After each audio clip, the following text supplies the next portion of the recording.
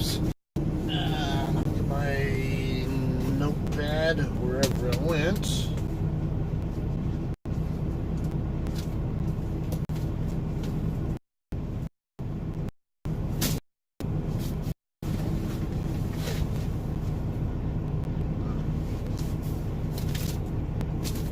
Interesting. Oh, there it is.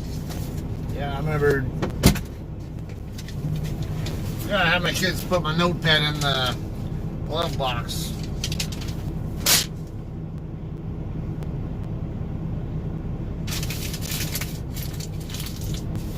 Write down all my stuff. I'm in the TA in Ontario, California right now. Hey Jim, how you doing?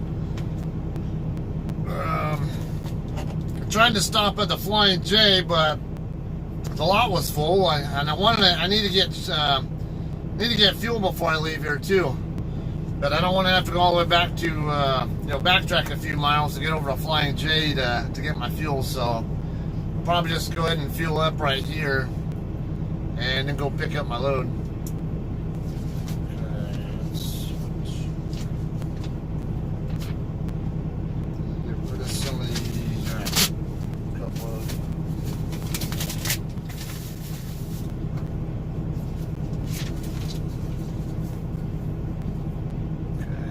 Get my reefer unit started when it's time to go. Once I get to getting fuel.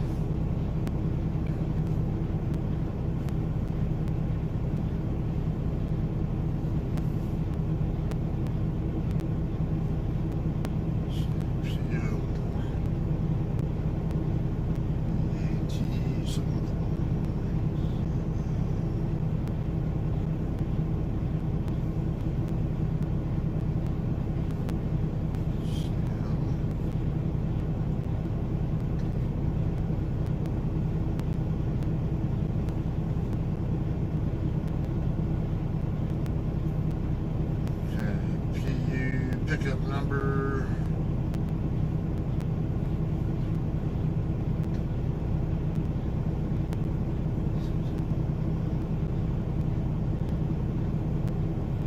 Okay, so it shouldn't be a full, yeah, it might be, mostly full shift, I don't know, but hey, Lisa, how you doing? Let's see, remember it was 101.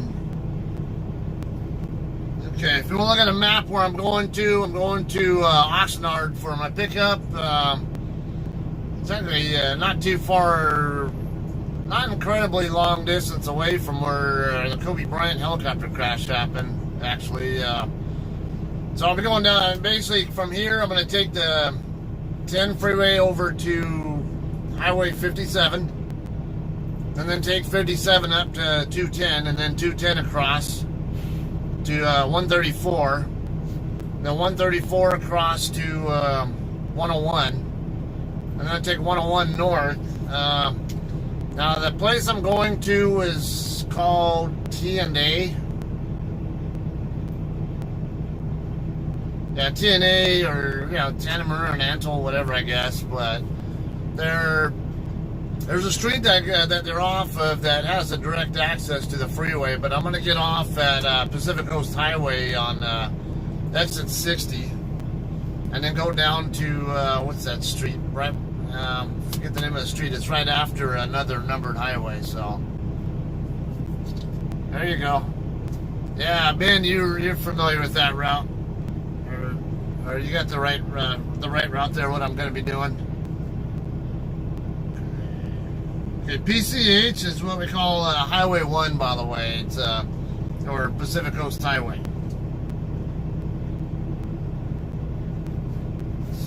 South to. Let me double check on my map. I want to make sure I know the street I want to turn on. I know it's right where some railroad tracks are.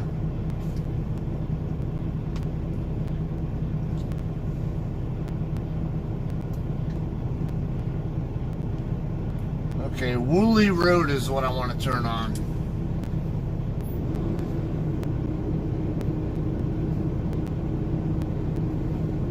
Looks like it is.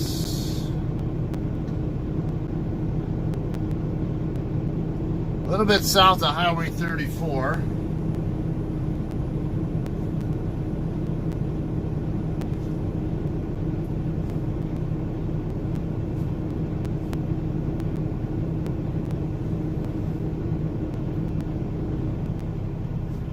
And then north on Commercial.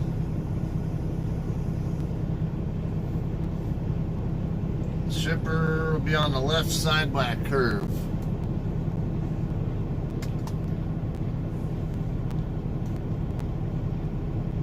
Or just before, okay, yeah, right about where the second curve is.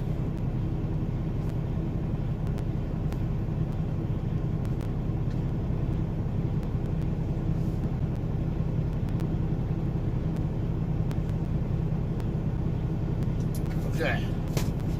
So don't have any surprises there, or shouldn't. Okay, and I'm gonna look for landmarks over by where. Okay, Highway 1, the Woolley meetup. I see Access Information Management right across the street.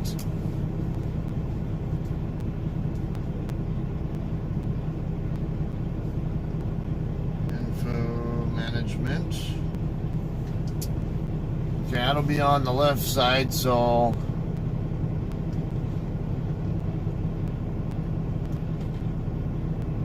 okay, I'll have to go past Rose, or is that what it says, Rose?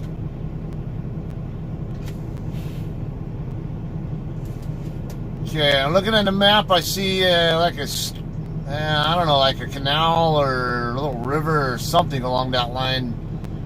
Right by it, or a Mako Collision Repair and Auto Painting.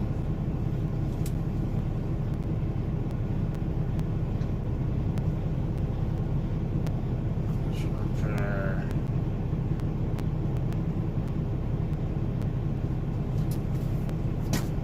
That should be good enough. So it gives me an idea what landmarks I can look for and don't have to sit and rely on GPS.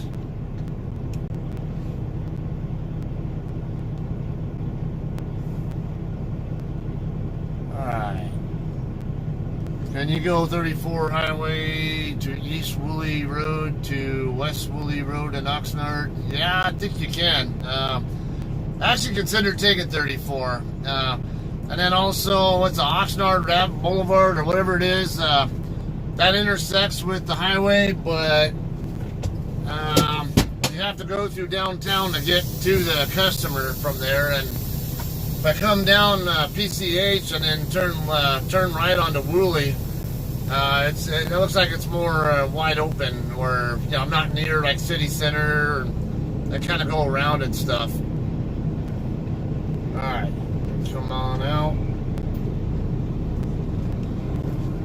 So like I say, I'm gonna go right around the other side here and get fuel. I'll probably have to run inside to do it since my fuel card is messed up. So it is what it is. But I will need, you know, probably get like 70 or so gallons of tractor. So I need DEF and reefer while I'm at it.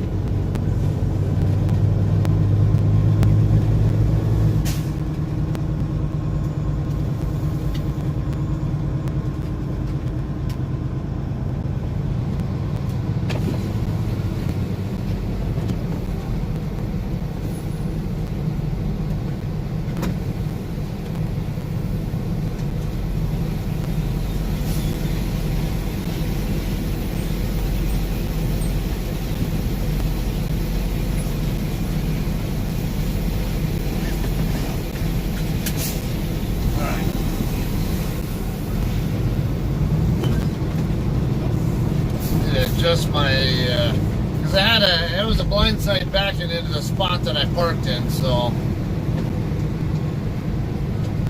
got my right side power mirror off to the, or flat mirror further off to the right than I normally keep it.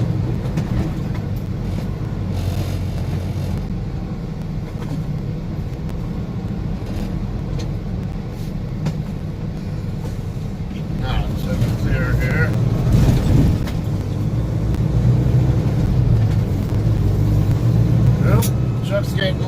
here for parking illegally.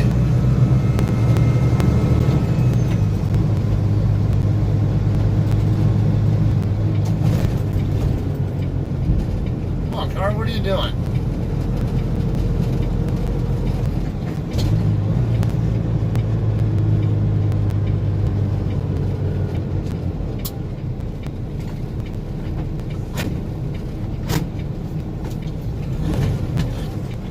Be any more wrong?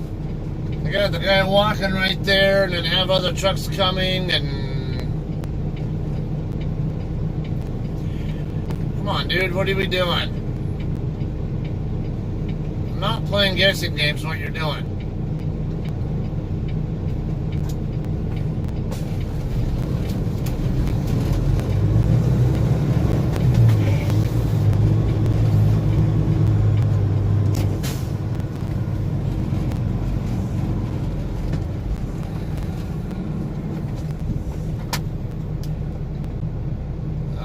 Evidently going to take a little bit of time because I gotta wait for Target to get his fuel first. Yeah, and it's been a bit of a madhouse here today regardless.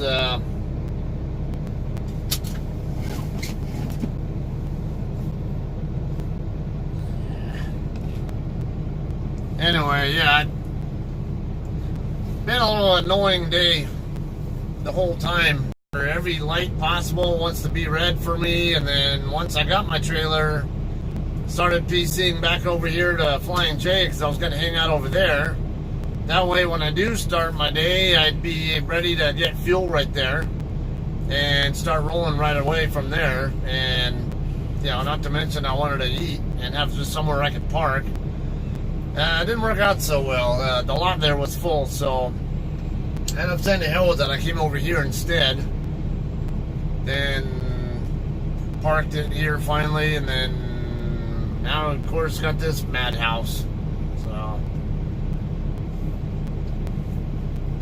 that time of day, the truck stops fill up. Yeah. Yeah, afternoon. He's saying. Very common for people to be doing a 30-minute breaks all at the same time too, so that's also a contributor. Not to mention Monday morning here in California, it's pretty common to have a lot of truck traffic here anyway.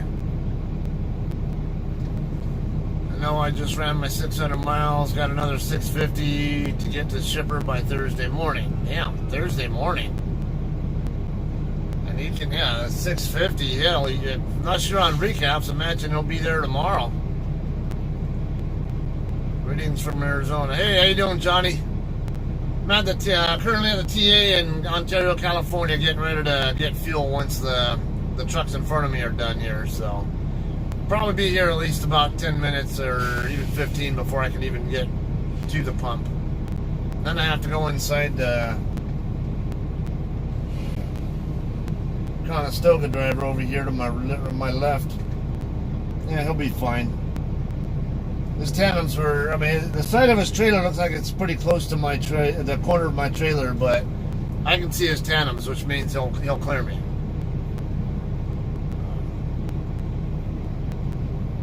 Gonna try and get my reset to burn back east. Okay, that'll work. Yeah, that's a good idea.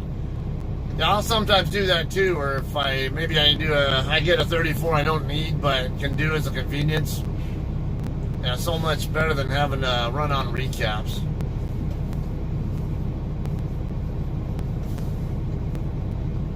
So, what I should point out for those of you guys who don't drive, or might be new, yeah, that's kind of a scary sight there.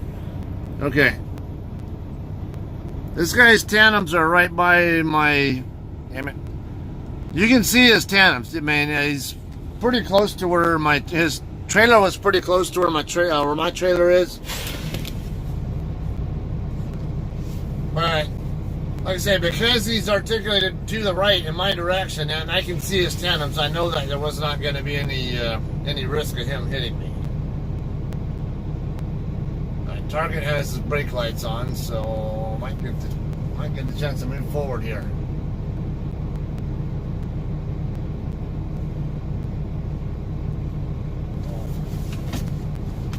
need to remember. I'm gonna write down my trip number.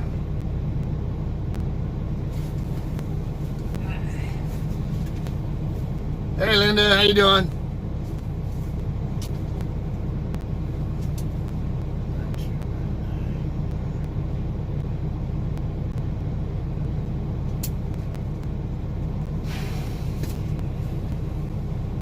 Okay, I do need to start my reefer, but I'm going to wait till I'm done fueling because there are times I've actually had, now, never had it happen with the JCT trailer, but I have had it happen several times when I was with England.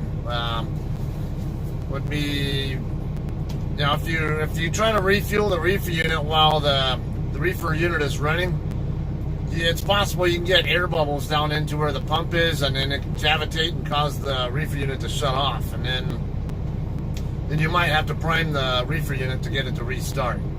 Usually a few times of trying to restart it usually comes back up, but so just a good habit, a good practice. It's a good idea to turn the reefer unit off, or at least put it in start-stop mode so it's not actually an active running mode. And then get your fuel, and then once you're done, go ahead and start the reefer up and set it to where you need it. Now, when I first did the pre-trip on the trailer earlier this morning, I had already set the temperature on it to what I needed it at, or about where I thought I'd need it. So it'll be just a simple little case of turn it on and then get rolling once I'm able to. So. Johnny's asking, do you drive a stick shift? Yes, my truck is a 10-speed manual. I'll show you.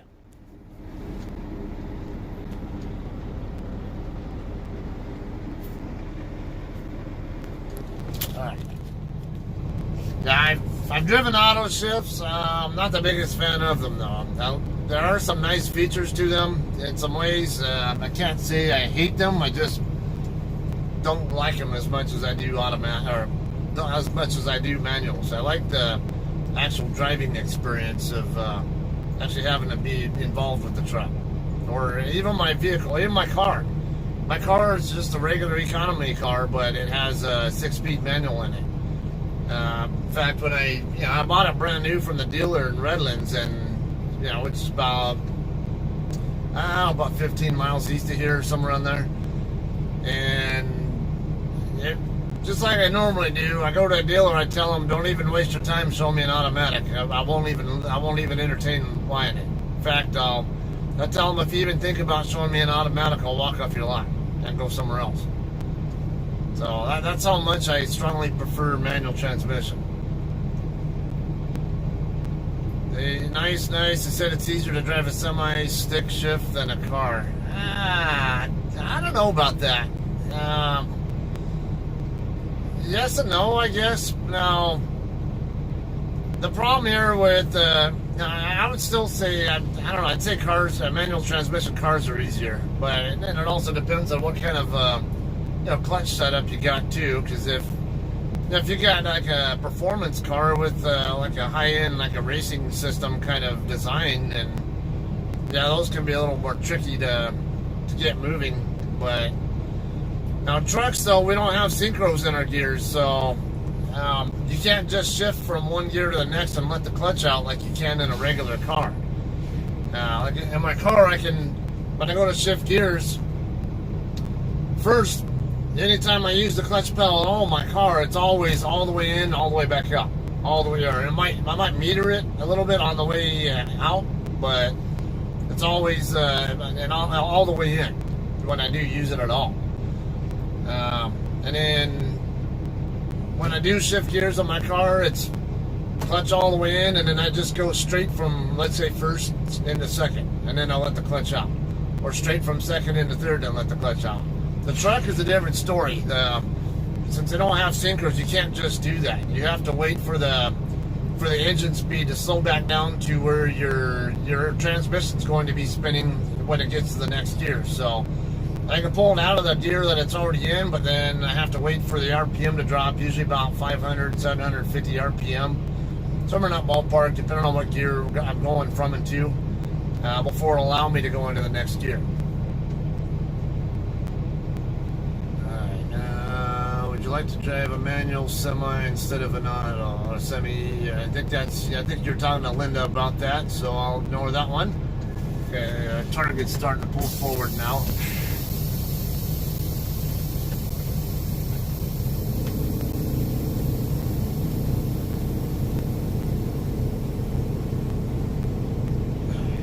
It's already 2:10 now. I've already been here for about 10 minutes.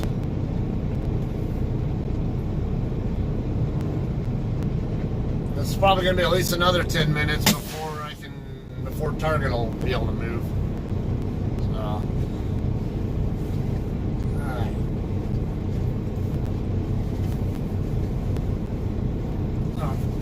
Target pulling more forward.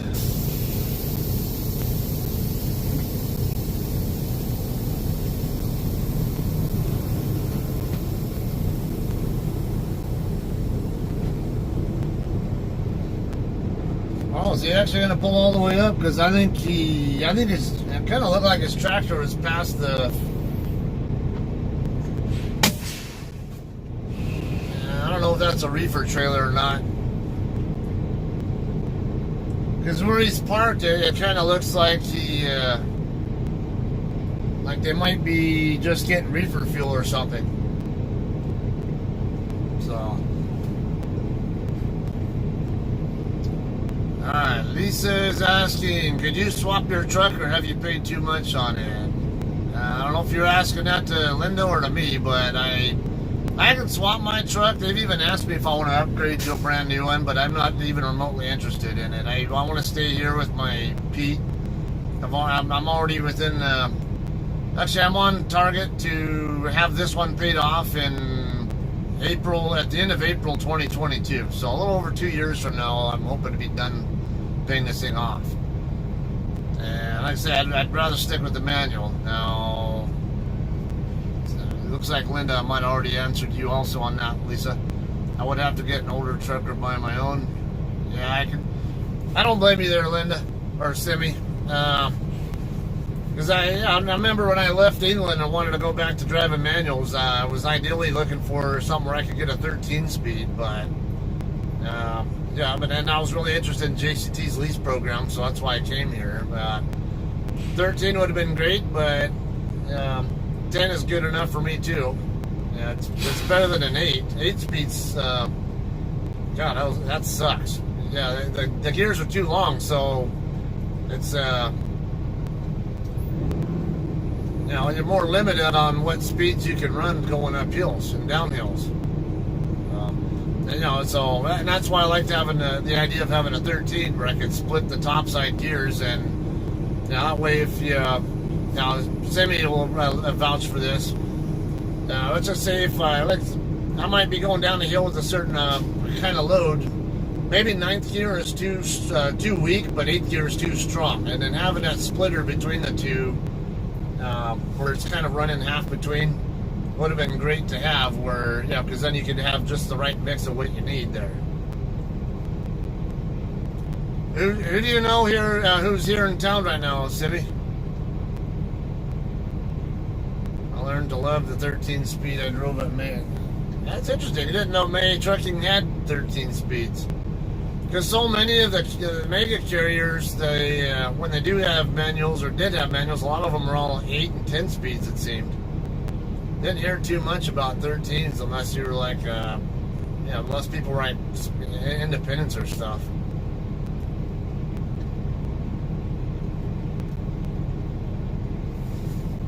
I think I saw the Target driver walk inside the building earlier, but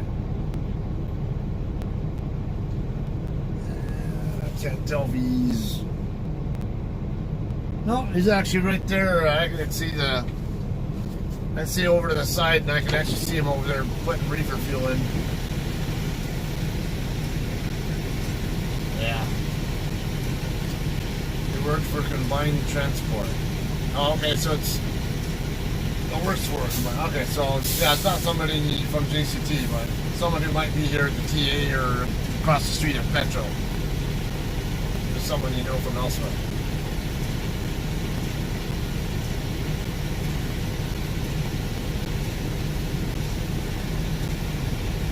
Can't see if the truck on the other in front of target already left, or because I might have to wait for him to leave before the front guy to leave before I can pull forward anyway. Gotta change devices. He's here at the TA. Okay.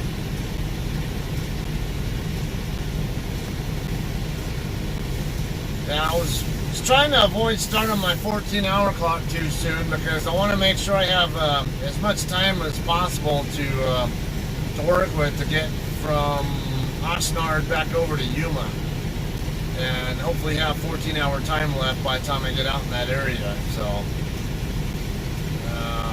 it's kind of a crapshoot here with the slot, with everybody trying to get fuel at the same time, unfortunately.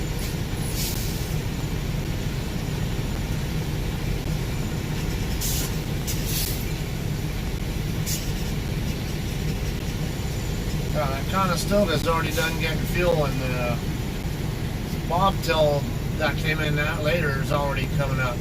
So I picked the wrong lane.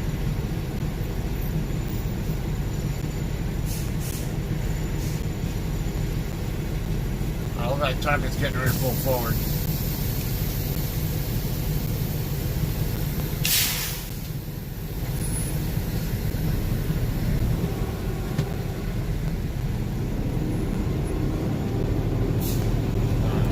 So I'll have to go inside to pay because my fuel card I have to input manually.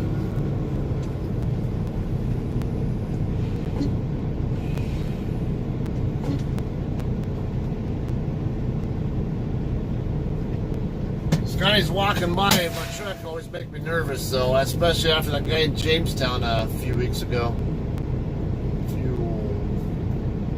Alright, I'll be right back.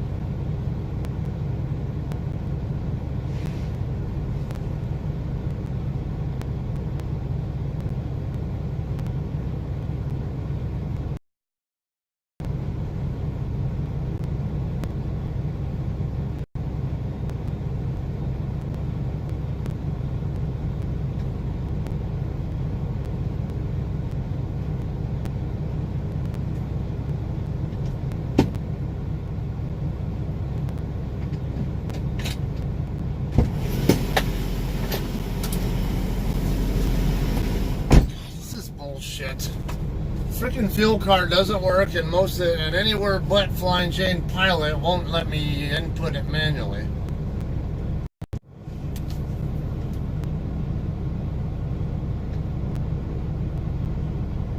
I'm gonna call my dispatcher.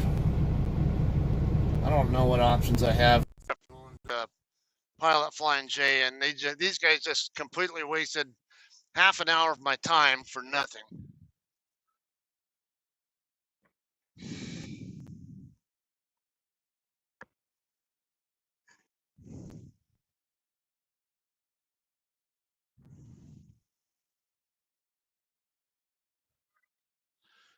Hey,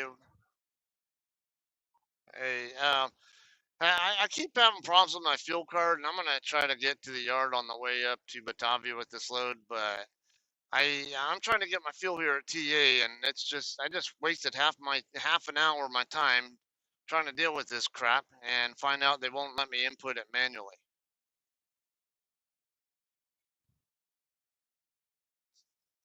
Yeah, so I mean, because my card doesn't work anywhere. The only way I can ever get fuel is by using my freaking Pilot app when I'm at Pilot or Flying J.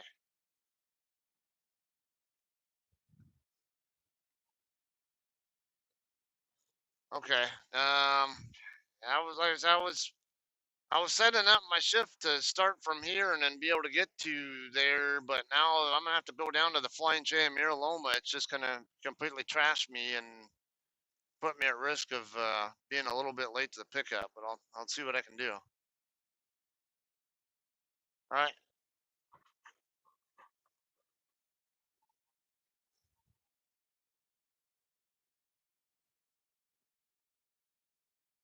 Okay.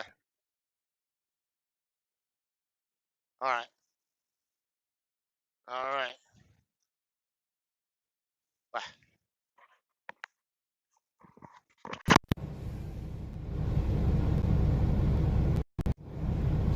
Damn it. It's freaking bullshit.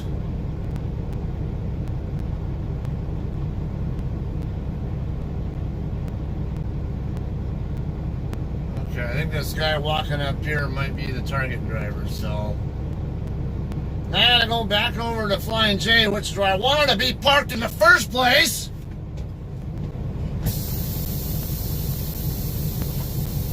Just to get my damn fuel.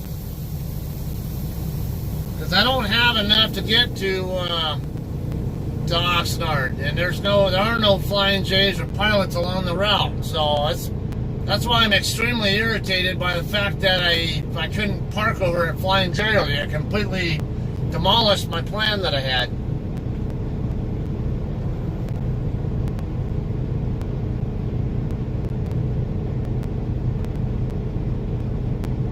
I gotta play this damn game trying to get even out of this freaking lot and over to Flying J.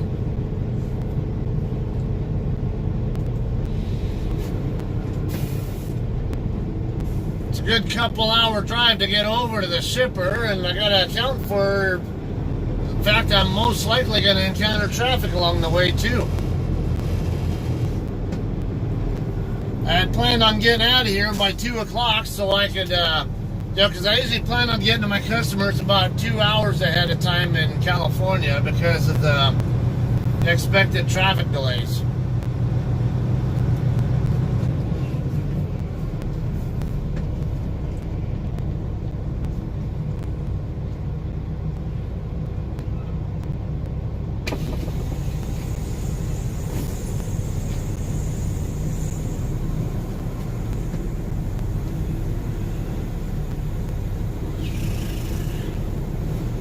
Yeah, there's Sierra England even has a Target fleet over here, and it's all a matter of where they pick up from, because Target has multiple distribution centers here, and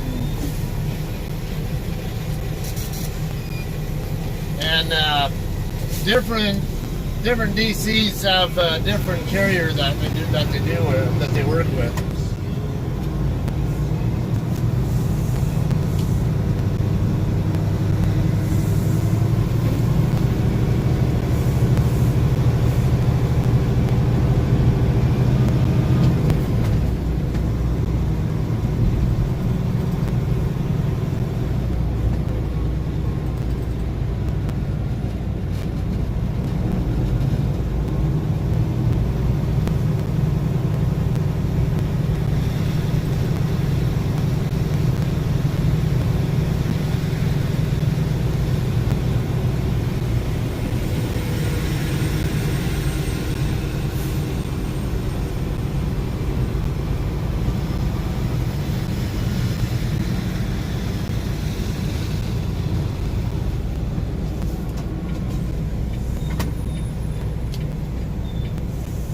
Look at all these damn trucks trying to get out of here.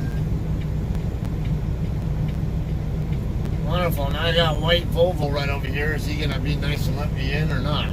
Nope, he's not.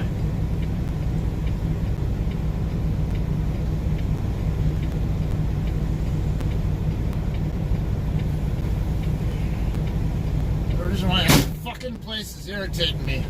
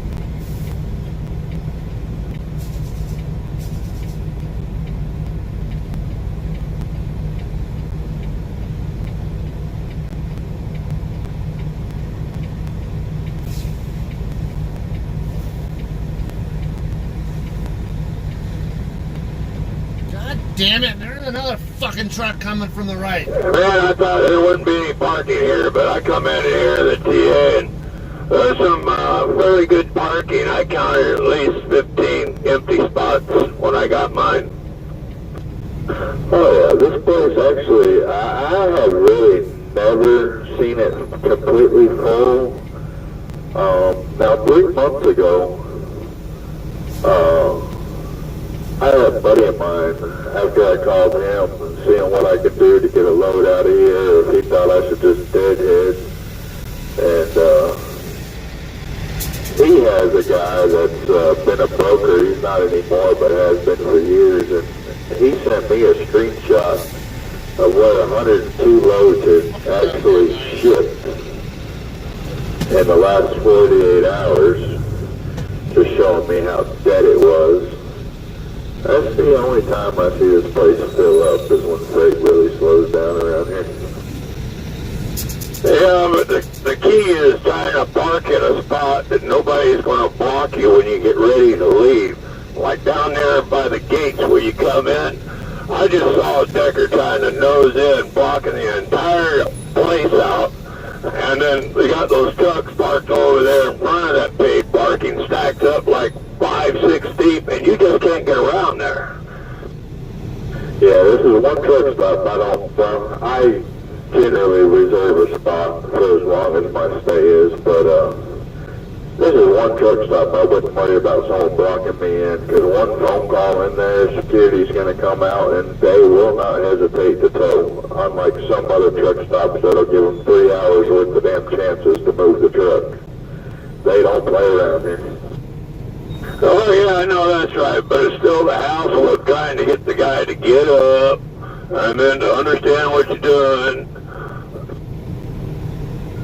Yep, no doubt. You would get some humor if they actually told them, though. Sit there and laugh for 10 minutes while their truck hooks to them and direct them out of the way.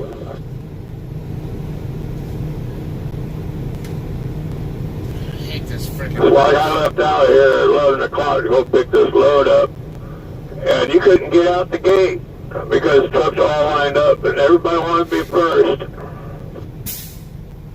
Yep, and not one of them had their receipts in order, ready to hand the guy.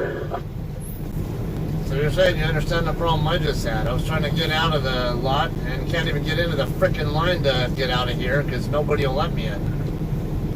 Next time a 3-foot gap opens up, just stick your nose out. We'll have to stop.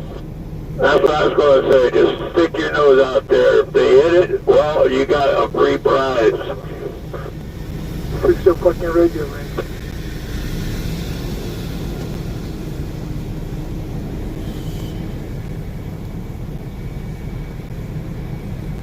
Some traffic has to pay, but I won't have to. I'm just trying to get out of here because this is the only way really to get out. You can go the wrong way through a one-way lane on the other side of the fuel island to get out, but you're not supposed to. You're supposed to come out this way. You guys hear about that driver? His brand new truck burned up over there in Phoenix. Where? Over there, somewhere around Phoenix or whatever, and he had some Warner people bring him over here to the truck stop. He's trying to get north because his company won't send anybody down here to drive him, so he has to find his own way north to catch up with another driver so he can get back east. He's going to get a brand new truck. He got a brand new Kenworth and some kind of electrical system under the dash. Caught the truck on fire and burned it down to 3 feet.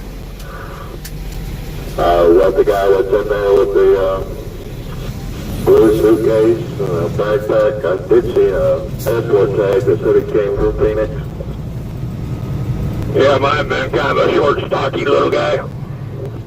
Yeah, it's the old one. Was it a company truck? No, it was his own truck. Oh, hell. That's what insurance is for.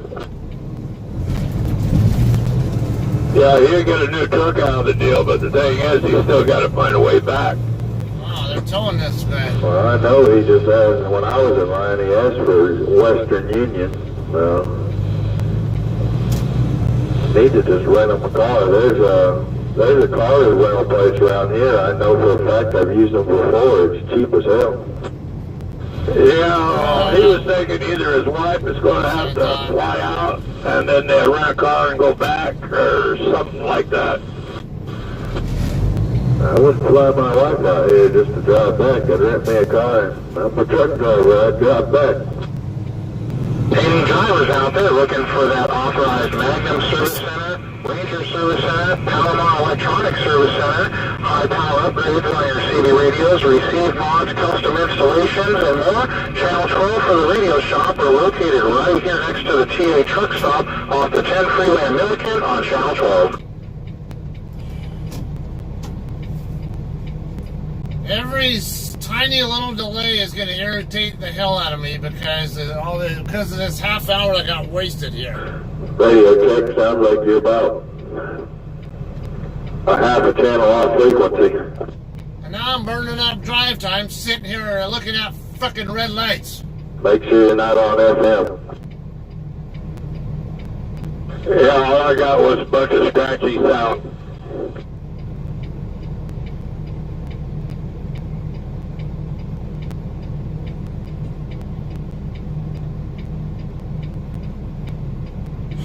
Can't win for losing today. It's going to be extremely irritating day for me, I think.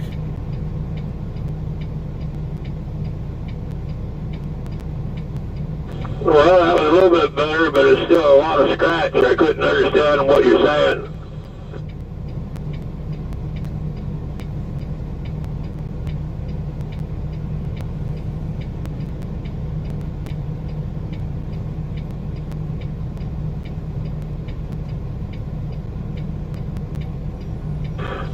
You might want to change mics or something, maybe. There's a JCT right there coming out of where Petro is. Blue Freightliner. So which one was that guy that got the truck burnt down trying to hit?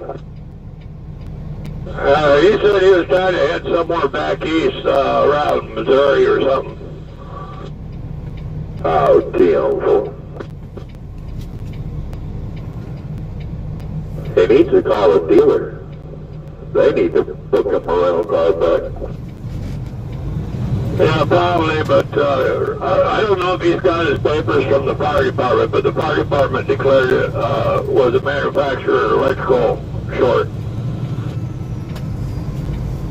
Yeah, or call his insurance company. They ought to be able to give him a rental. Please pay for it. Someone pay for it until it's all said and done. Guess you know that I'm coming over, okay. But then again, if he had the money to buy a brand new Kenworth, something tells me he's got enough money in his pocket to rent a car.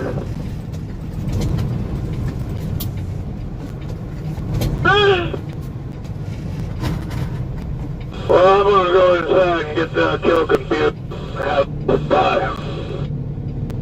Alright, good luck. gonna choke my chicken and my sleeper. Good. We don't need to know about it. A little Peterbilt in the back with Tony Reynolds. The only difference between those young bucks that don't know much about it, you see, he doesn't know what choke and puke is.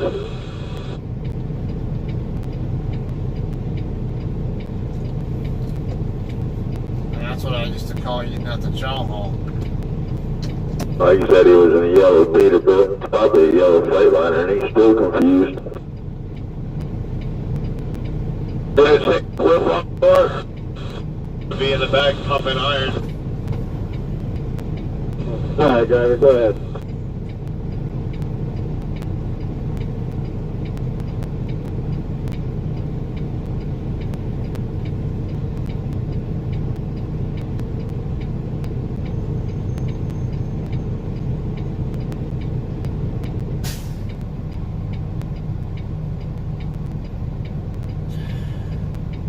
You'd never think it would take 30 fucking minutes to get from TA to Flying J. That's only like not even 10 miles away. That's what irritates me about this.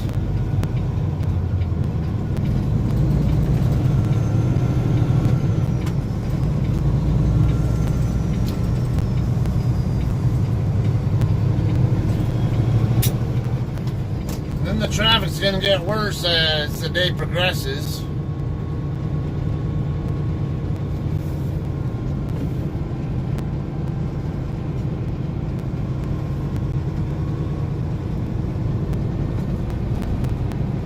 I think someone's gonna be an unhappy camper when they come back and find their truck's missing.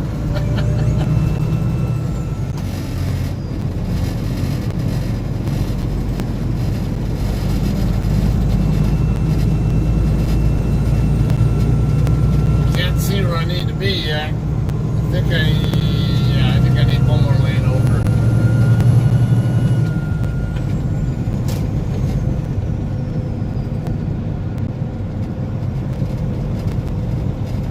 I'm wondering the same thing.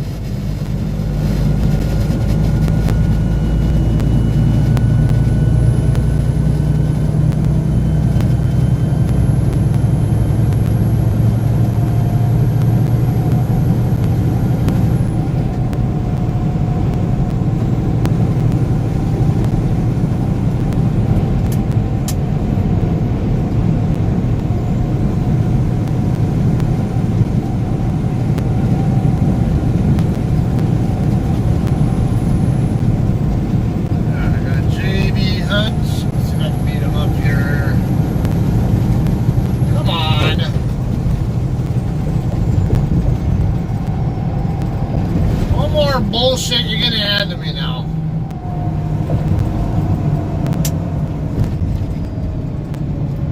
Tell me this is just for Garupa Avenue.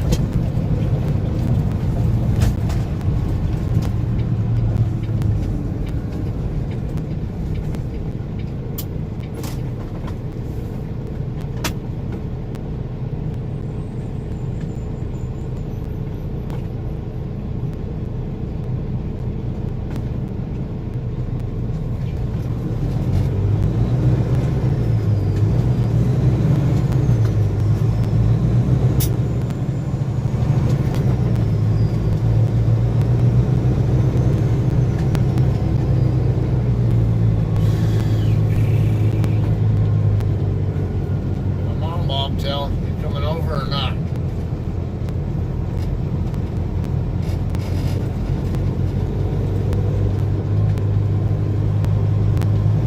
Yeah, I seriously don't need more of this bullshit stressing me out.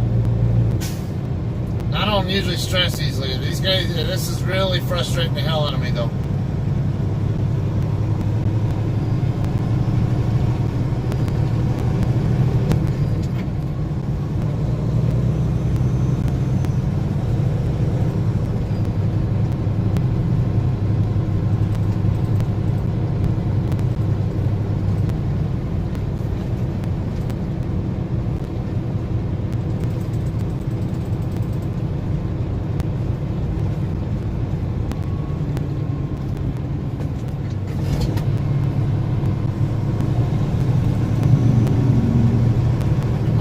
can't be like this all the way to the 60.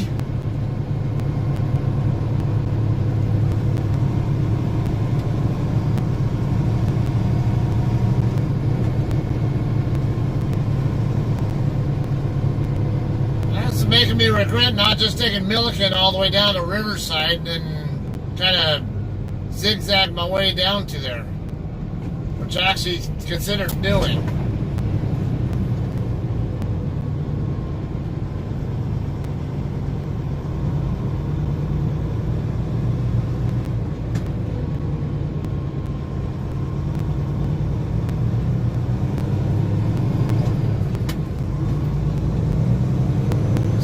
The traffic and the lights here, today have done nothing at all to do me even the first favor.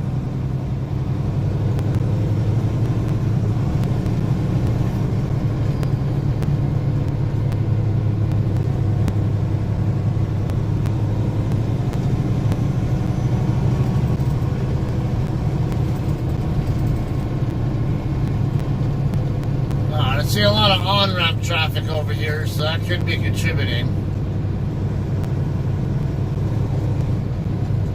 But I see road construction signs up ahead too, which probably is not helping the situation.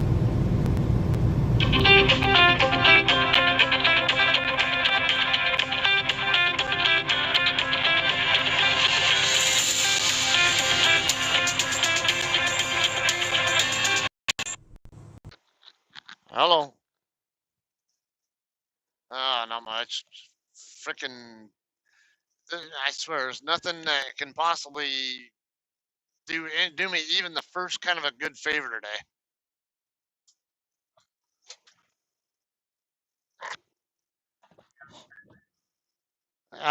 Extremely frustrating and irritating. What's that? No, I was trying to get fuel at the TA so I could get to my damn shipper, and then find out because, which I already know I have an issue with my card. I was hoping maybe they'd let me input my card number manually like Pilot and Flying J's do. And no, I spent this freaking wasted half an hour of my time to find out they wouldn't let me do it. So, and now I got to do a freaking fight through traffic and other bullshit lights and every other kind of stupid thing to piss me off, just trying to get to the Flying J in Miraloma so I can get the damn, just so I can get fuel that I need.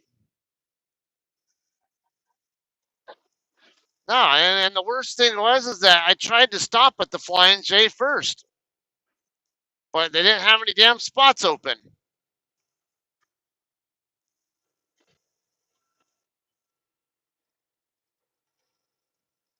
So, needless to say, definitely a very frustrating day. What about you?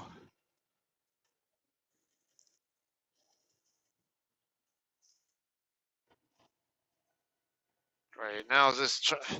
Come on. Now this truck's not gonna fucking be nice to me, is he?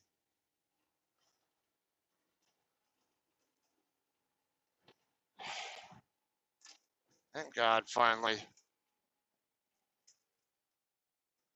I was in the wrong lane to get on the 60 East, and truck was right by by the side of my trailer.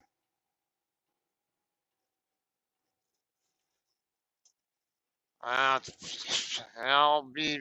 bet it'll get better once I actually have my damn load and don't have traffic. So, I'll talk to you later. Bye.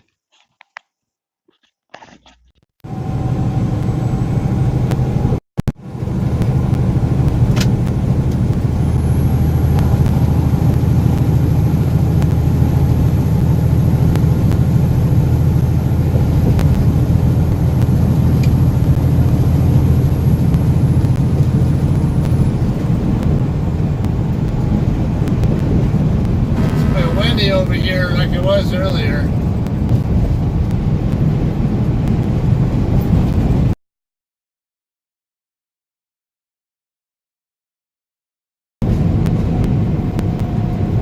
Now watch me get over here to Flying J and have to wait behind a line of trucks to get my damn fuel again.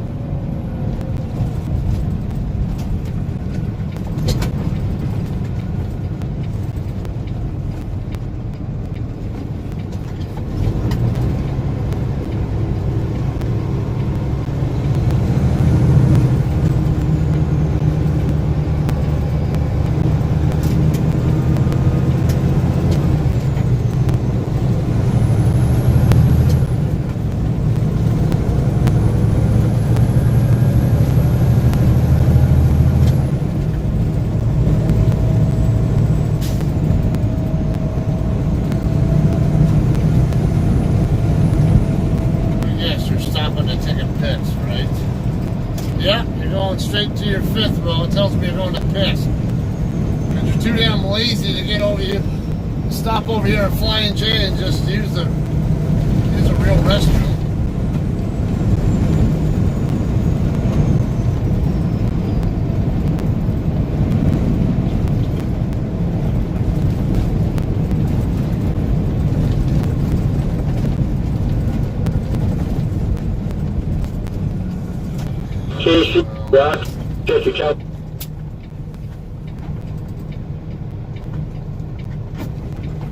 Come on, car.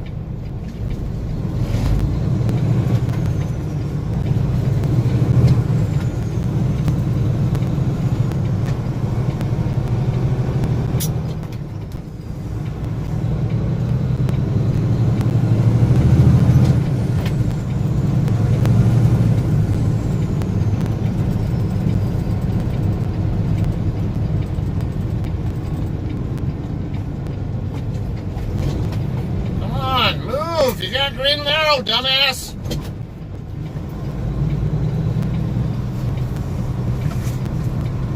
I remember my first time driving too.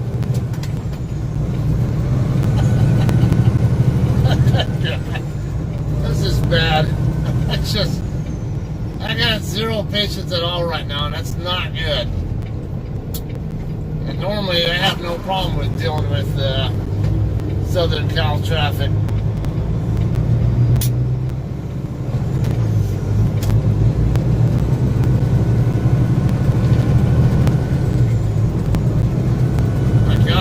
Catching some green lights now.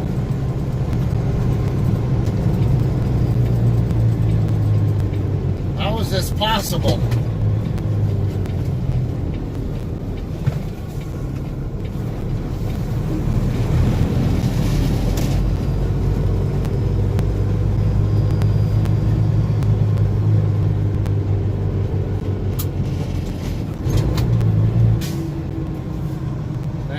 Now there's actually some open spots over here, it looks like, unless it's just bobtails again like there was earlier.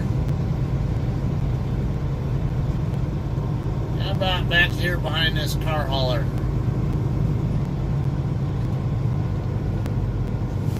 Yeah, he's actively fueling, so well, it might still be full here. Those spots I did see that looked like they could have been open look like they're still occupied by bobtails.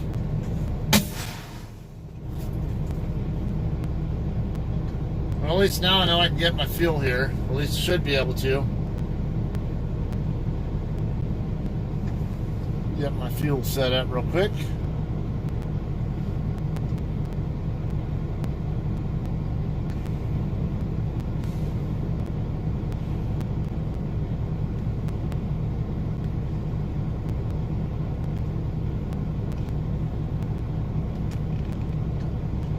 Just get out of my way, damn it. I don't want to rate you. I just want to get my freaking fuel set up.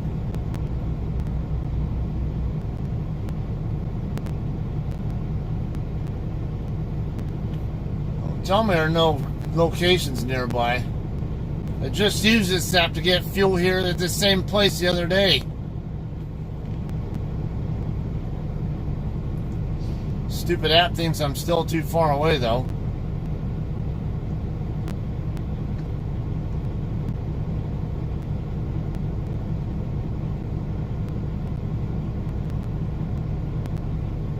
Start mobile fueling.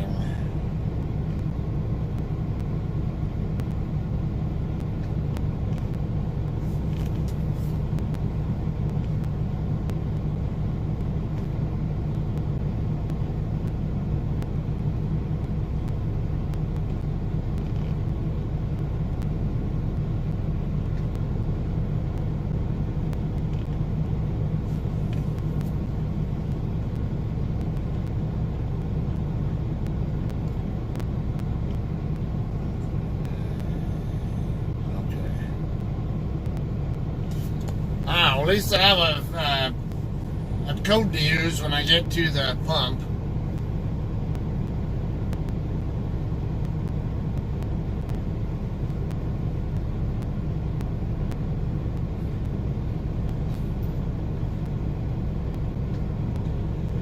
Yeah, I'm gonna stop by our yard on the way to the customer to get a new card. Actually, I meant to do it last time I was at the yard, but forgot about it. And usually I don't need to use the card anyway, because usually I just use the Pilot Flying J app, and I can set up my purchases on through the app.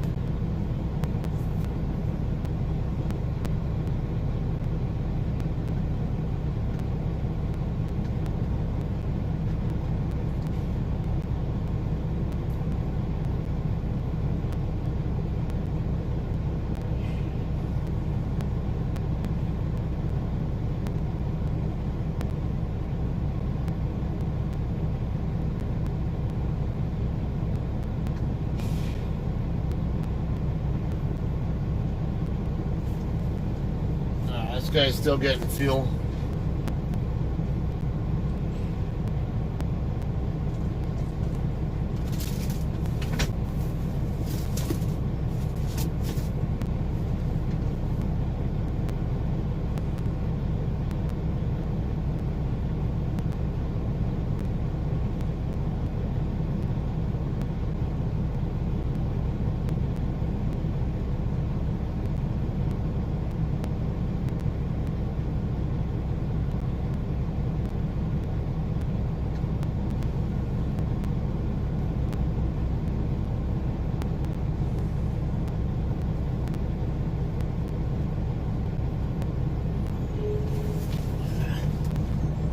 Car hauler in the next lane over. Looks like he might be getting ready to leave.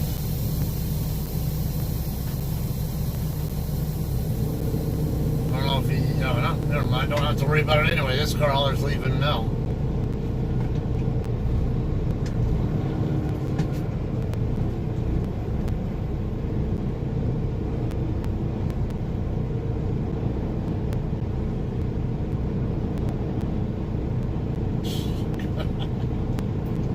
What a clusterfuck here.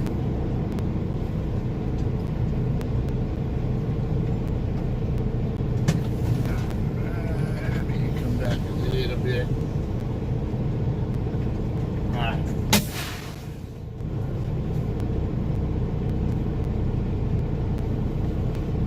Okay, what is my code?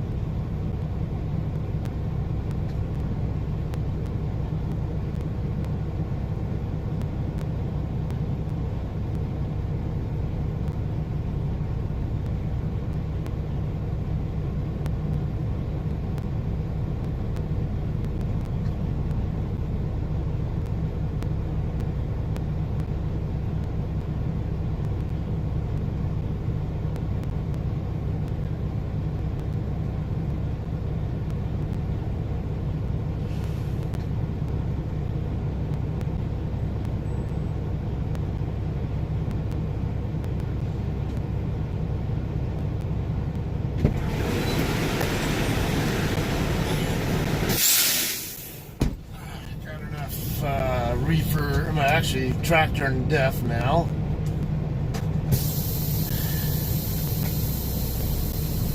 Hope I can get far enough up to get my reefer fuel. Yeah, that might be good.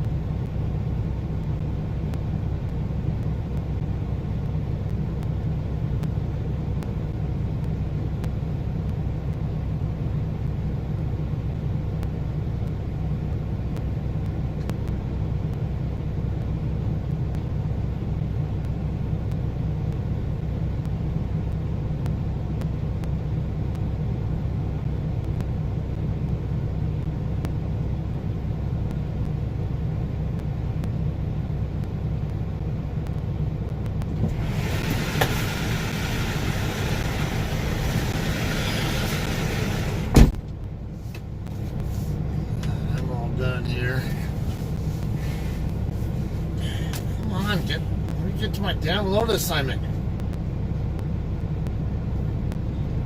Double check the load instructions on here because somebody say something about the shipper wanting a scale ticket, but I don't have any information like that on my load instruction.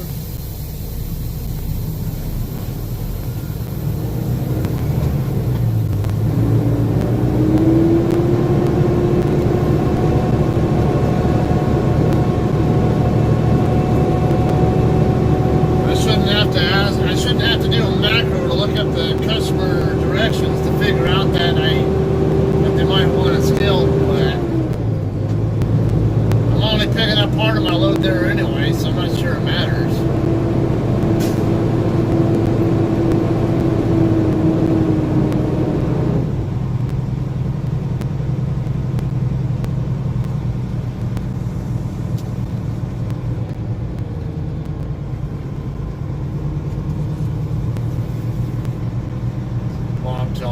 spot, so he won't go. What's this? 3643B. Black Freightliner.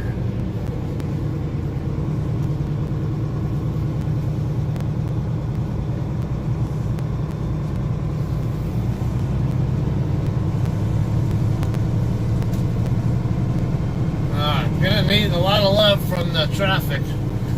Don't know I'll be able to get the help from it. My truck's been in the shop all week, Della. Had it in for scheduled maintenance, but it took a couple days for them to get to it, and then found a couple little problems that I wanted to get worked on.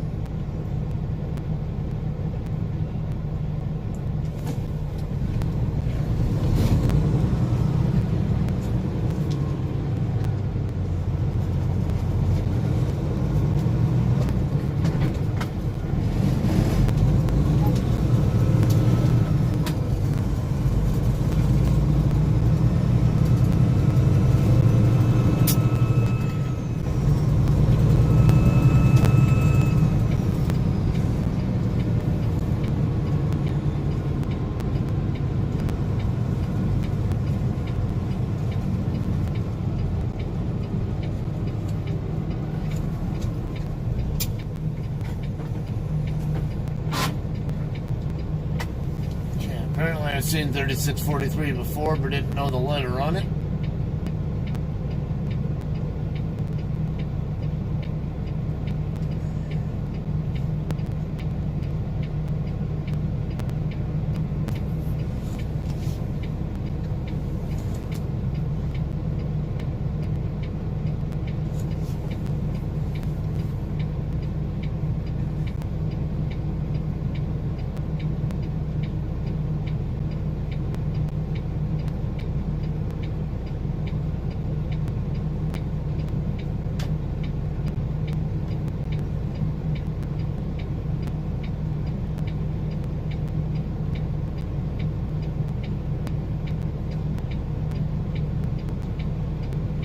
Okay, so a little bit of a deviation to the original route plan I mentioned earlier.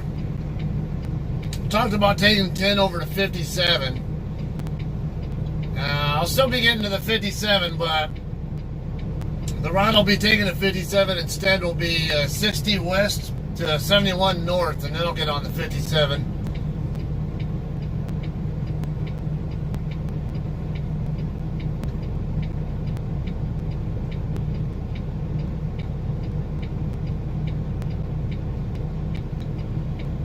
Hopefully I don't show up late, because that half an hour of crap at TA did not do me any favors at all.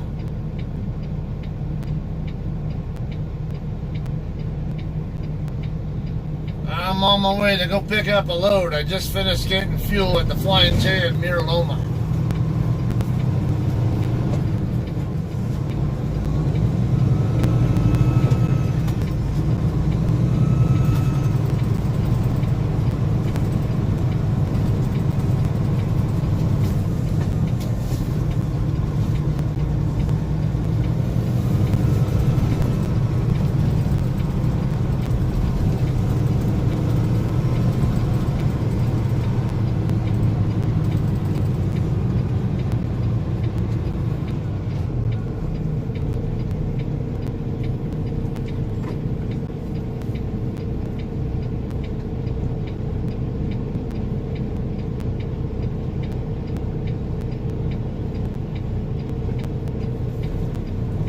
A couple of left turns, actually I think 3 left turns to get to the freeway.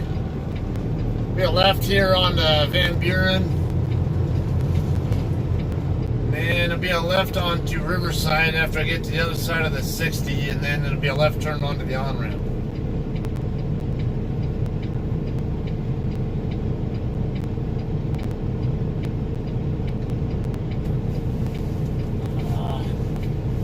All these damn lights are not helping my situation here with the on-time pickup status.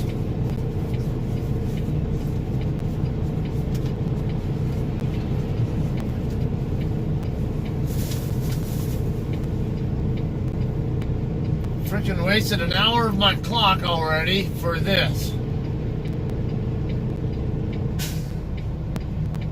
Just to go 5 miles away from where I was parked to get fuel. All because the place I wanted to park at was full. And the place I did park at wanted to waste half an hour of my time.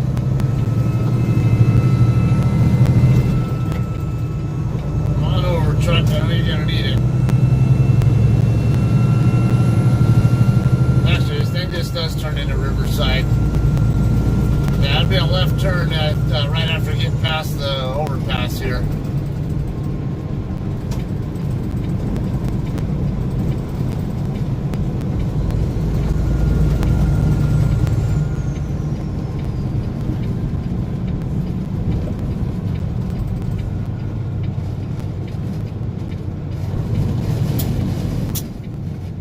Oh, come on, light.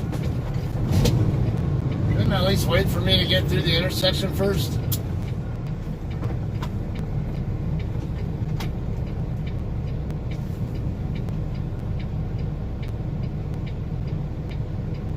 Corey, you don't want to know. What's this guy doing? He's or he's distracted, perhaps? But now you're back to where you normally are. Well, that's what happens when you're too busy looking at your phone, dude. I see you looking down at it.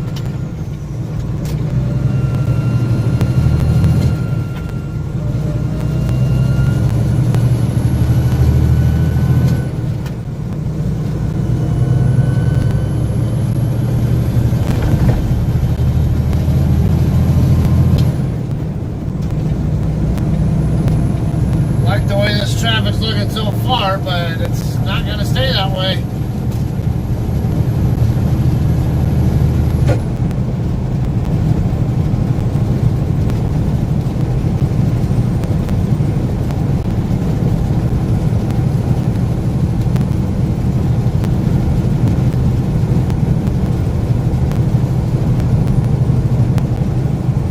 Well, I'll have to see whatever that is later. The road's too bumpy and that's too much to look at.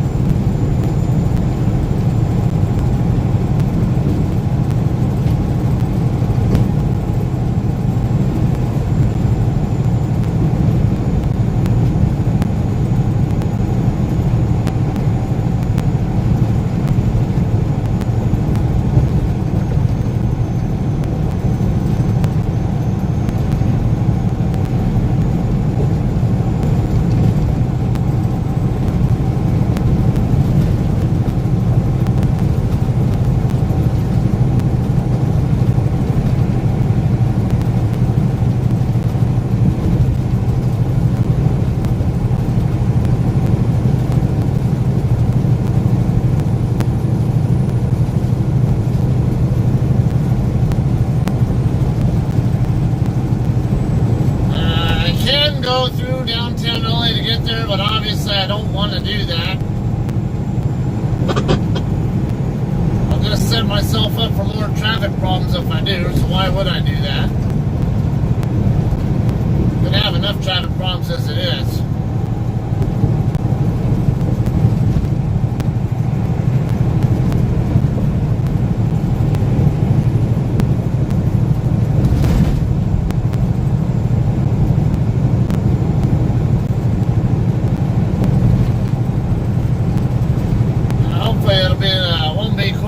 Quite so bad to consider I'll be going against the flow of the main flow of traffic, but I'm still expecting I'm going to have some problems, at least when I get over near I-5. Probably still have some problems on the 210 and 134 freeways, but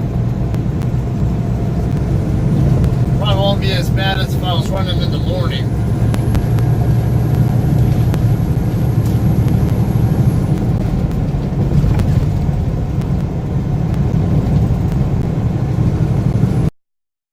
That hanging from that car in front of me? A weather strip or something?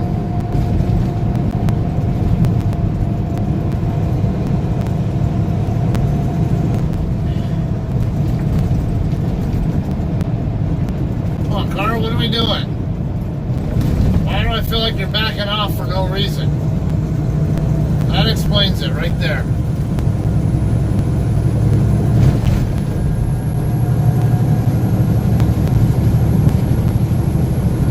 Yeah, it's a weather strip between the roof rack thing and the roof itself.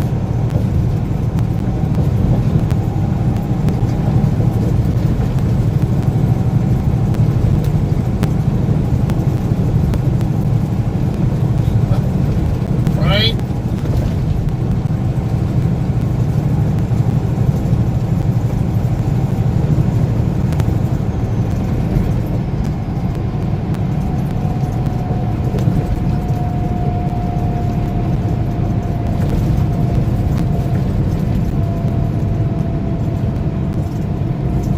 Now, look at that eastbound 60 traffic. It's exactly what I expect it to be at this time of day.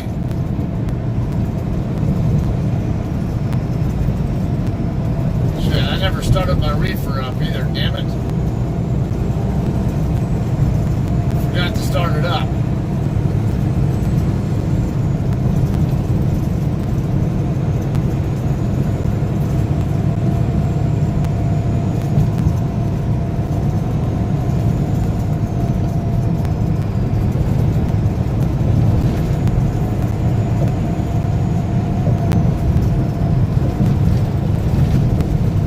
I might be able to stop at a ramp somewhere, maybe on the on the 101 freeway or something, that I could get it started and at least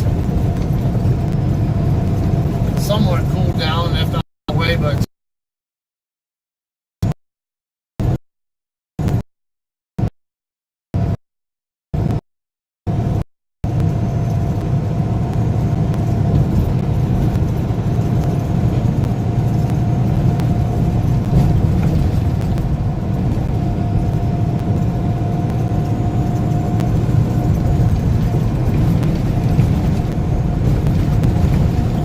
Westbound 60 at Grove Avenue now.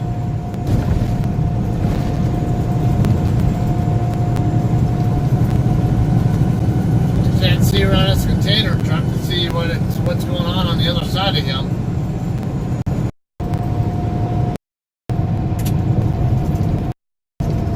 Yeah, time on.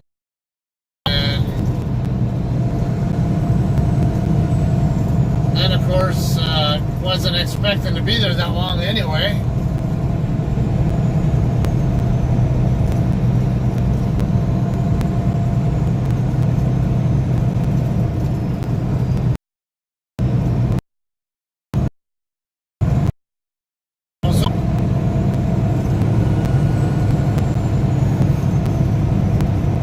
I ended up going to basically our former next door neighbor. Some people live across the street from him on the side, because he lived in the corner house, so we lived right next to him, and then went to another neighbor's house to watch the Super Bowl yesterday.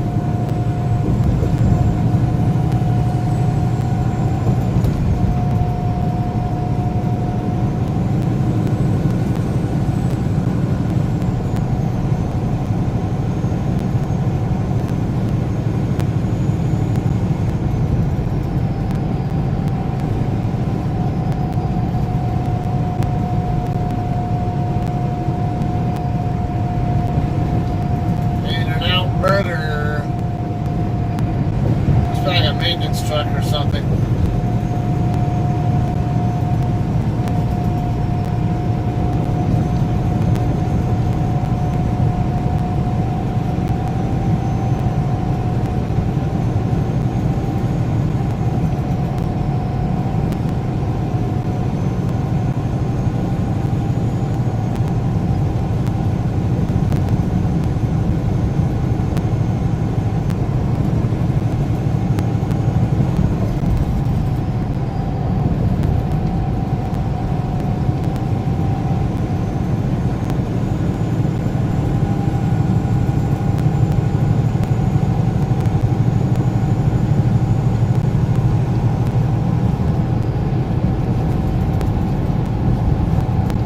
Traffic I see over there on the eastbound side, I think it's going to carry over into the 57 north when I do get to that point.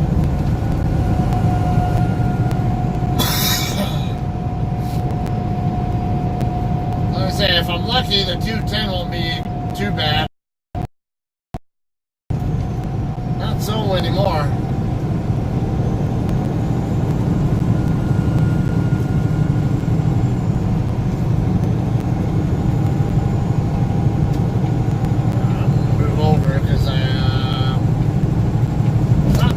Further from the, not too far from the 71 freeway now.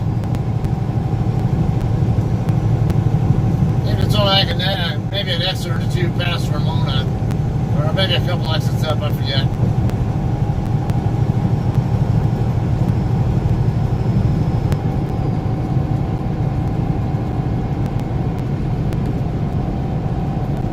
Better hurry up, pick up, otherwise you're gonna have to drop back behind me. Not moving.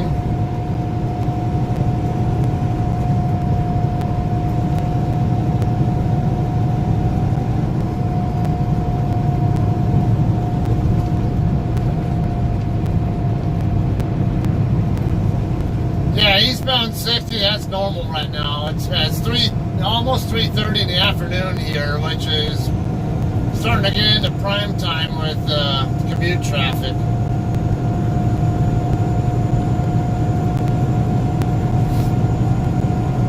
Reservoir Street coming up next.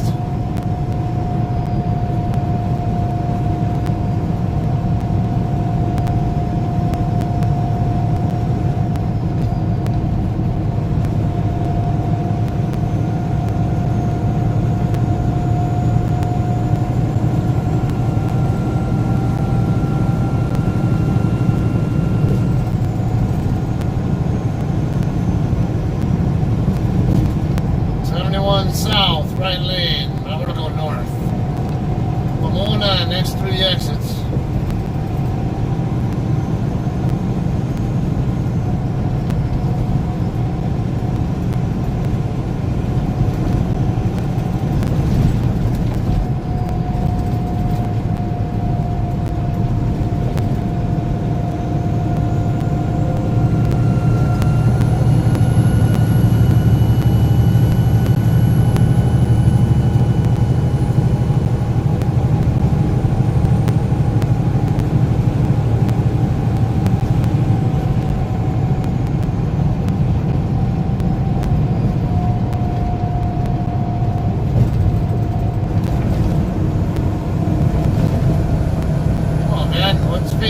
Drive. You were doing 55, I understood, from the construction zone, but then you sped up, now you slow back down. Alright, 71 freeway, half mile away.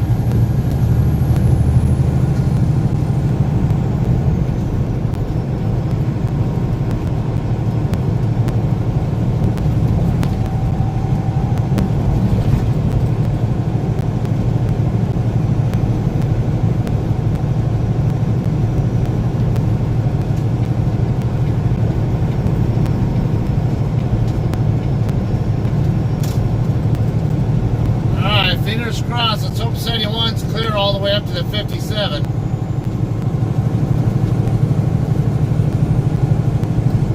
I don't think there's too much risk of the eastbound traffic spilling into the 71 north, because the way 71 goes diagonally toward I-10 and I-57, where those two meet up,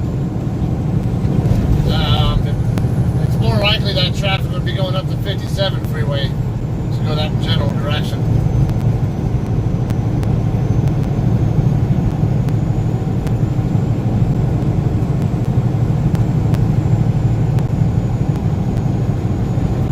I see some slowing up here.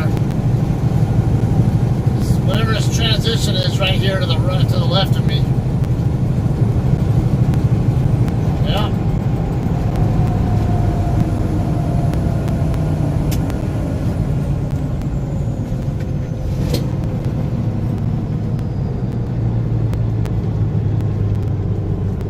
I knew there was no way I'd get this lucky.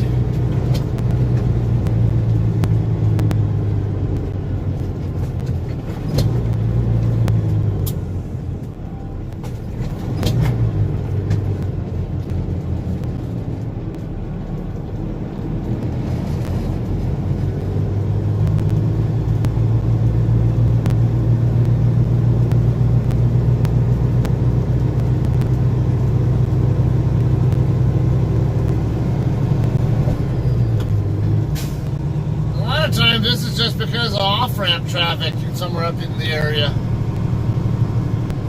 Actually, this is because of a lane ending.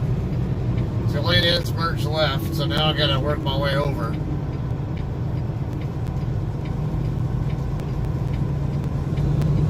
Can't tell this white Lexus gonna let me over. Yeah.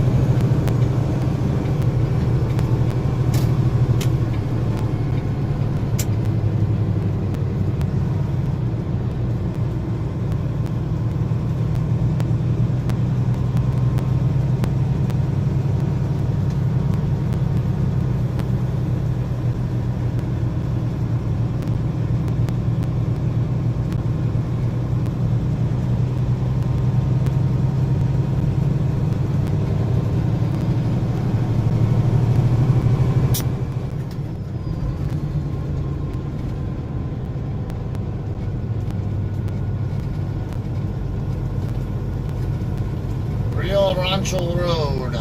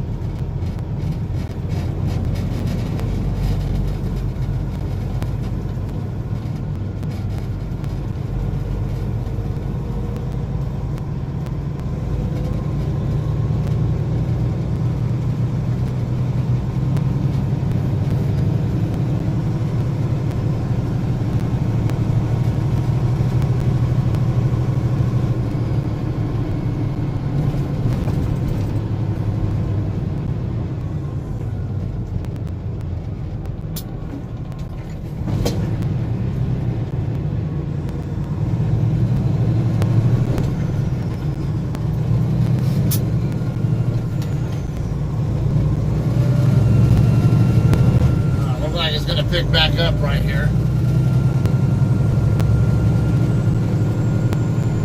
At least to some extent.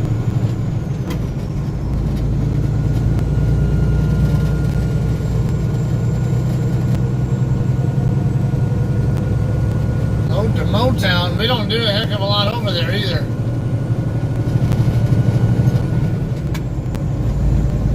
It is reload and end up picking up right there in Dayton or somewhere else.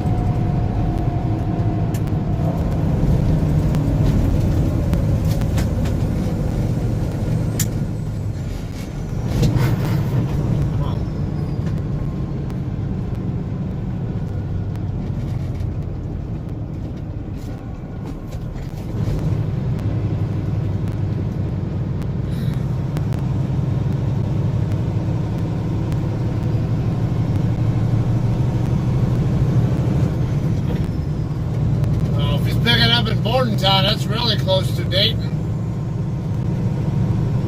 But if he's got to go up to Gloucester, it's going to be a nice little hike to get to that one.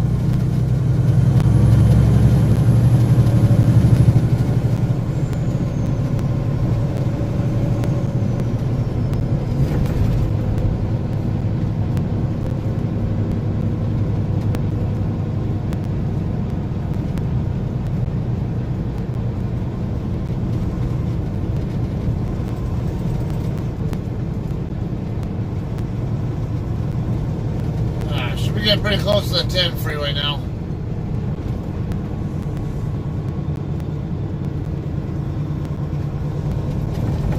Gloucester's up east of Boston.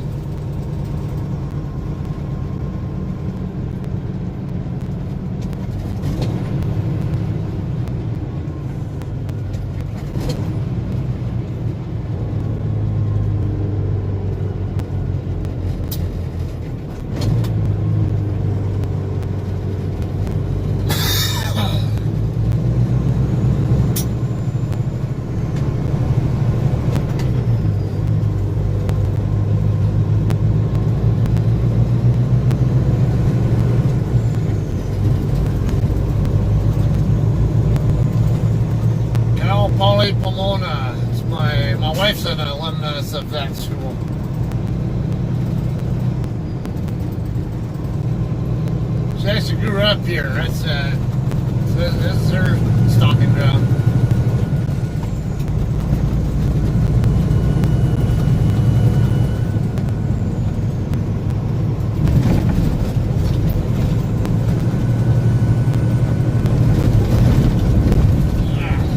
Road is rough.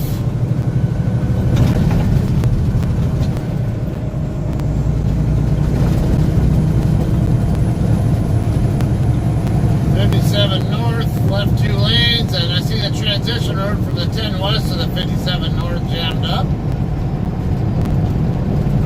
And I see this road jammed up, which I kind of expected because these 2 lanes are going to merge into one before they merge in with 57.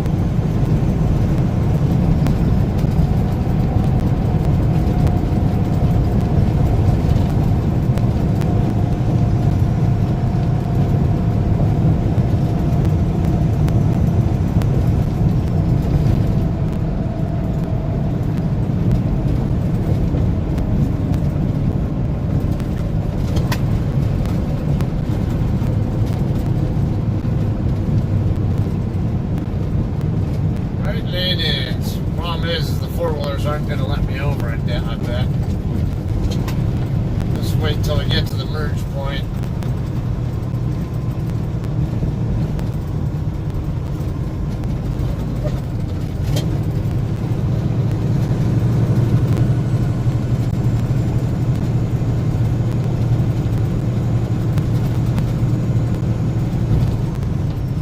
Gloucester City.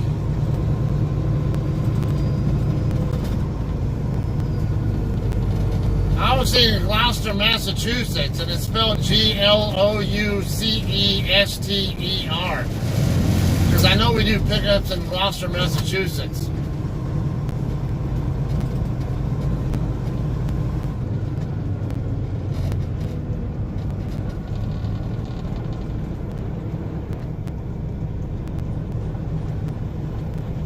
If it is Gloucester City, New Jersey, and yeah, it's not too long a trip for him to get to it.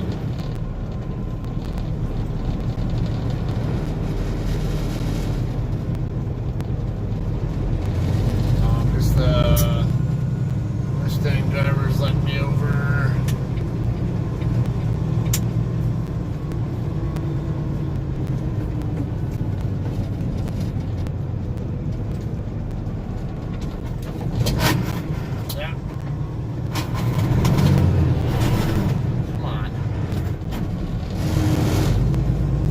On the high side, even though I needed a low side gear.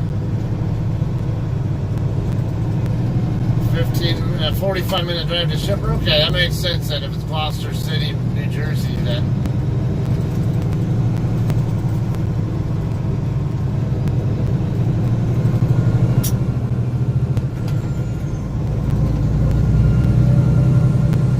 Alright, 57 through, traffic looks to be moving okay. So it's mainly just the transition road traffic that was causing all that.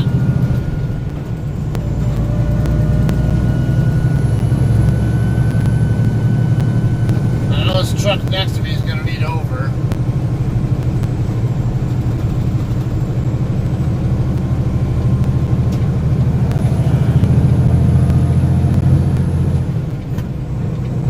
Going over pickup.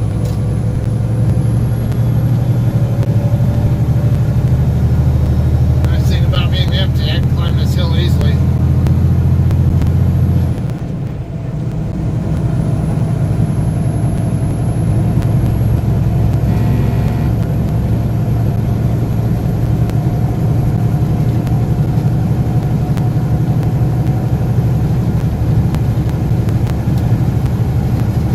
Not very long, won't be on 57 very long before I end up on the 210.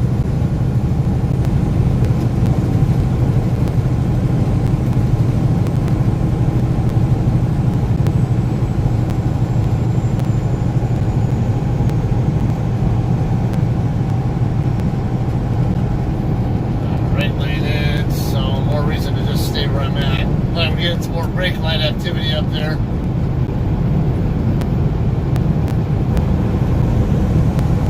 Might just be people trying to control control their speed though. Oh, look like we're good down here. Yeah, it's just like, see, if people were not always in their just regular automatic gear and would force their cars to run in a slightly lower gear going down this hill, they wouldn't be riding their brakes at all.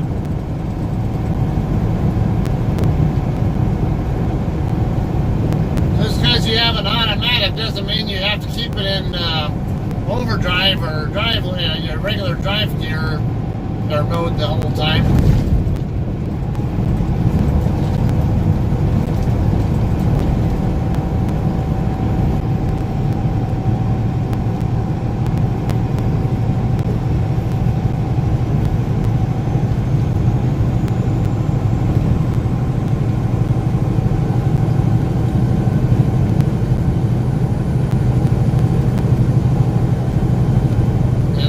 If I remember, is right across the river from Philadelphia.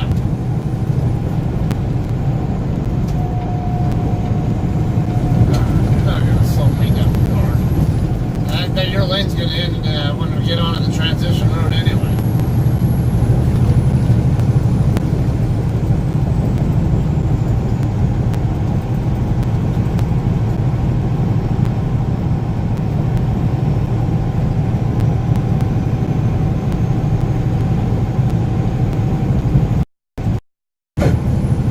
Get passed by a hearse, by a dead person. Yeah, it doesn't look like he's got anything in there though right now.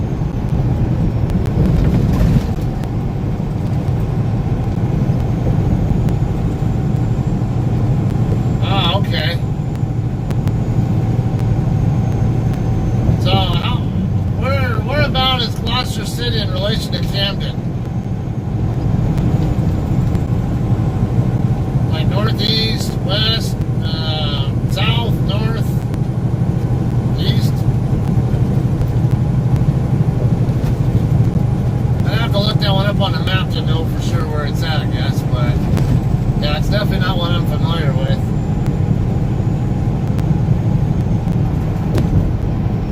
Westbound 210 looks pretty good right now.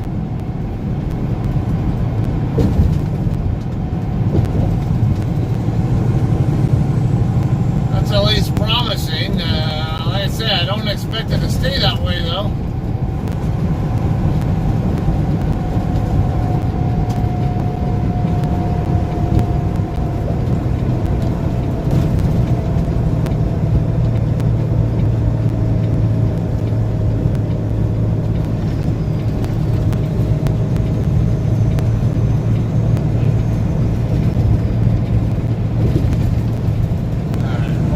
Behind me gave me room.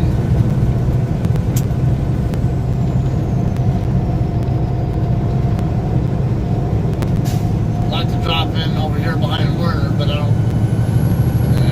That car back there's not going to let me.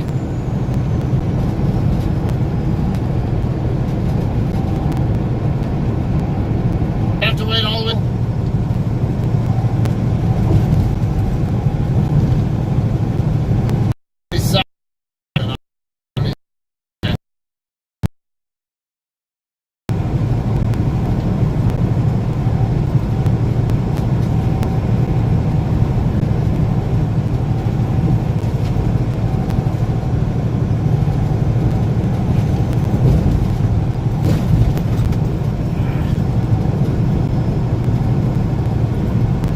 I've heard of the Walt Whitman Bridge. Is that the one right by, right on the other side of the... That's the one that separates Delaware from New Jersey, right?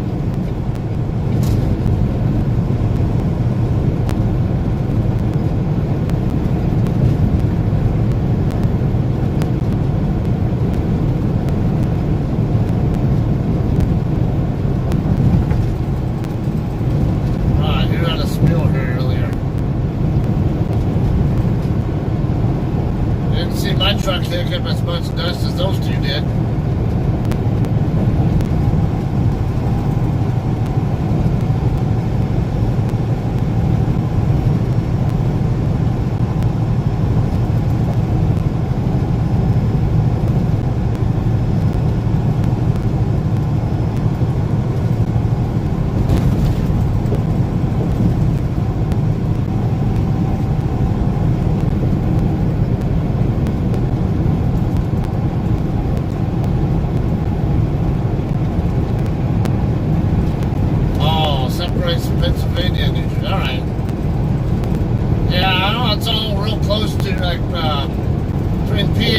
Jersey and Delaware, they kind of all meet up and kind of in that general area, though, if I remember right.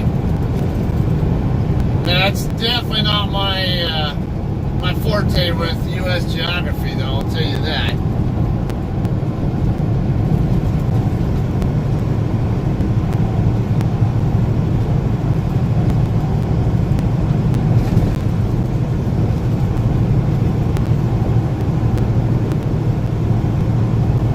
I think I'm about 15 miles away from the 134.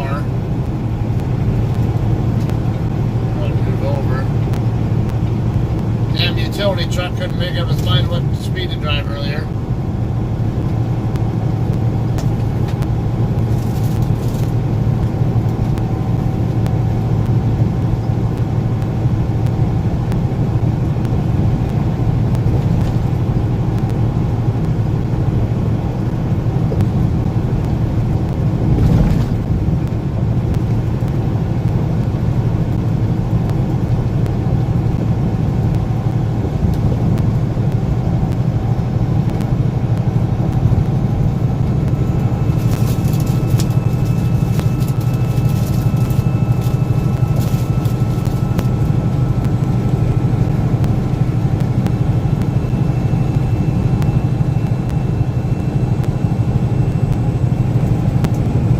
Eastbound 210, looks heavy now.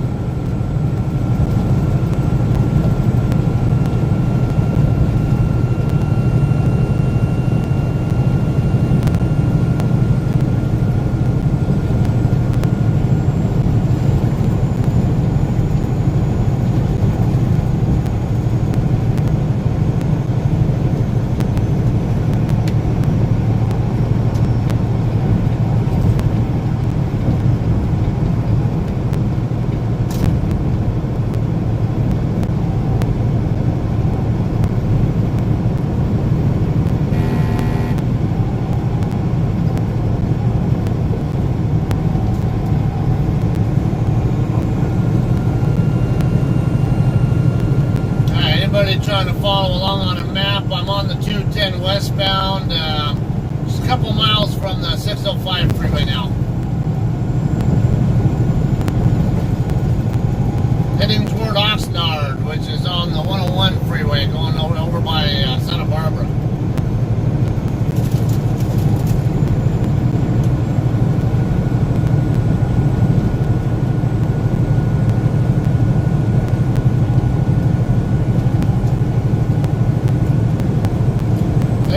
Eric, how's everything going with your truck? What kind of problem did you have with it?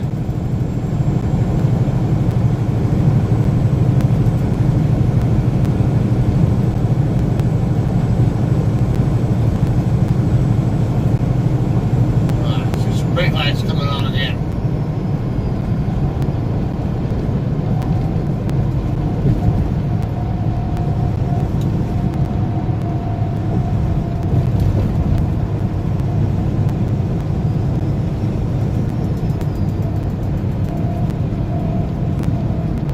This Miller plant right here, you know, the Miller beer plant right here to my left. Saw a news article not long ago saying it's shutting down.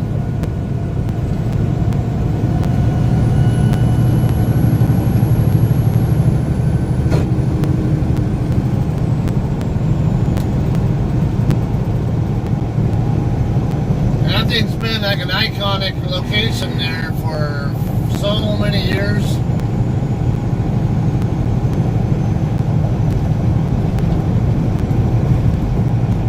Bittersweet to see it gone.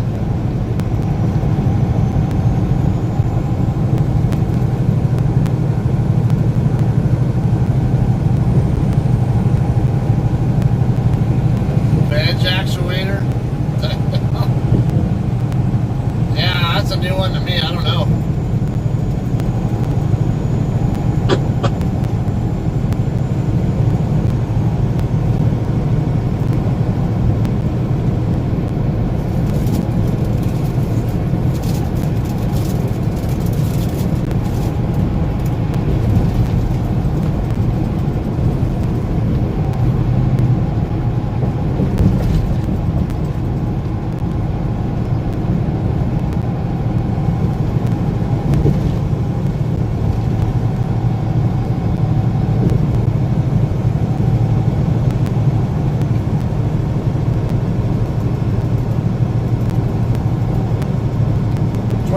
at a local motel there in Hayburn or Rupert, Rigby, or what's that called? Rupert? Or, I forgot what that damn town is called.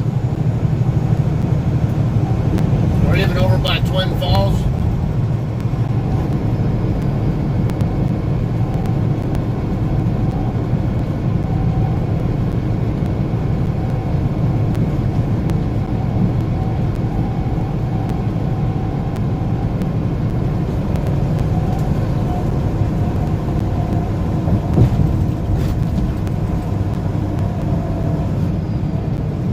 About 10 or so to go now for 134.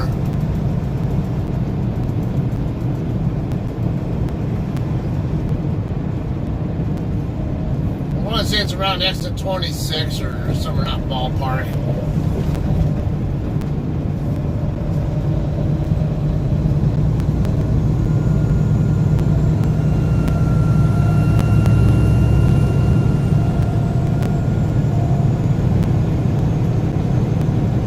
Burley, that's where I was trying to think of.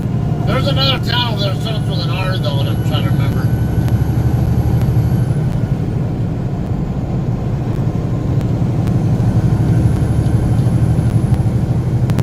JCT coming the other way. Oh, yeah, Peterbilt too. 3366.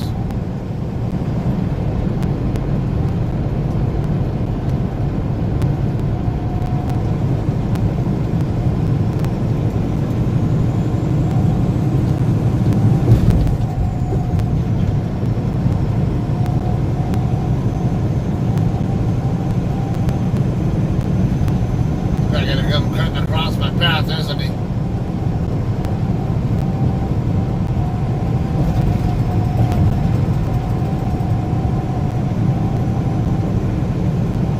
Kind of anticipating this little red Chevy Aveo coming across my path to move over a couple lanes, but so far nothing.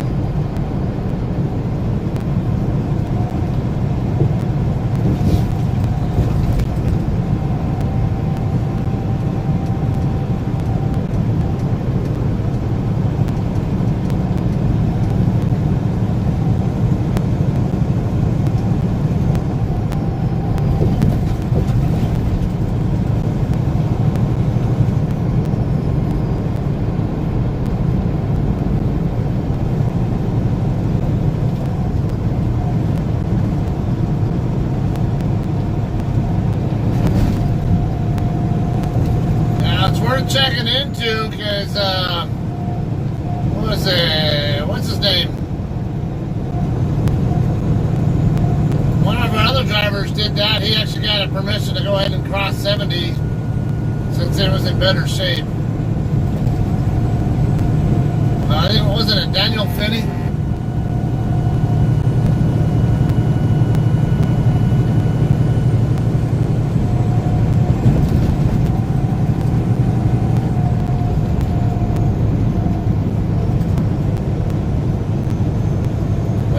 Of course, he's heading westbound, though. He ended up making it to Salt Lake City this morning. I don't know if you probably saw that.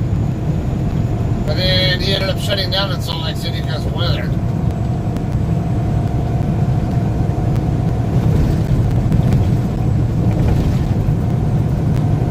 Michiana Avenue. I think that's right by where the 134 and 210 split are at.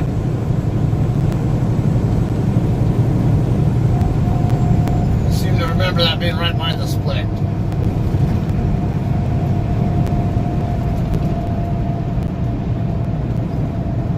Alright, getting some slowing here, which kind of is consistent with interchange stuff going on.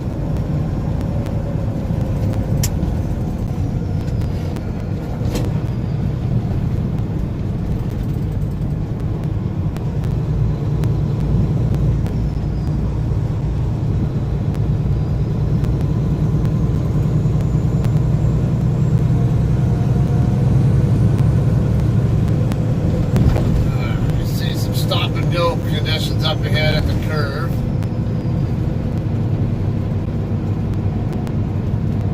And it looks like it starts to move again, so this might be Baldwin Avenue exit traffic that's causing it.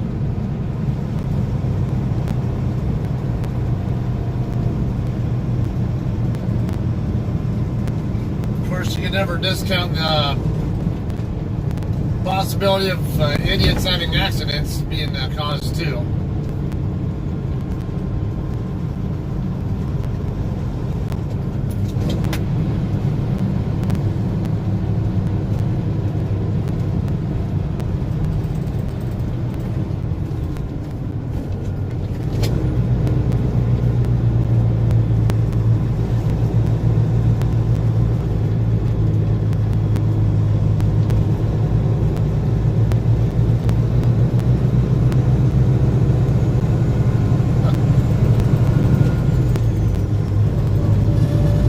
Actually not gotten any loads to Washington since last March.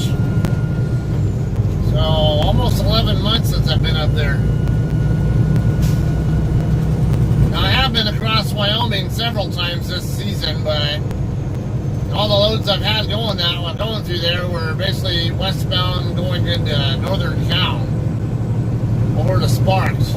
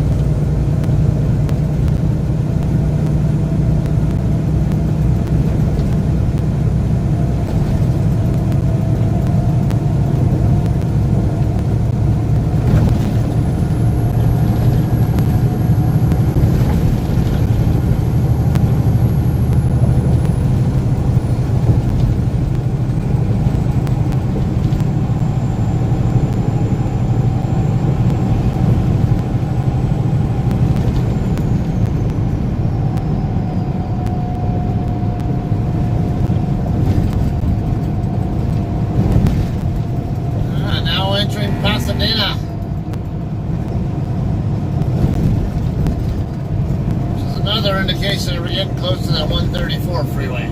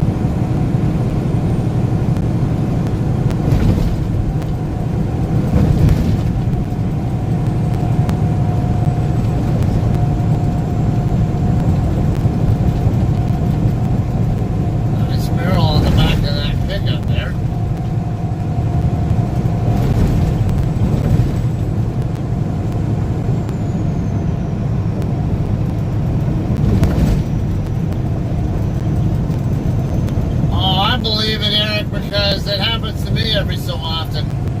It's just a matter of figuring out which songs that they'll block and which ones they won't, and then just try to avoid playing the ones that you know that have been blocked in the past.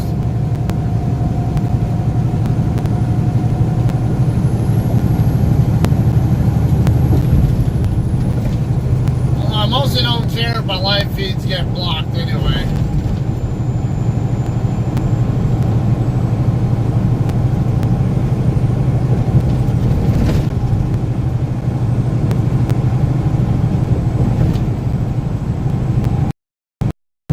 But it's kind of bullshit because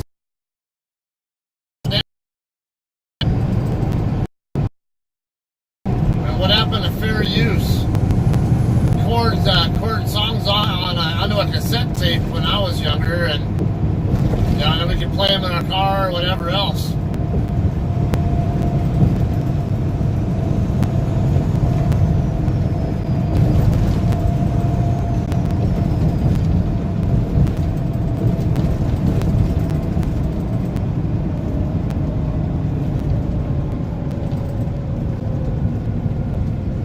Ah, 134 freeway, less than 2 miles away now. I was right. I think it is around mile marker 26, or I should say exit 26.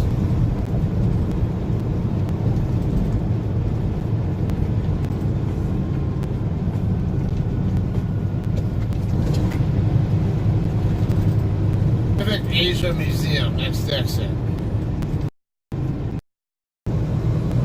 Soon we're gonna try to move even further.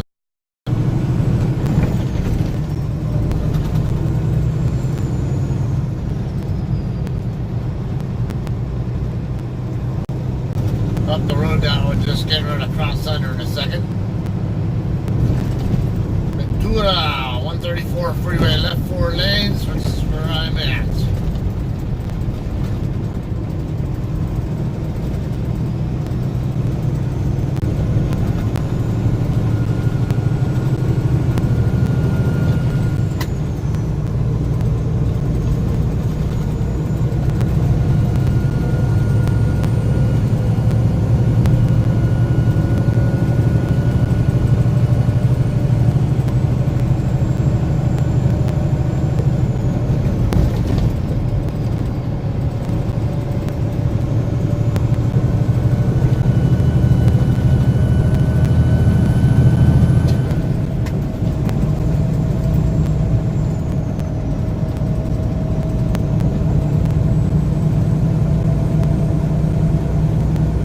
By the time I get through with my pickup, this traffic will be died down a little bit more. It's from Oxnard to Yuma. My plan is to take the 210 all the way across. Well, basically 101, 134, and 210 back all the way across over to Redlands. Take 10 over to Coachella, and 86 down from Coachella down to 8, and then I go across from there. Across 8 from there to Yuma, whatever.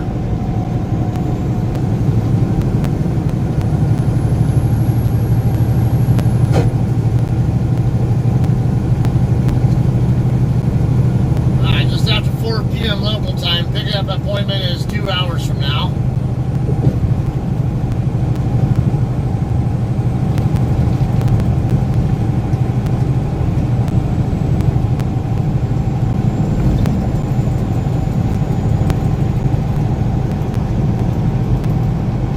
Hoping to be there by about 5, but I don't think I'm thinking I'm going to be there later than that. I don't know how many miles away I am still. I'll know once I get to the 101 freeway, but the 101's mile markers or exit numbers start where it starts, which is down by the 10 freeway. Down by, basically by downtown LA.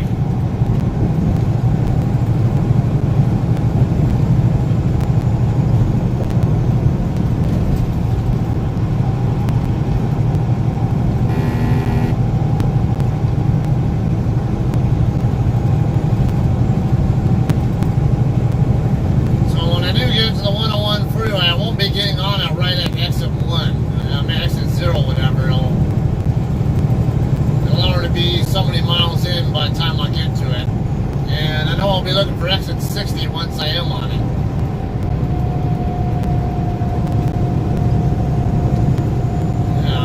I want to say it's around mile marker 10 or 11 or so where 134 turns into the 101. No, at least as far as the 101's mile markers are concerned.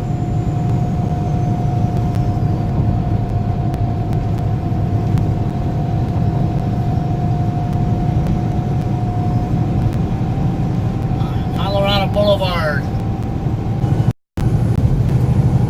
Off to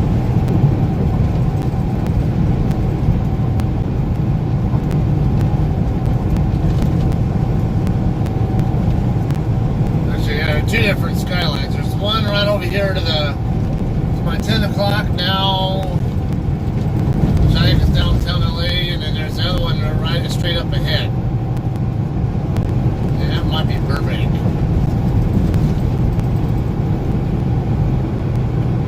I always forget though. I want to say Burbank's off the 210 though, not 134. I always get it mixed up because I'm not over here enough. I don't use the 134 enough, I should say.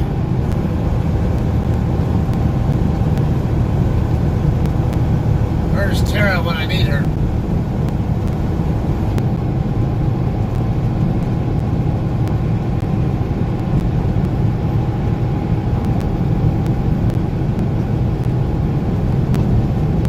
It's 60 degrees here, so slightly sweater weather here. Bad though.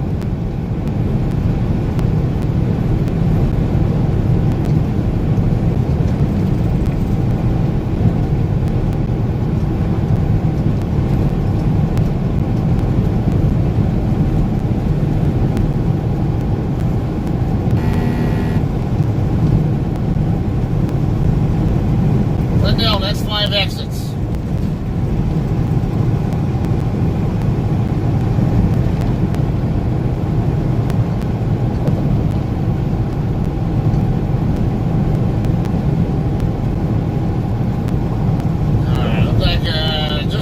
The 9-mile marker, so it should be about how far I am from the 101. Let's see these overpass signs and things. This one here says 8.58 mile marker, so come on, dipshit. You got a gas pedal? Why do I need to adjust for you? Maybe get on your fucking gas, dumbass.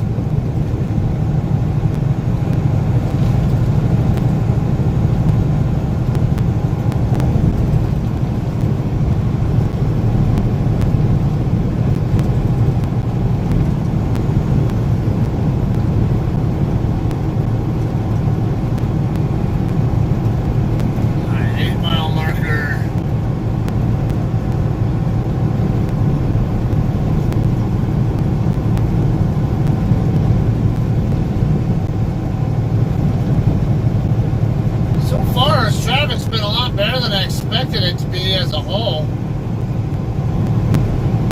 I mean, I expect this side to be in better shape than the eastbound side regardless this time of day because, you know, everyone's on their way home from work in the LA region, but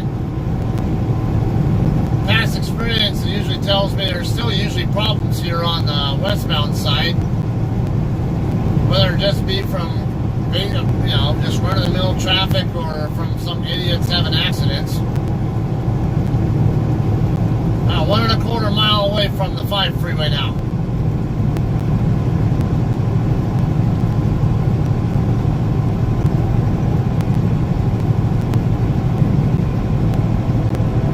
Casa Adobe de San Rafael.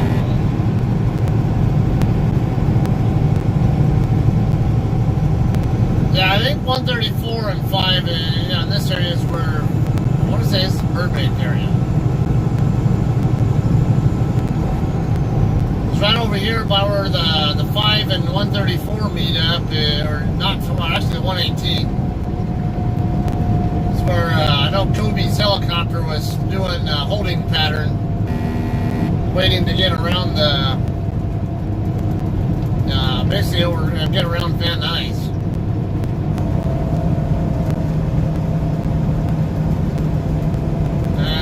We will be passing just a few miles away from where his helicopter crashed.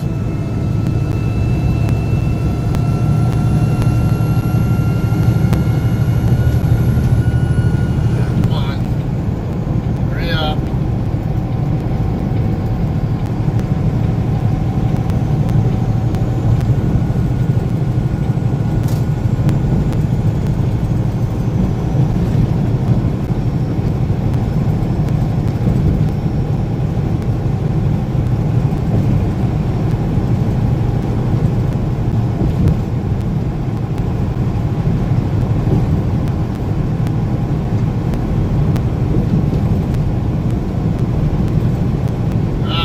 got some slow traffic over there.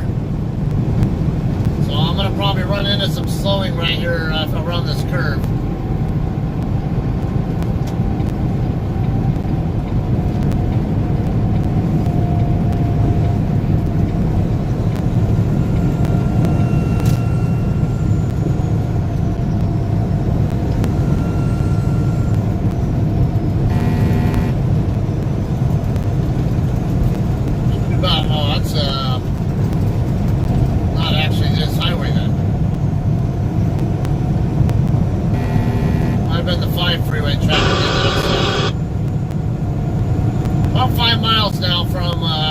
I believe 5 miles out from the one free.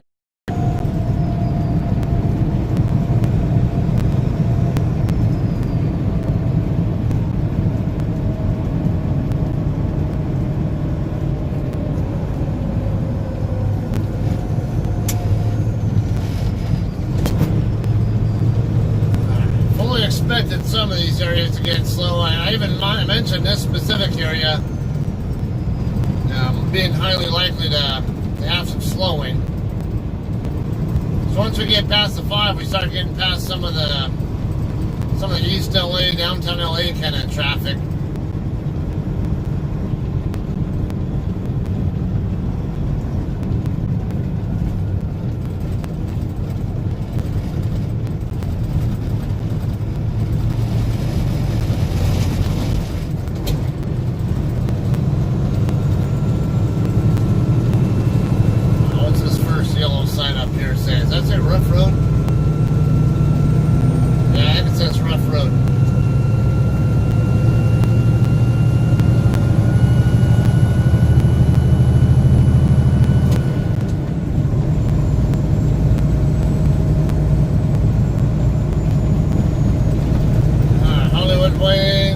Boulevard, coming up not far away, and actually just getting into Burbank now. Population 100,000. There's the ABC studio right there, directly in front of us.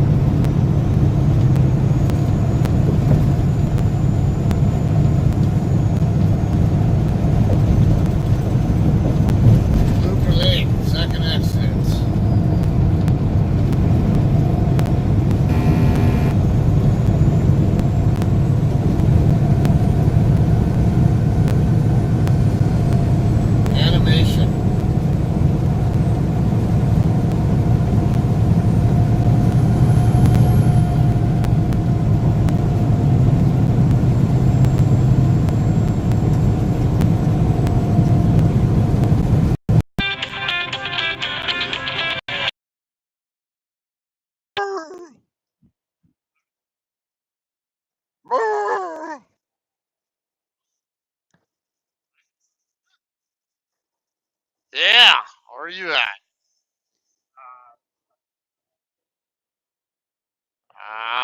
You're going north or south? It's going back toward like Casa Grande or something?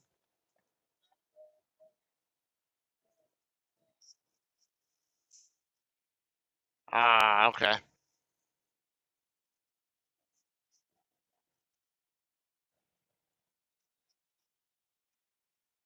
Brilliant.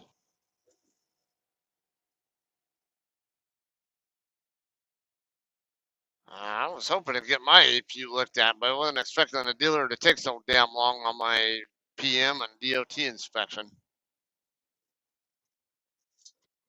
Yeah. Yep. Crazy, huh? Yeah, I was relaxing, I'd say. Yeah. And got a chance to hang out with some friends and watch the Super Bowl yesterday. It was. Yeah, I agree.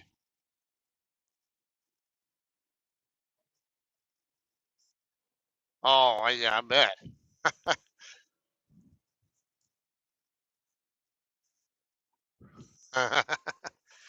Now, what about that little tongue thing she was doing, whatever the hell that was.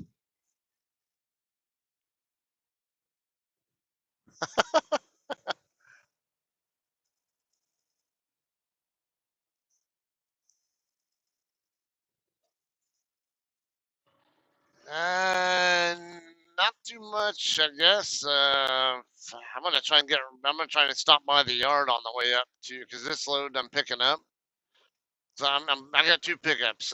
First one's in Oxnard this afternoon, and then another one tomorrow morning in Yuma. And it's going to, I'll just say the town by your old neck of the woods in Illinois that we disagree on the pronunciation of.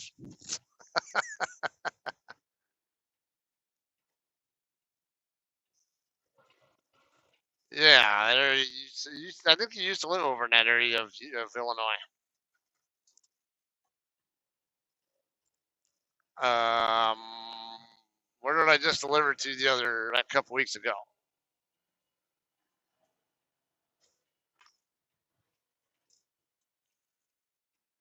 You call it Batavia, I call it Batavia. Yeah, I'm going back there, the same place.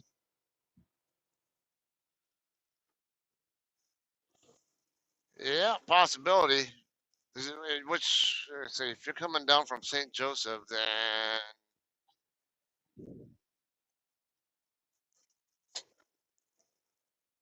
come on, people, these are just palm tree fronds. We really got to go this slowly through here?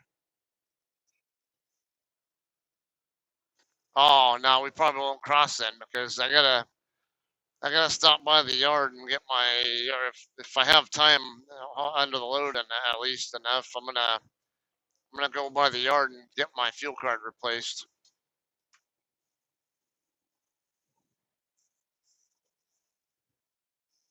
That's what I figured.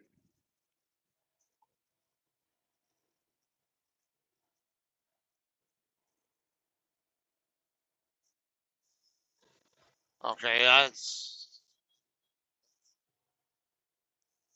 kind of what I was thinking too. That lane's ending. I'll move over here.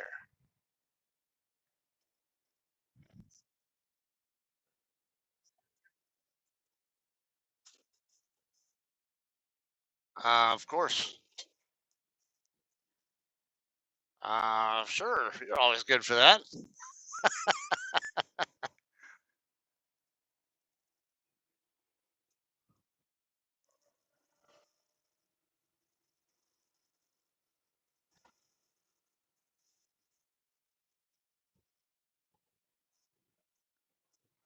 Yeah.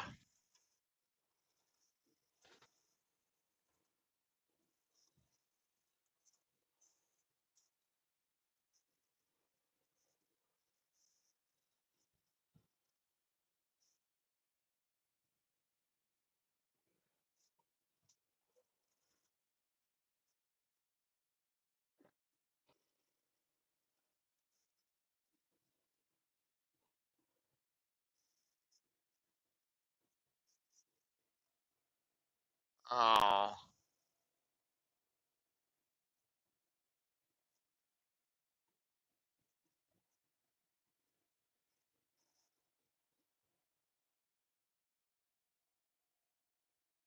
wow.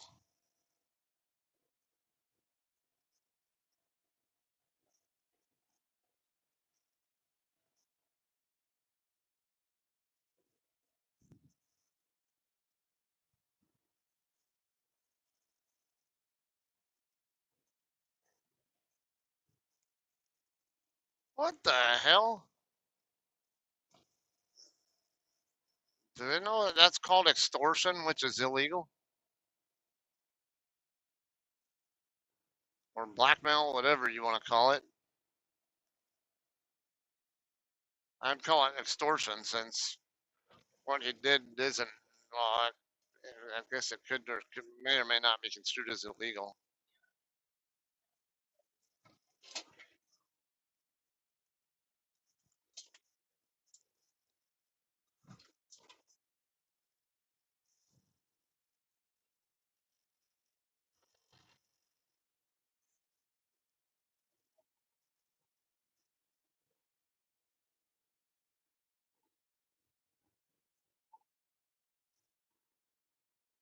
Right?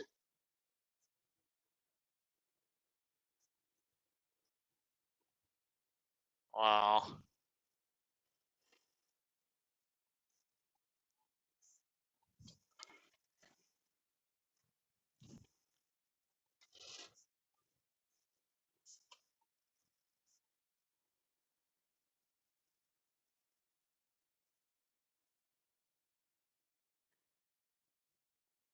I'm assuming the driver and not the other one, right?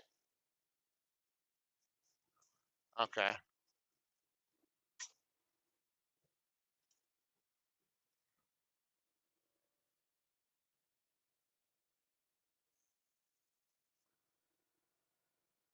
Wow.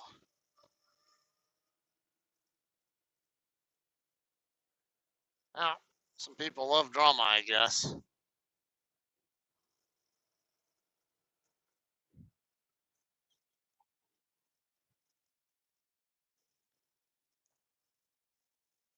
Yep. Oh, but then what goes on with his personal life versus what goes on with the page are two different things. I can't say he's doing a bad job with it. Because he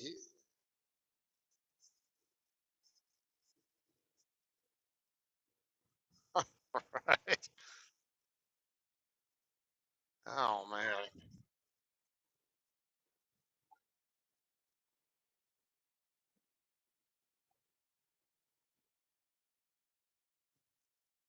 Damn.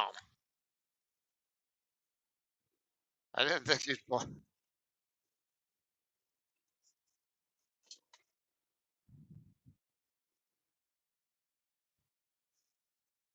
Wow. That's hard to believe.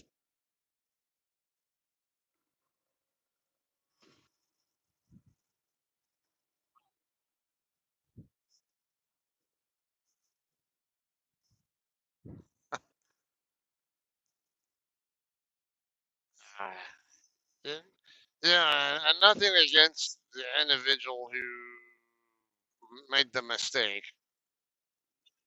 Yeah, he made a mistake, and that's just a great example of why you should never get drunk.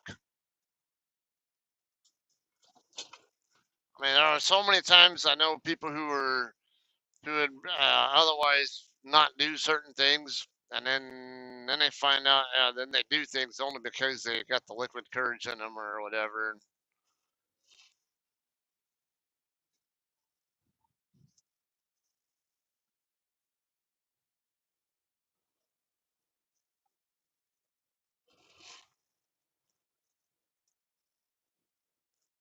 Right? That's true.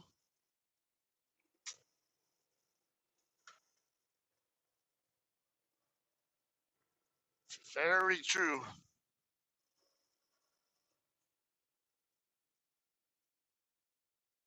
I guess some people like drama though, so what do you expect? That's why I stay away from that kind of stuff. Someone else's problem's not mine.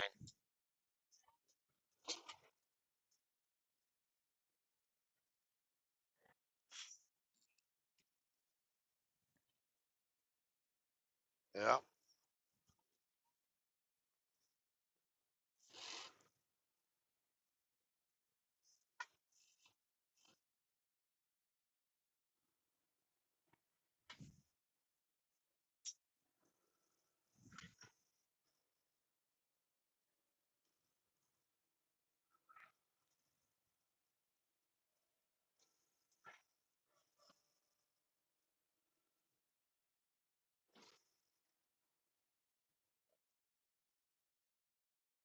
I will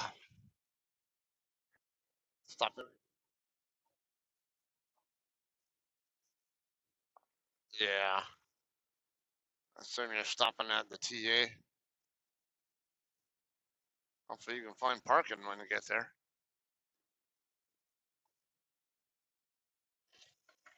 Yeah.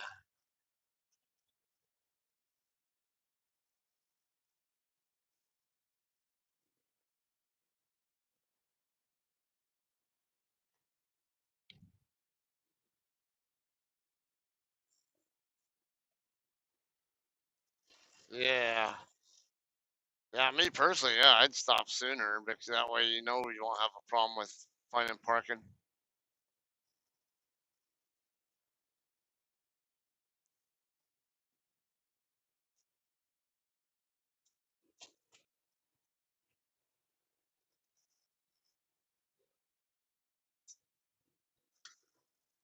Yeah. High winds through Ventura County. No! Yeah, that's what the electronic sign here says. Trying to get by the 405 freeway. I got it's 2 miles away.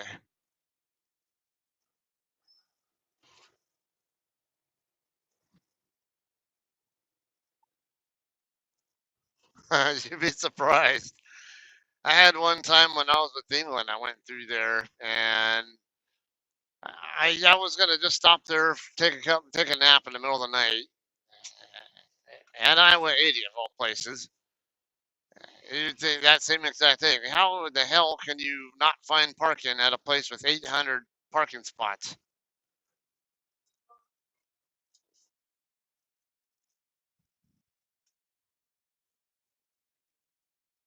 Damn.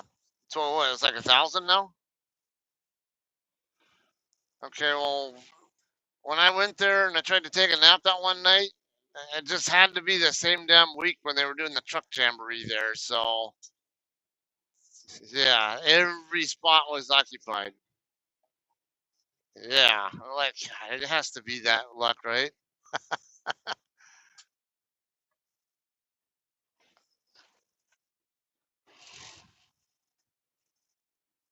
2, 3, 4. Okay, I need one lane over to my left to stay on the 101. Dude, you gonna let me over, you dumb Honda? I guess you will.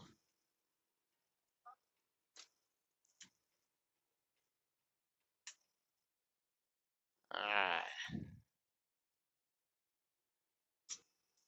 So you pick up there and then you're going, so, well, you got St. Joseph, but then,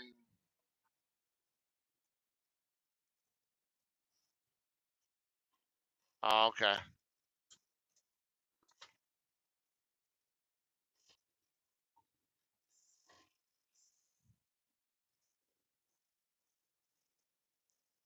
It's not too bad, I guess. Just under, yeah. Sure, you probably wouldn't mind a bit more than that, but it's,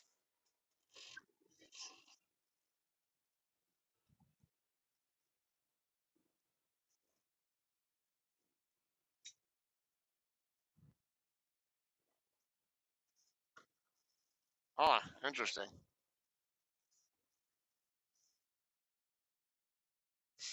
So company load basically, that's, is it kind of like a company, like like a contract load that you can actually, where you don't have to bid for it or whatever, it's the company already has that secured and you just, oh, interesting. So you can,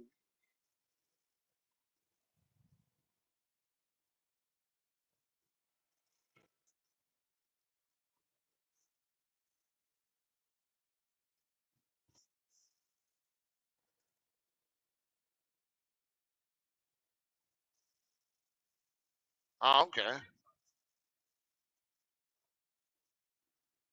Interesting. Yeah, I didn't know that you had that option where you can do either your that company's loads or bid on your own loads.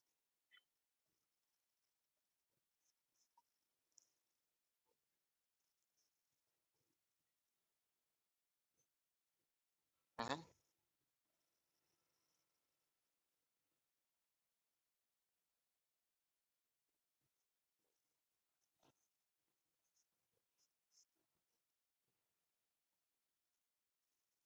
Okay. Yeah, and then I think I remember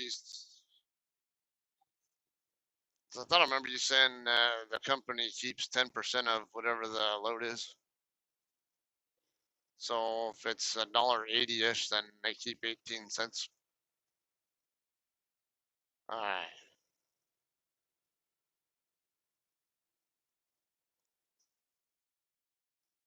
Brilliant.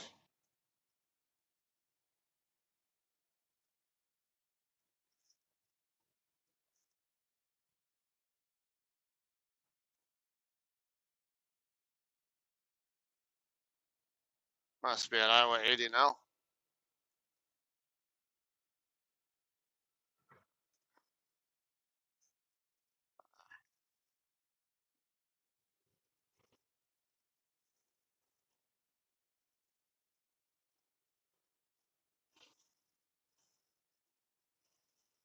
Not back, like way over by the fuel island and all that.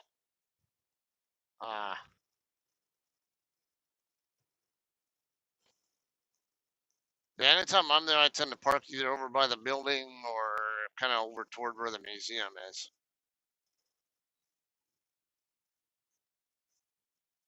Yeah, oh, yeah, it's a good spot for Rizzo then. Boss says he wants you to park there instead of close to the building.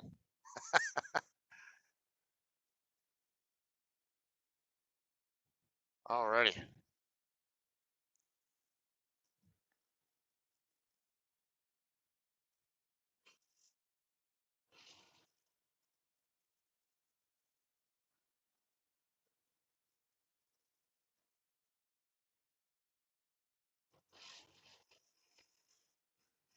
Yeah, that can be important.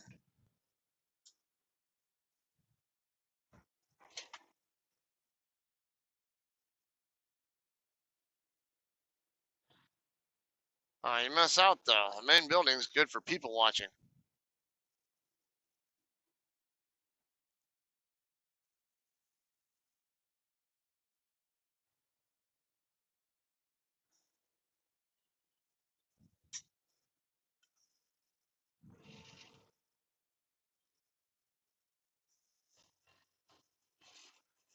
Damn it, why is that sun always got to be right in that little small gap between my A pillar and the visor?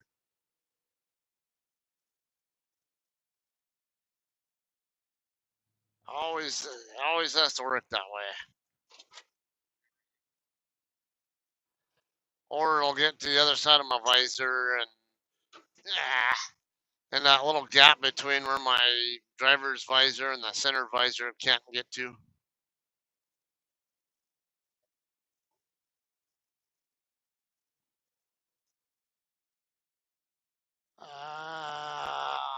I'm not sure. Yeah, he's the one who rolled over, right?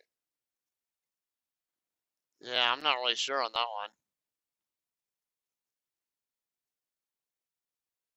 I haven't heard anything about that case.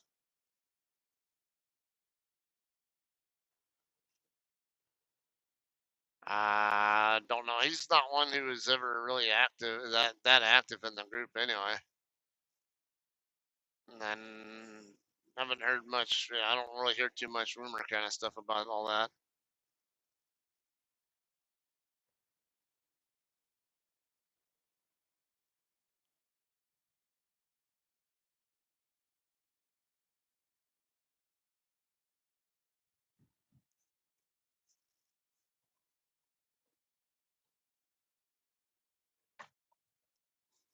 Probably will be because when I get through my pickup, I got to get to Yuma, and I'll have to. Yeah, I think I'll have to do it on this shift because I don't think I'll be able to. I don't know. I might be able to do an 8-2 split depending on how quickly they load me and how far I can get before I run out of time.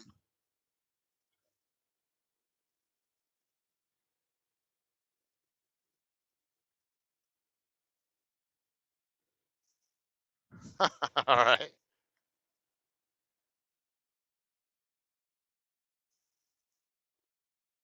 All right. Sounds good.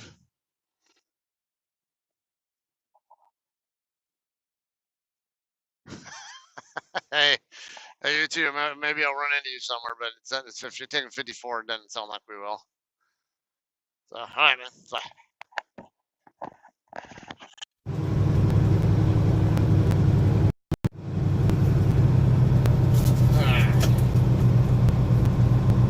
So how's Andy and Rizzo? I know some of you guys are familiar with him. Comes on and, it's a friend of mine. Comes on here sometimes and talks. He is at Iowa 80 right now. And I guess he'll be picking up over there somewhere in Iowa. I didn't catch where. And then going down to St. Joseph after that. Yeah, Missouri. St. Joseph, for those guys who might not be familiar, is in between Council Bluffs, the Omaha area, and Kansas City on I-29.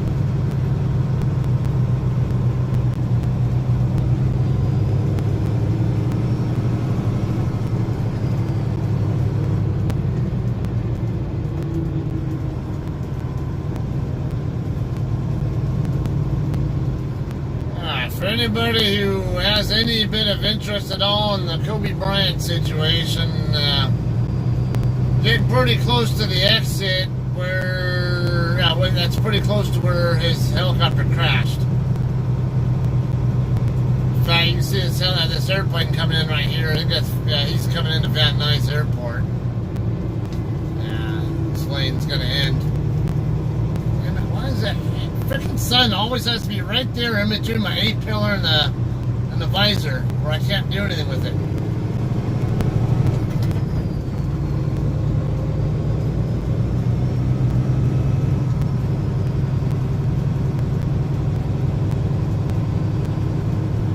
It's Van Nuys Airport, basically right over here to my right, or behind me to the right, whatever. Was where his helicopter pilot was trying to get around. It basically went up to the northeast, basically east of it and up north, circled around and then came back down through over here to the west. Kind of went southwest from around the north end of the airfield.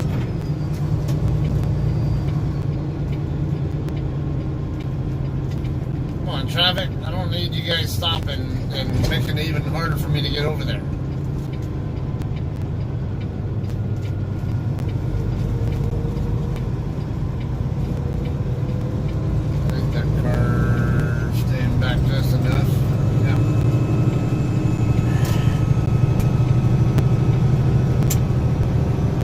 Havenhurst Avenue, Balboa Boulevard, and White Oak Avenue coming up. It's the Las Virgenes Road exit where, that goes right alongside the west end of the mountain range that his crash happened in.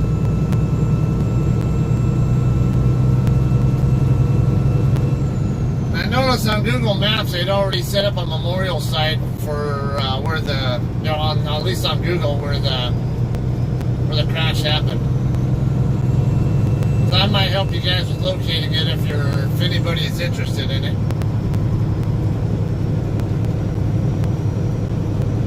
I know some of you guys won't be interested. I don't care.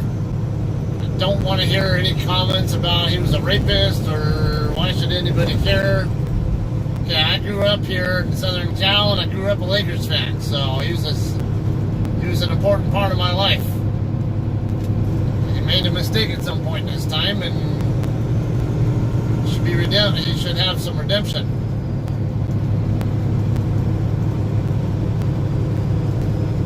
And it's debatable whether he actually raped Caitlin Faber also. I don't want to get into that, though. We all have our beliefs on that, and it's not my place to tell somebody how to believe and which way to view that. So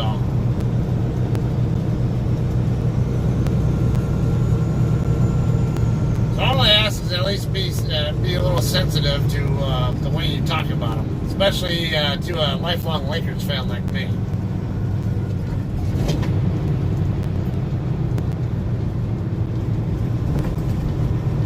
Hirschbach, and this guy has this is one of the graffiti trailers, it looks like. It's not a full-blown one. Hirschbach, they actually have a number of their trailers that are professionally done, it's kind of a mural, like a graffiti-style mural, that actually Hirschbach actually pays a guy to actually do for them. And that trailer there is one of them, it looks like.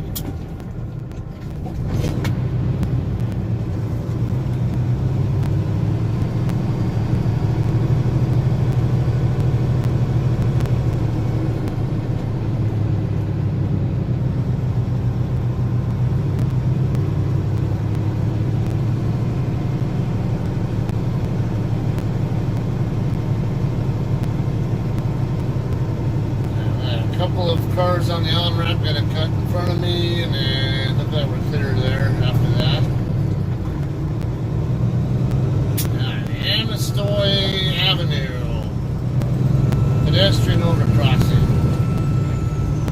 Historic El Camino Real. This is kind of an upscale area of LA. The Encino area.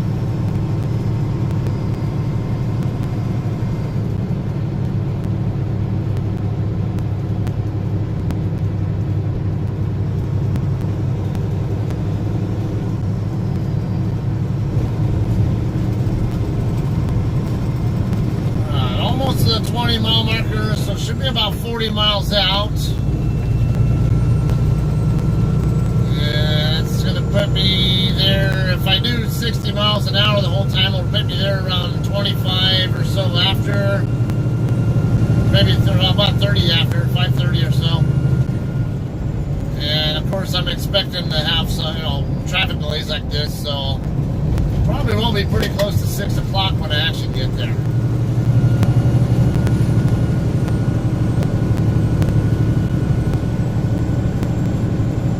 Reseda Boulevard coming up next. Tampa Avenue and Winnetka Avenue after that.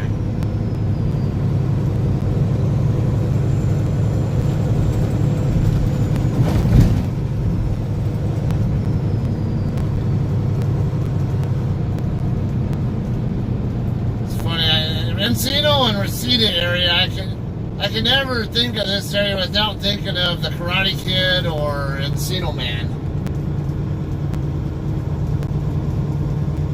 Of iconic 80s movies. See how many of you guys remember those? How many of you guys watched or enjoyed those movies? Visor, so I have to use visor to block it.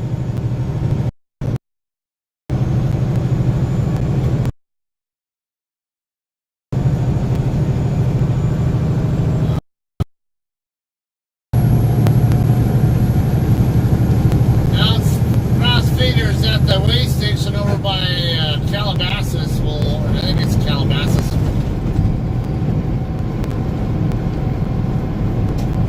Hopefully it'll be closed when I come through there. Now, our drivers have been reporting they've been getting pulled into every way station recently, and rumor has that California's been doing it to JCT trucks because they've been timing what driver speeds are. They don't speed up when you see my damn turn signal and me already starting to come over, dipshit.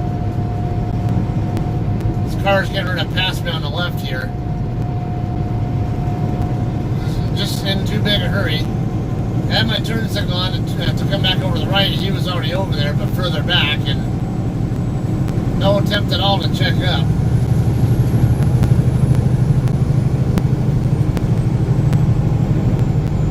That's the other town I was thinking of over here, Canoga Park.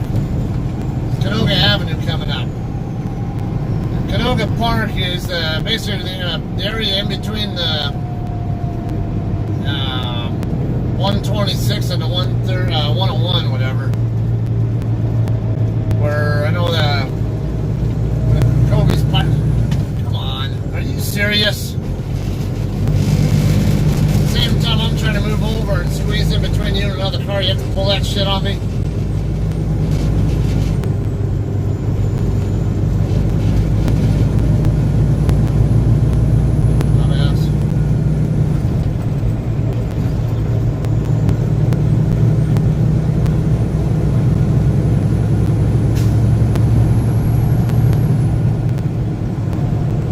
Avenue, Woodland Hills. DeSoto Avenue coming up next. 35 miles from my exit. I'll be getting off at Pacific Coast Highway, Highway 1.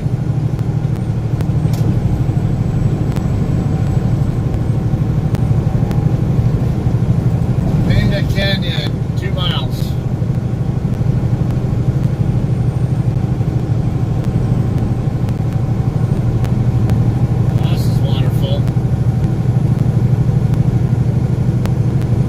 Well, at least the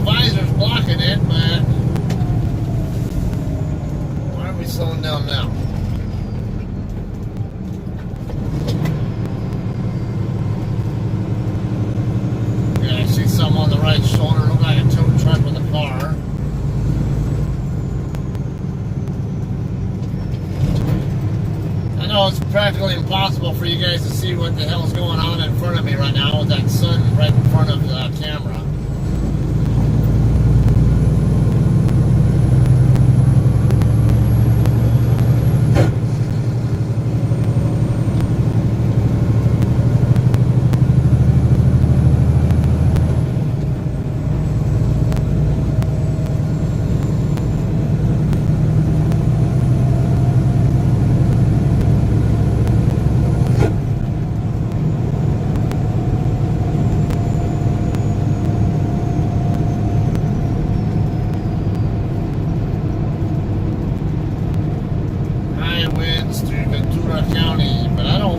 Strong winds here. Feels okay.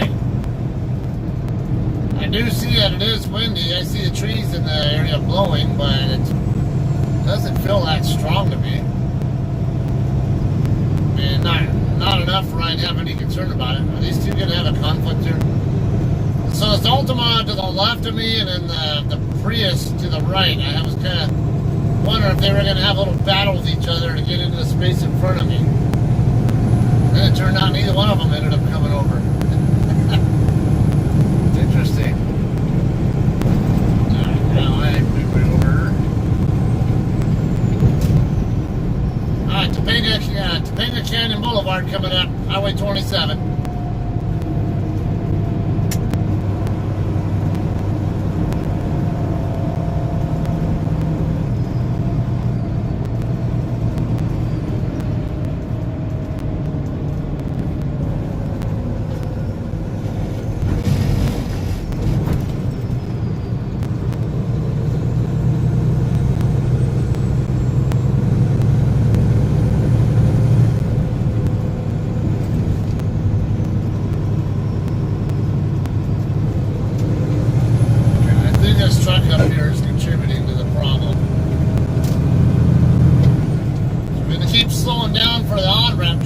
That's what's going to happen. You make the on-ramp traffic slow for you, you don't slow for them.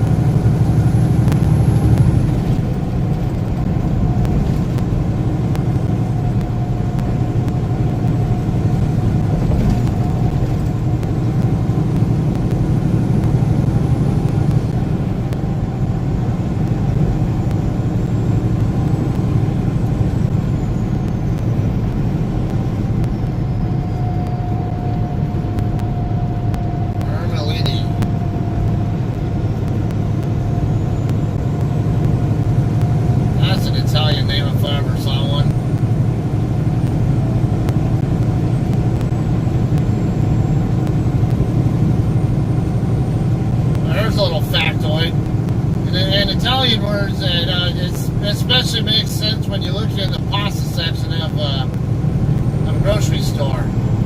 When you see I at the end of the linguine, like I never heard of it. I saw that car had its left turn signal on, and I had to.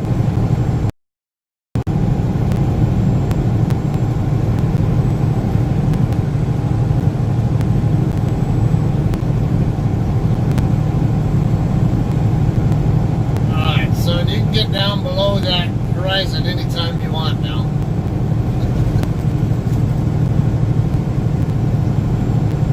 Alright, Las Vegas, 3.25 miles. That's again, that's the exit. Using a lane that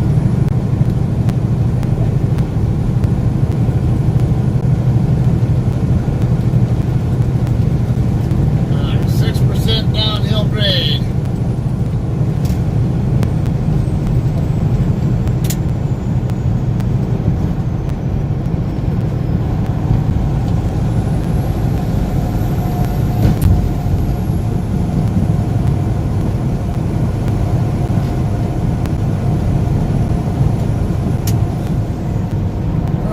Cakewalk getting down this hill with an empty trailer though.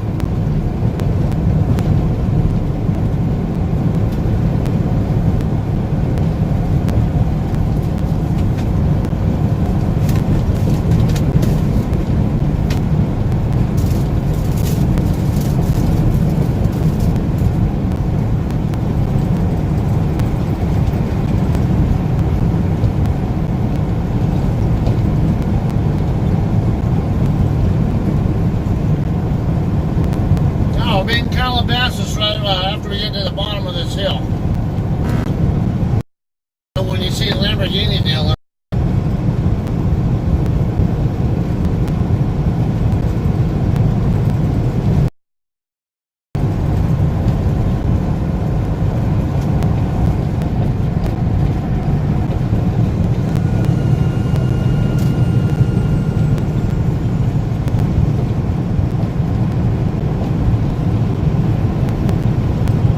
Yeah, it's a possibility.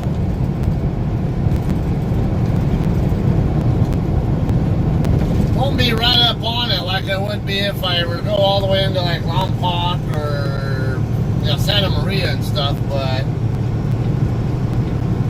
definitely a possibility to be able to see.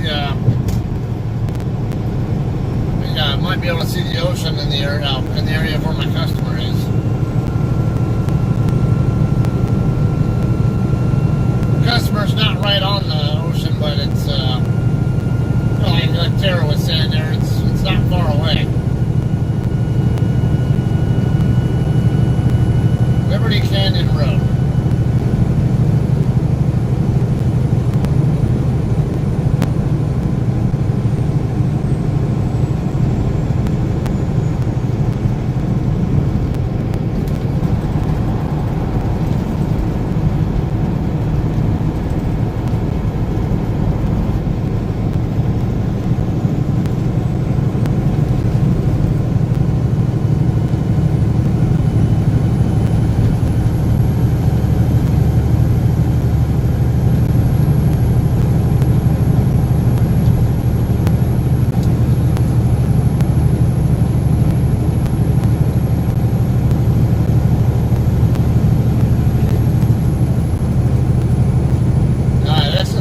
Right here, so 26 miles away.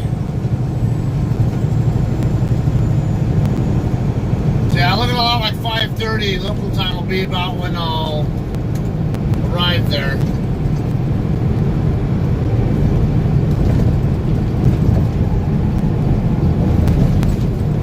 Yeah. Pull these visors back up at least temporarily.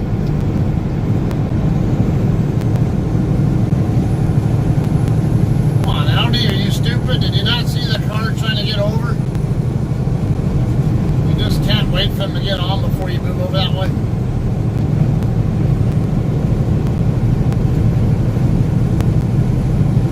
Cheeseboro Road.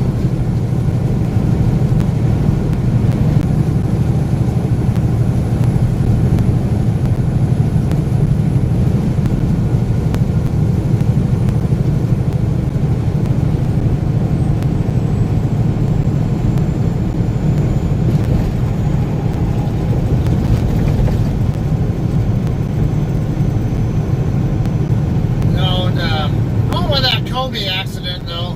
Here's a little tribute thing to him right here on this pedestrian bridge. I know some of you guys don't care to hear some of this, but some of you guys might be interested. Now, me especially having been an aircraft mechanic myself in the past and understanding the aviation world, I'm inclined to believe that the pilot got into maybe a little bit too heavy a fog condition and might have gotten vertigo. You might honestly believe that he was flying straight and level when in reality he was at a diving left. It's very common, especially in a helicopter, if you're to get vertigo when you're in that kind of condition. If you're not going to rely on your instruments, which and of course he was flying special VFR, which might not have even had his radio set to tune into certain stations and make sure you kept flying toward them and all that. That's speculation, though. There could have just well been a mechanical problem of some sort, but there's no way to know.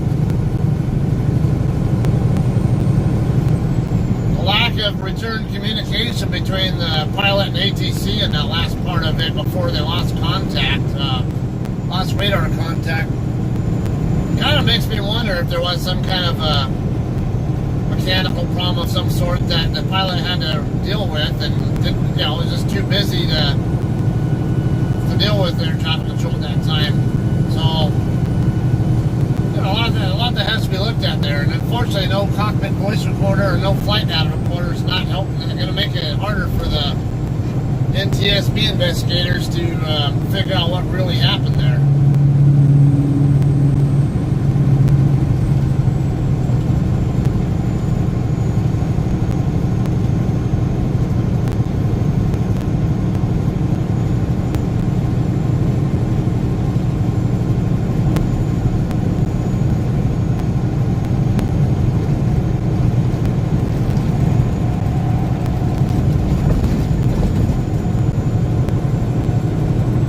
Much traffic and a bit too much there to look at, Bill. I'll get off to look at that a little bit, you know, when I get to probably get to my customer or something.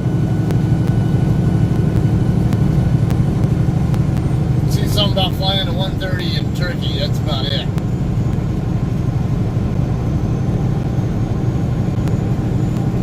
Pilot got a little fuse because of heavy fog.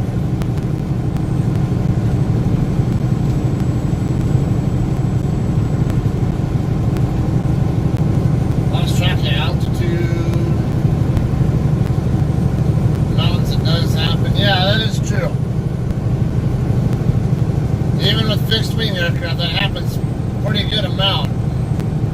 And when they don't rely enough on their instruments, you know, and they get overly confident in their ability to fly through fog.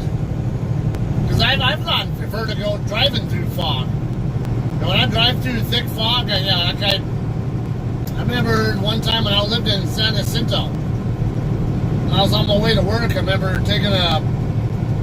cutting up a street from Pomona Expressway to Gilman Springs Road. And of course I should have known better, because it being right next to agricultural fields there, which is a very common place to find fog. It got so thick I couldn't see the road. I had another driver behind me. They were more easily able to judge their distance, or how far they could see by seeing where I was at, but I was having a hard time just knowing exactly how far down the road to go before I hit the curve, and if I even was staying in the lane.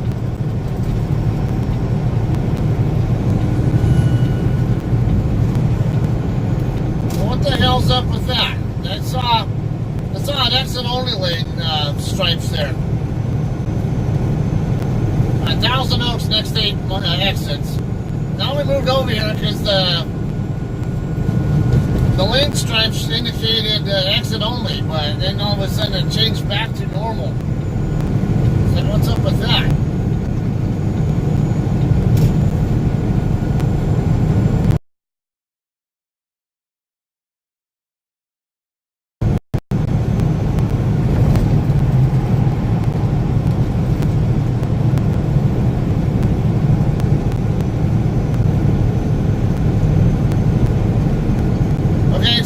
Della mentioned something about the QCA. I'm not sure about that one, but TACAN, for those of you guys who don't know anything about aviation, TACAN is a type of a navigation radio to help guide airplanes into, or fixed or rotor wing aircraft into the landing. It does not give any glide slope information.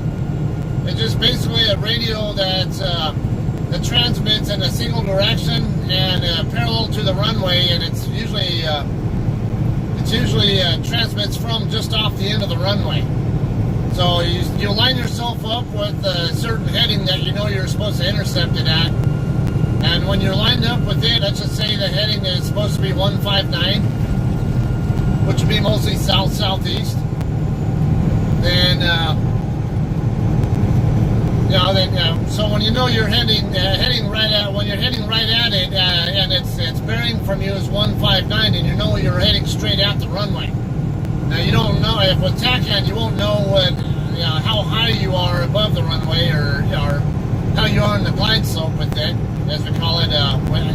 What altitude you're supposed to be at what distance from it, and they have charts that they use to tell you when you're this many miles away from the then from the TACAN radio or whatever, then you should be at this altitude, and then kind of step your way down. And regardless, they have usually what's called decision height, which is usually about 200 feet off the runway. By then, usually the rule is if you're down to 200 feet off the ground and you still can't see the runway yet, then the protocol is you're supposed to abort your landing and go around or go to your alternate airport or airfield.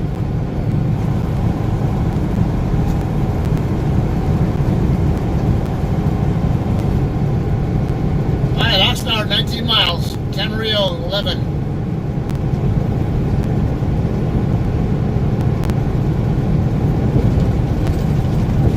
Another kind of landing system for fixed-wing aircraft called ILS, the Instrument Landing System. And it's basically, for lack of a better term, I would say it's basically a TACAN radio with the glide slope information added in. So at any point in time, because it points up at a certain angle, so you usually about a 3-degree angle, and so when and you'll know if you're too high or too low at any point in time when you're following that.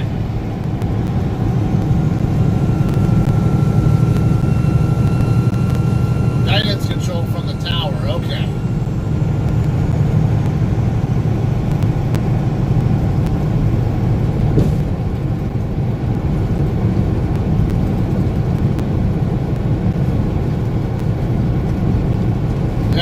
I think that pilot got himself in a bad situation there. Should have just landed it in Burbank or something,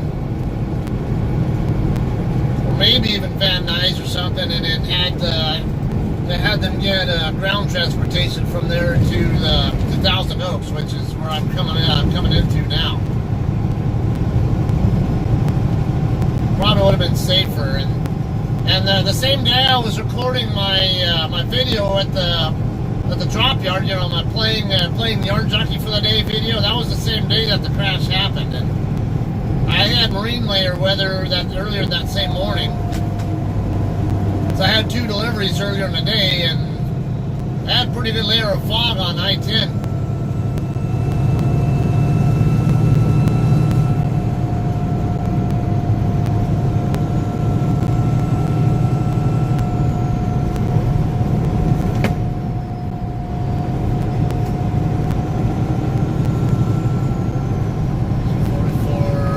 About 16 miles out from my exit. Maybe actually about 15 by now.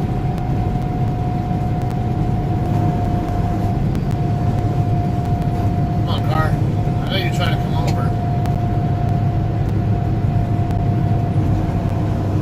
I see brake lights coming on. Might as well leave space now.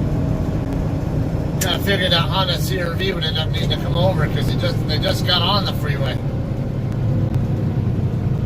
Into Park Road, quarter mile. Rancho Conejo Boulevard and Borchard Road coming up a mile from now.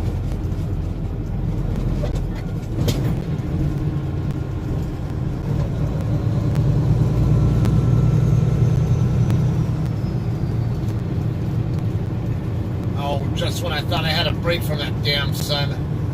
now I have it to deal with again. Down to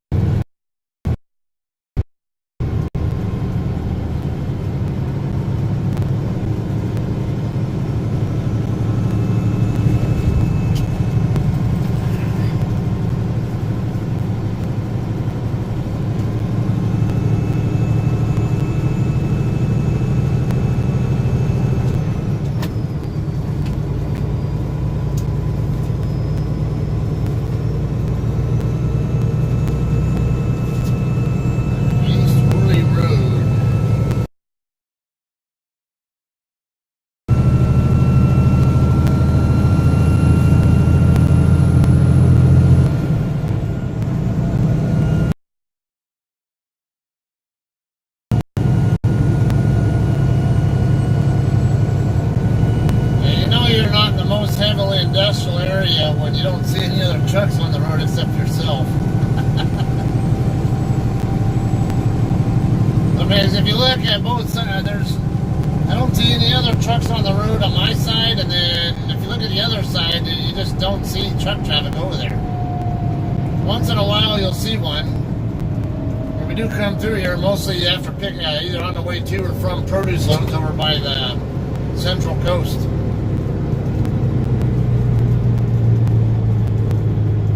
$13 miles.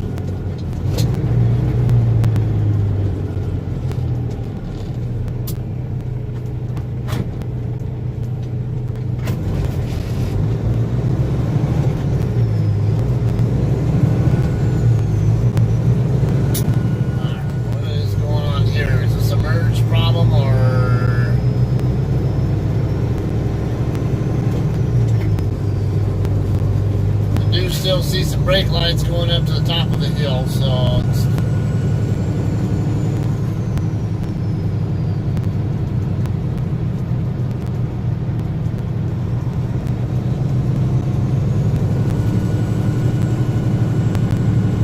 probably have some more of it going down into I think Camarillo.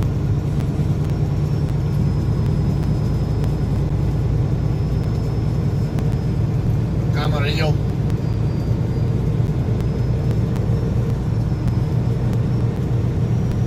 Windy Drive.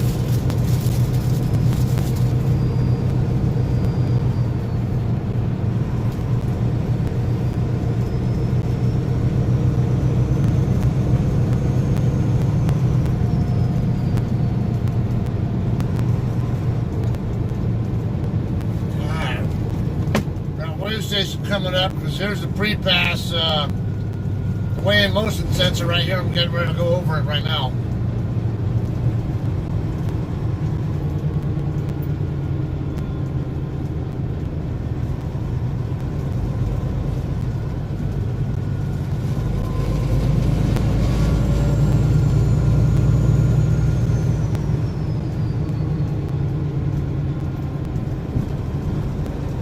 Looks like it is open.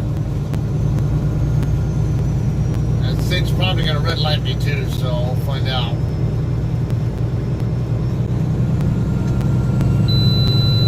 Yeah, it red lighted me, so I'm going to have to move over. But these damn cars on the on-ramp won't let me.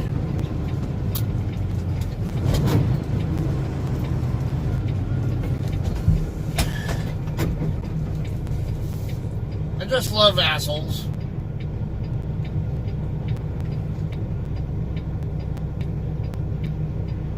A couple more. Let's see.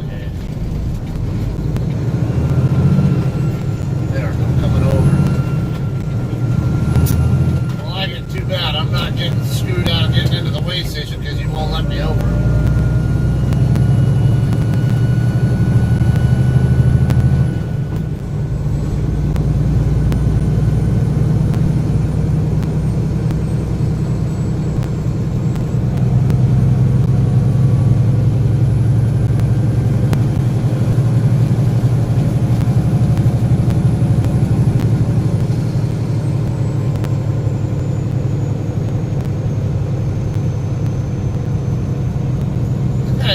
I changed the batteries in that pre-pass unit too while I'm at it when I get to the yard because or check them because it doesn't normally give that long tone, and it doesn't matter if I get a green or a red light, it gives me that tone now, and it's supposed to give me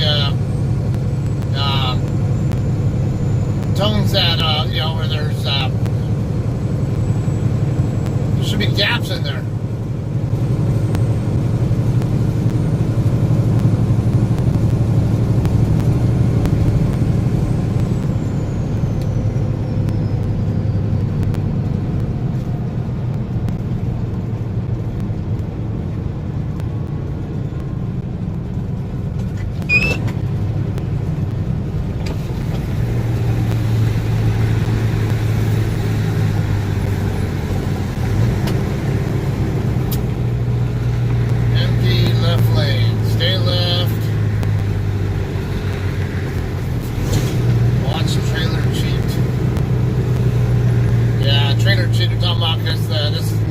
right curve here will cause the trailer to go.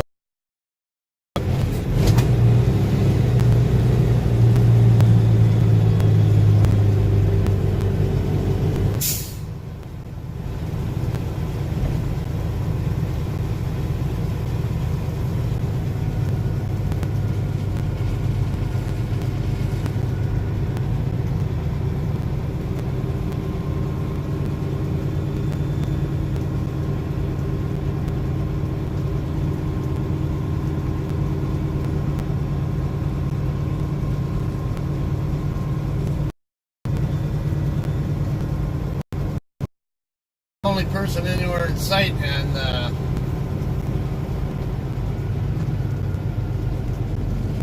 mean, nobody even here at the way station, which doesn't make things easy for me to get through here without getting inspected.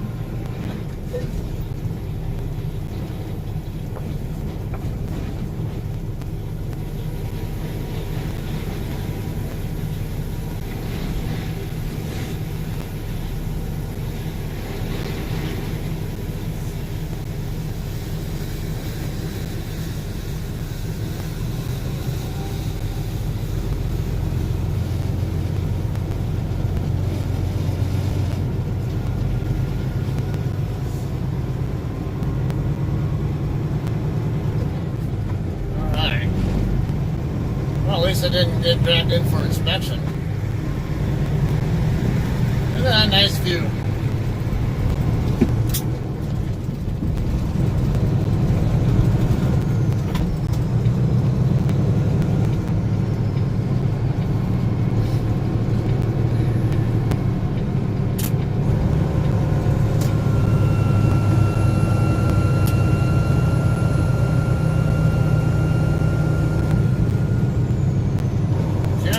Next state exits, population 62,000.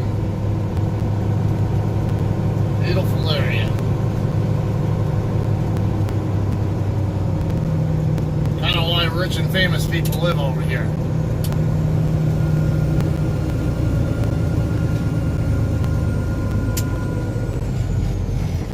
I'm not even going to say the name of one person I know who lives over here, because I hate the guy.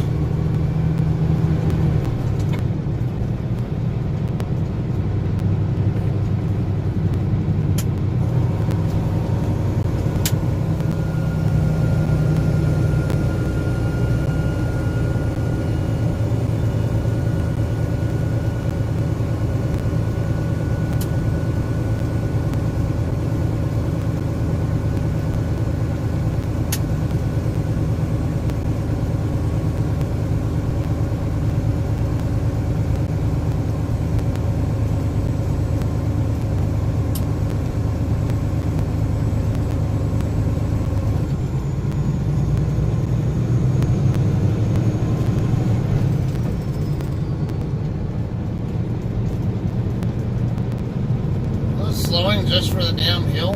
This can't be right. You think that we got a whole bunch of trucks here on the road and I'm the only one around.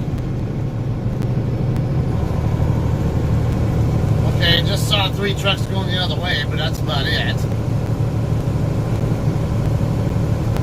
Nothing on my side though.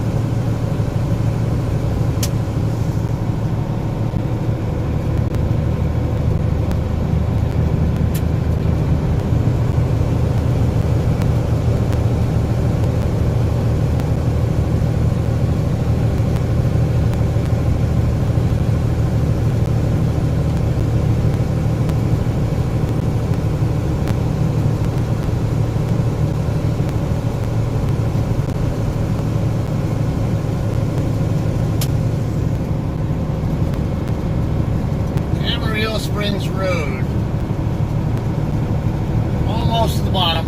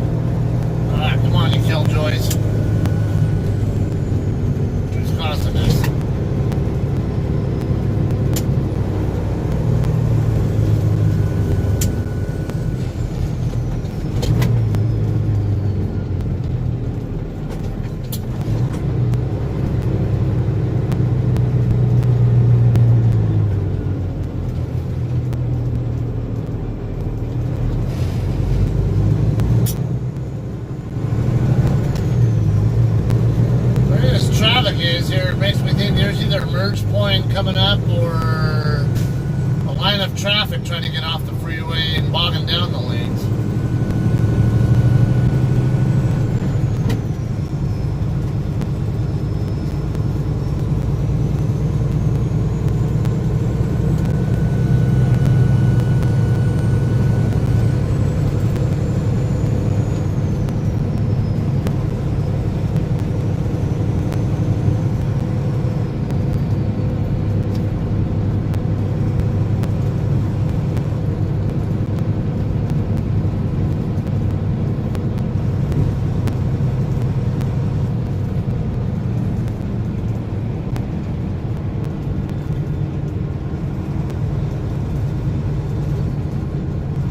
Seems to be this off ramp here. See, there's a lot of traffic getting off the freeway right there.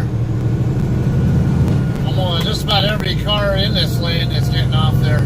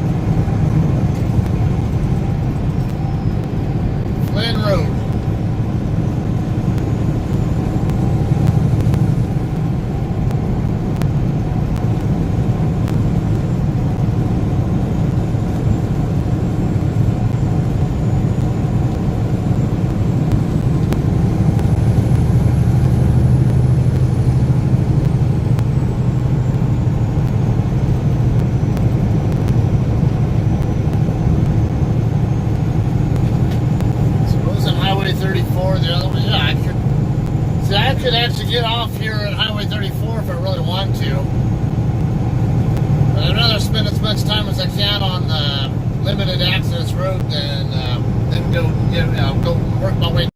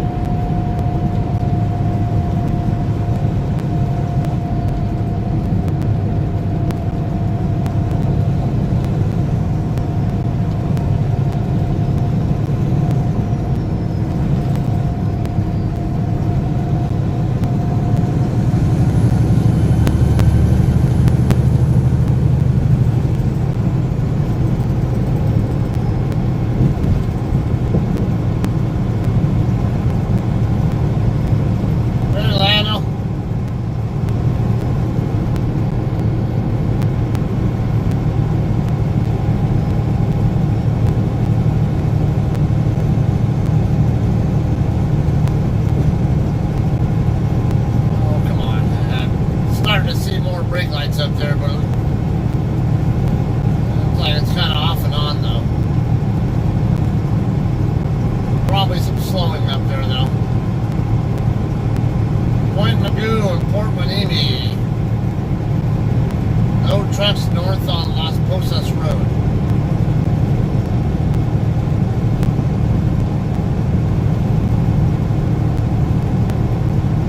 This is exit 55, so 5 miles out from my exit.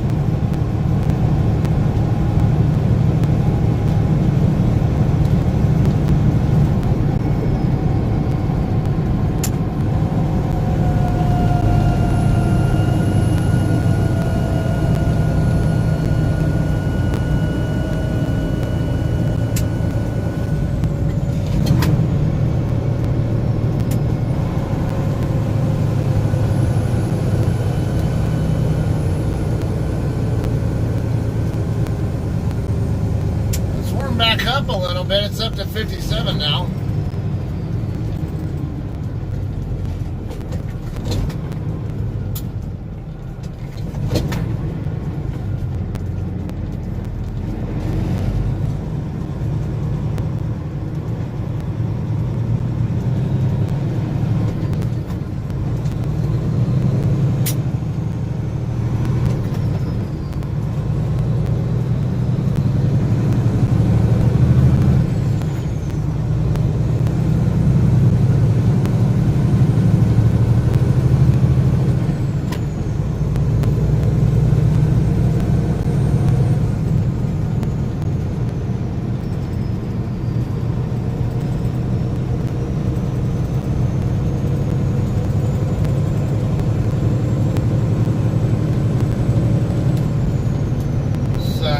Camarillo Airport over here to my left. Or is that Oxnard? Some kind of airport. I see a Learjet over there too. I can tell it's a Lear 4 or a Lear 5 over there.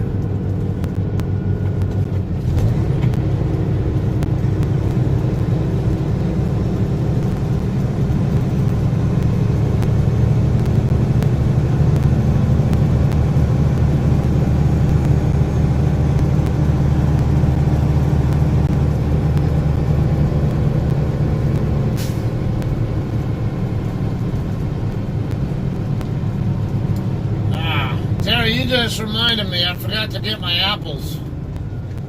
I bought some Pink Lady apples from the store this weekend while I was home and meant to bring them on the truck with me, but forgot.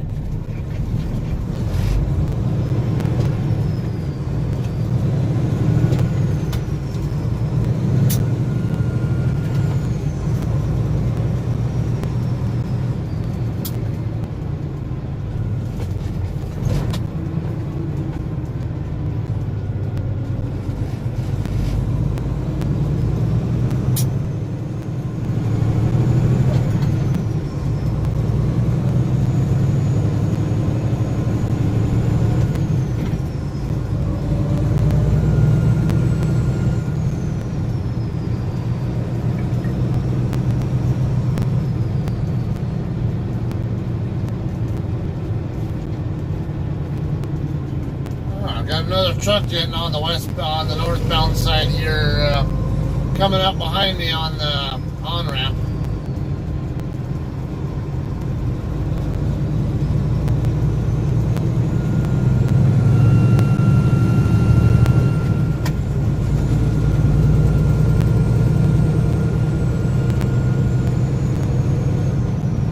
Yeah, that's true. Stuff on the the corners, street corners either.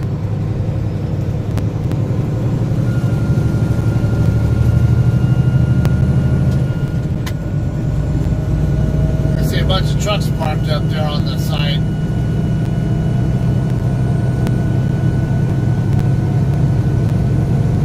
And I see another one over here on the right shoulder, on the just north of the freeway here.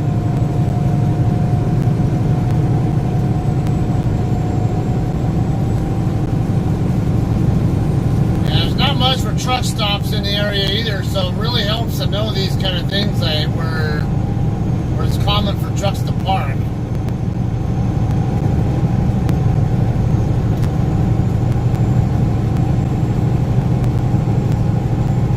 Okay, that's a cul-de-sac right there. Basically go down to the end of the cul-de-sac and turn around and park if I were to need to park over there ever.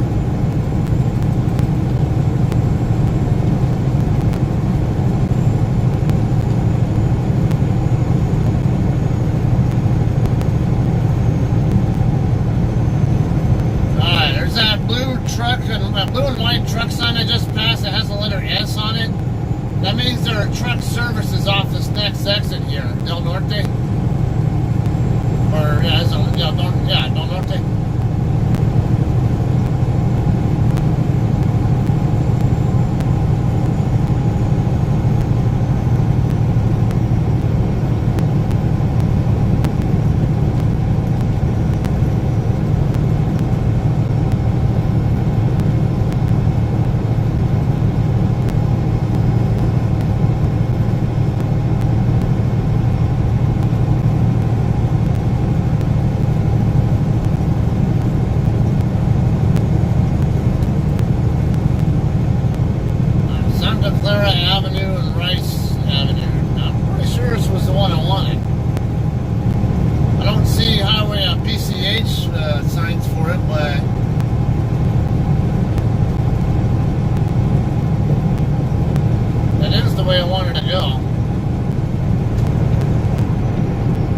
see a UPS truck on the overpass. Another truck going down that way also. So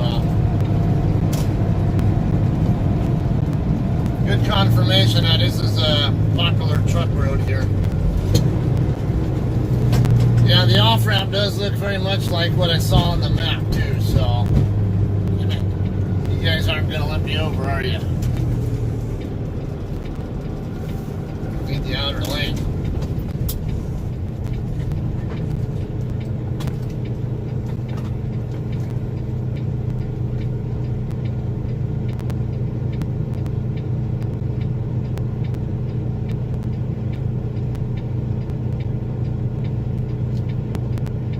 Yeah, some airplanes can land on their own with autopilot, but I think sensible pilots will actually take over control of the aircraft before they, when they get close to the runway, and flare it out. Because I don't think the aircraft, the autopilot, can do as good a job on that.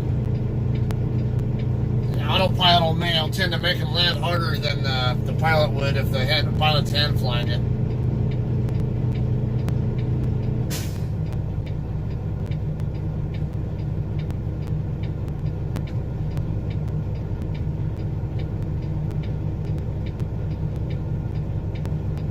Lights yellow for the other side now.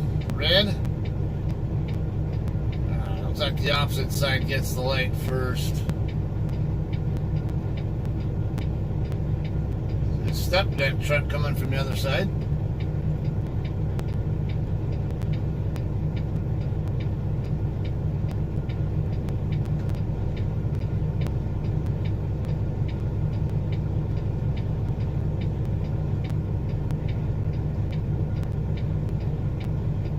Hey, genius, you can turn off your right turn signal. You're in the left turn lane.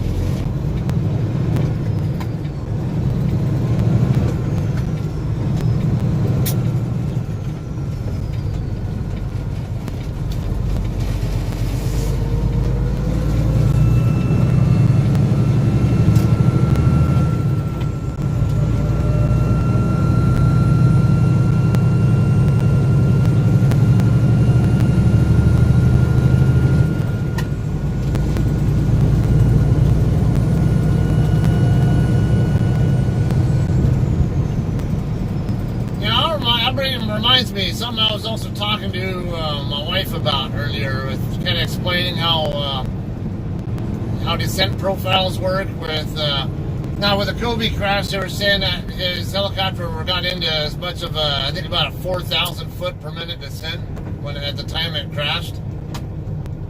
Okay, that's a steep descent. I had mentioned because of course, as a military aircraft mechanic, there were a lot of times I flew in the cockpit of our airplanes. I didn't fly the aircraft, obviously, but I was up front with them quite often when I did fly. So I'm familiar with what kind of things they did. And now I gotta mention how you got an aircraft coming down at 4,000 foot per minute descent rate, but if it's doing 400 to 500 knots, then you're basically talking about a 10 to 1 glide path. So you're flying forward about 10 feet for every foot you're dropping. Versus when you're on the, with what they were saying about Kobe's crash, doing 150 knots, it's more like a 3 to 1 descent ratio. Or glide path ratio, whatever.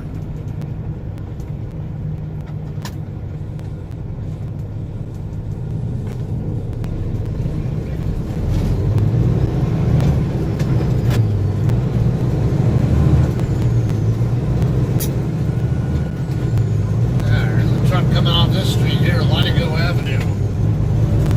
Or Procter & Gamble, okay.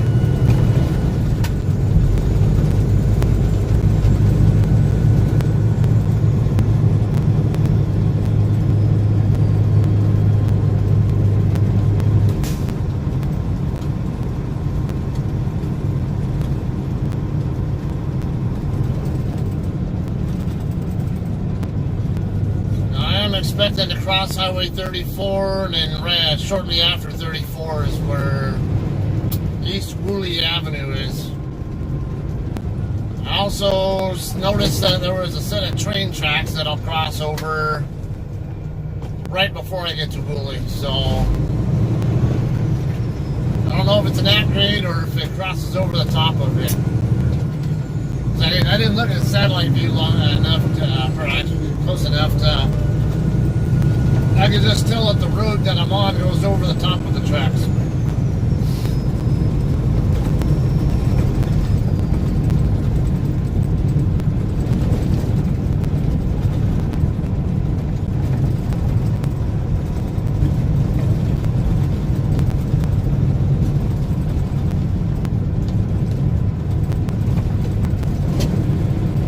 Sturgis Road.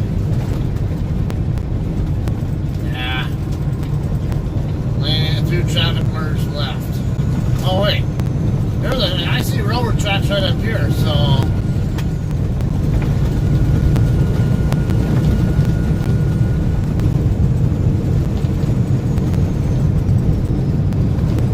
it's possible this light coming up here might be Woolley.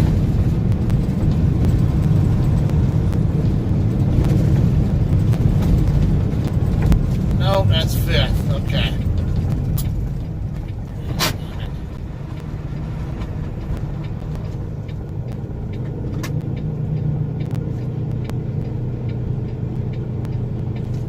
Alright, this car has let me over, so well.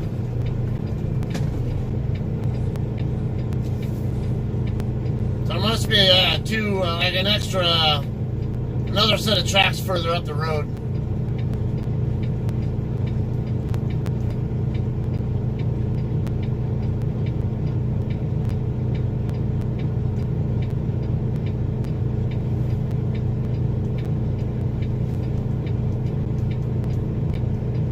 Light, turn green.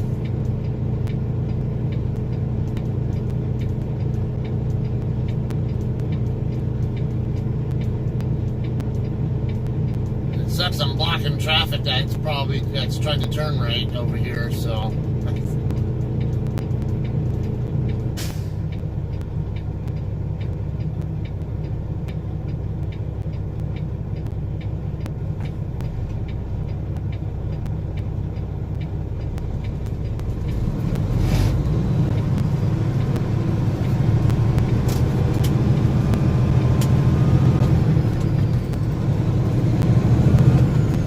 okay, this is Highway 34 right here.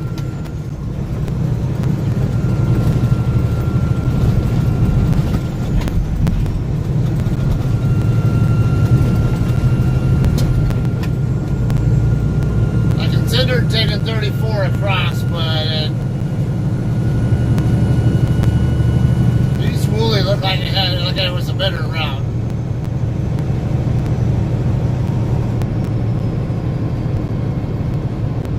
What the hell are you thinking? Dumbass. Alright, this is Woolley coming up right here.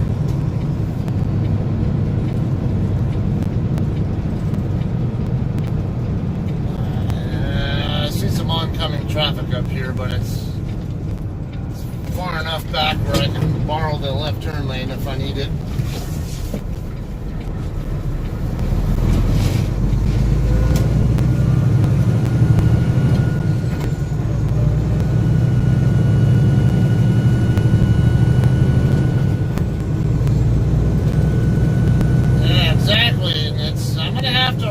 To get to Yuma before my shift runs out too, and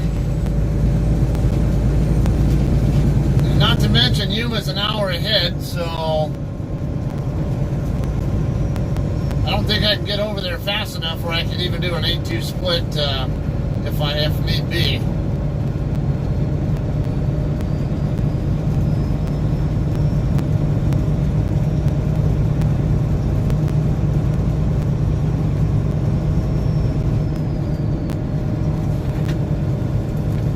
There should be a collision repair place. Yeah, I'm gonna get these two cars by first and double check it was Mako or something.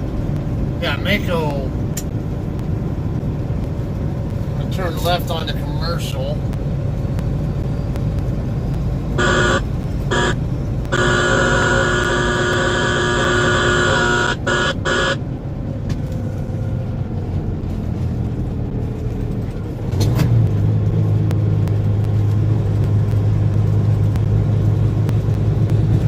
Okay, still can't read this light because it's not lit up enough.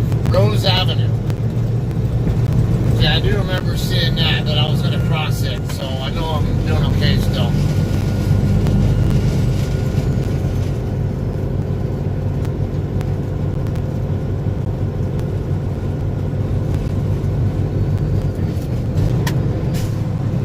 Let's see, I think it's 2 sets of railroad tracks up ahead.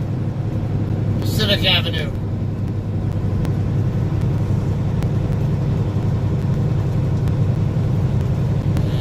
Looking for Commercial Avenue. I don't know if there'll be a traffic light there or not, but I assume there might be. Richmond Avenue coming up here. Mercantile Streets.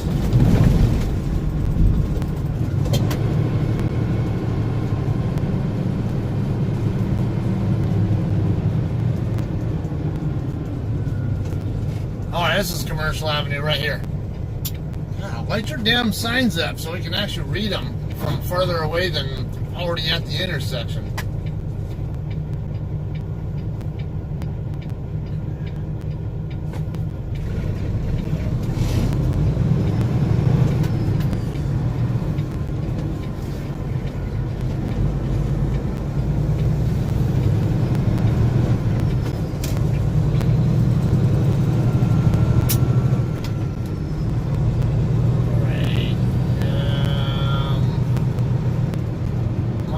Park right up here and I gotta find out if there's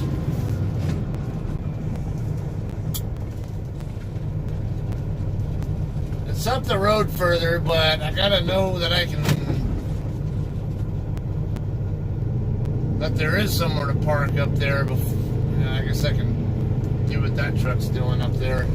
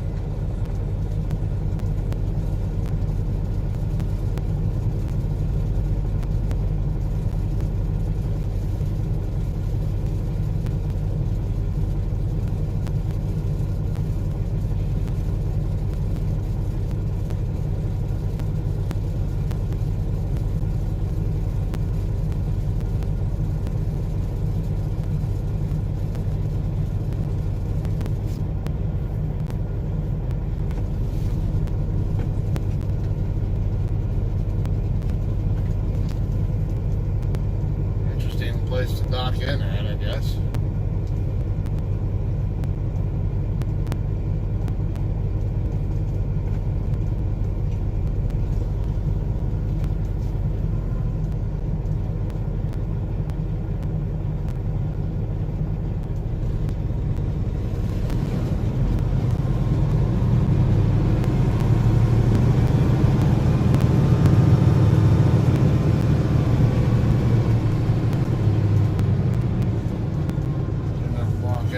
Damn it.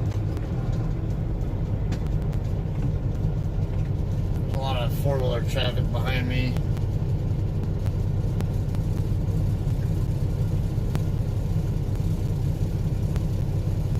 I had a feeling I should have just parked where I was at earlier.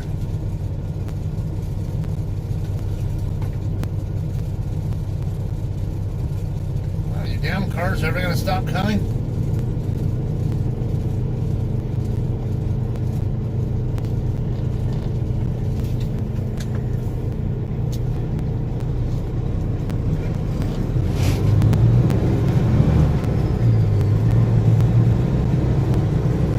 think this place right here on the, right up here on the left side is where I'm picking up from.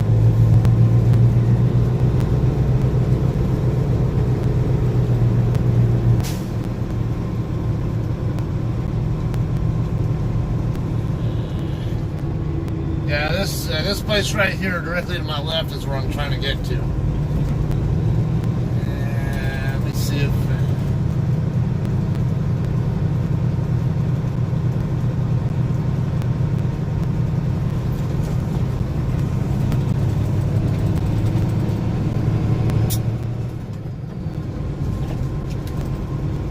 Truck routes. Yeah, I'm gonna have to circle back around. Probably walk all the way up the street.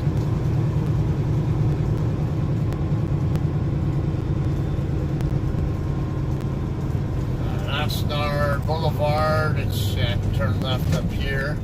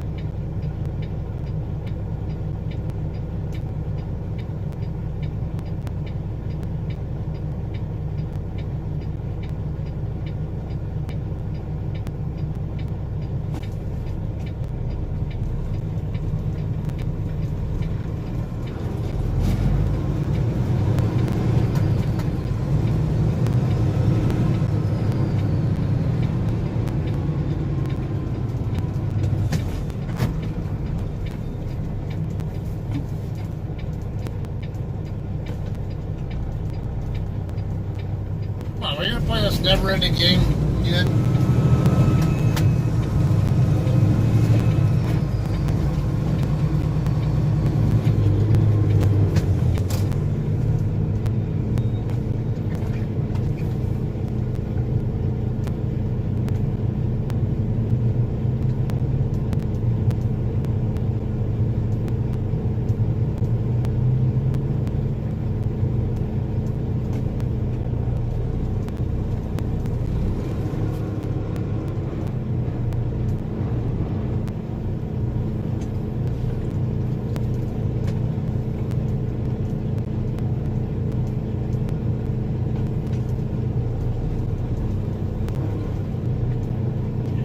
This town's gonna be a pain in the ass, isn't it?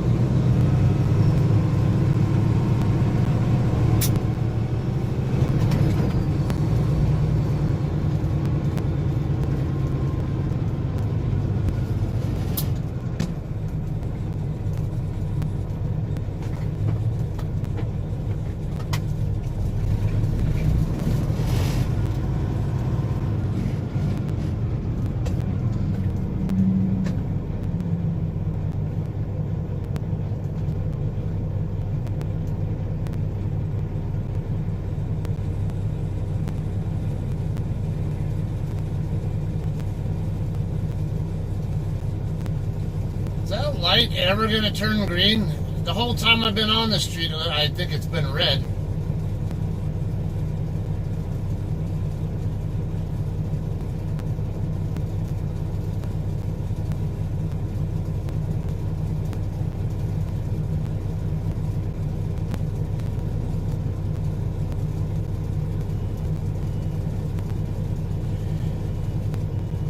Wouldn't keep eating up more of my time, asshole.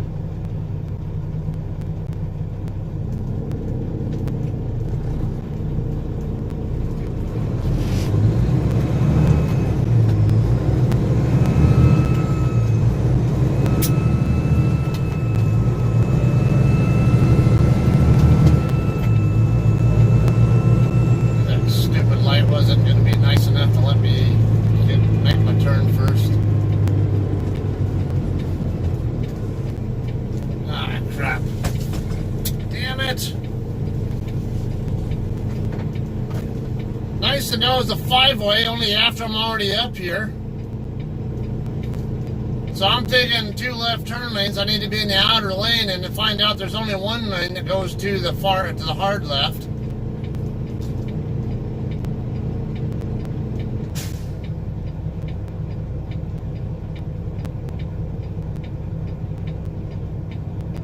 I wonder if this intersection takes so damn long.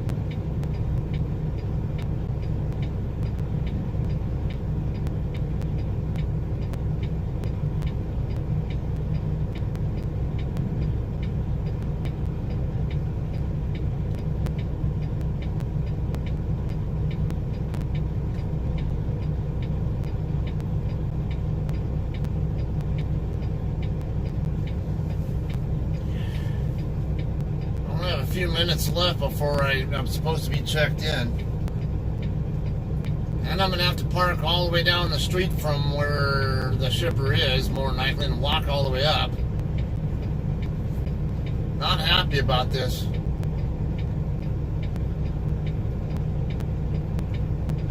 I don't mind walking, but damn, can you jam me up anymore?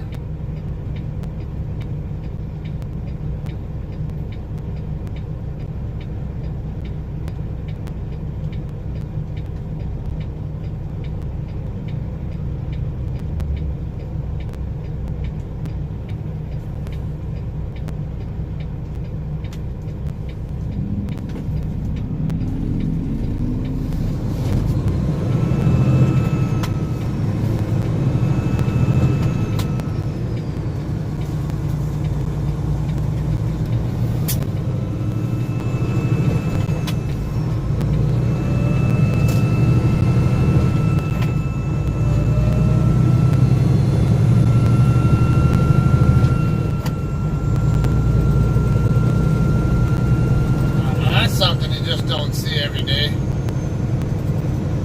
Locomotives parked right next to the road like that.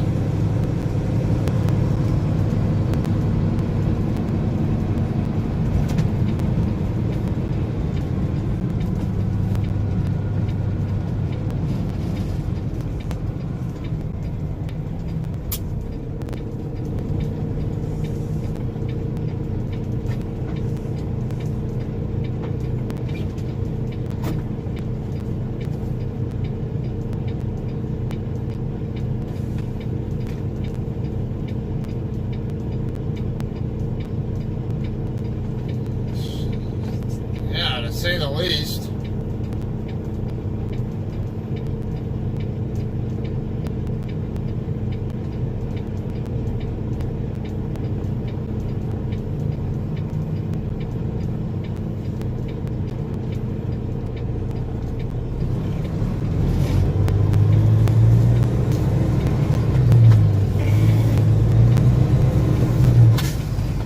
I guess I'll park in front of that building that I was in front of earlier, I guess. I'm not sure where else to park, and where I can actually do it legally.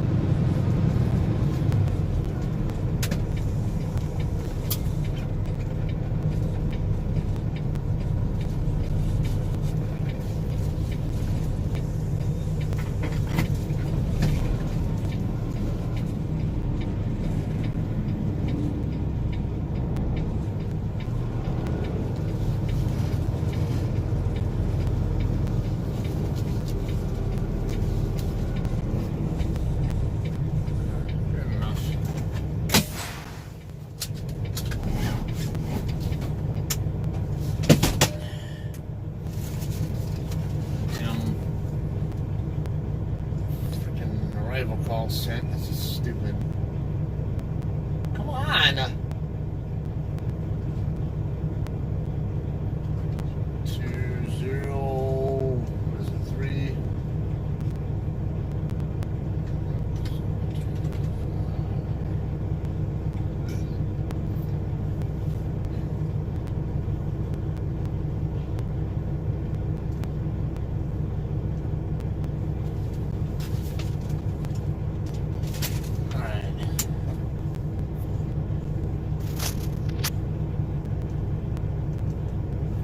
I can't even get my damn status changed because this stupid ass Qualcomm is too slow.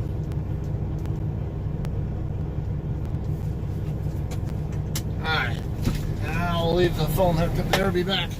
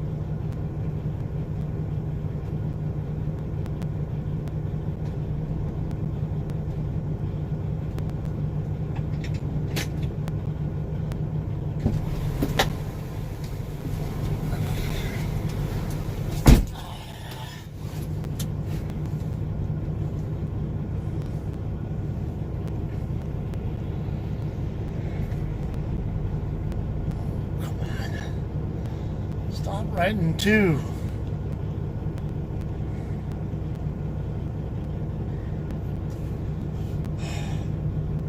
Are you gonna keep wasting my time, you stupid phone?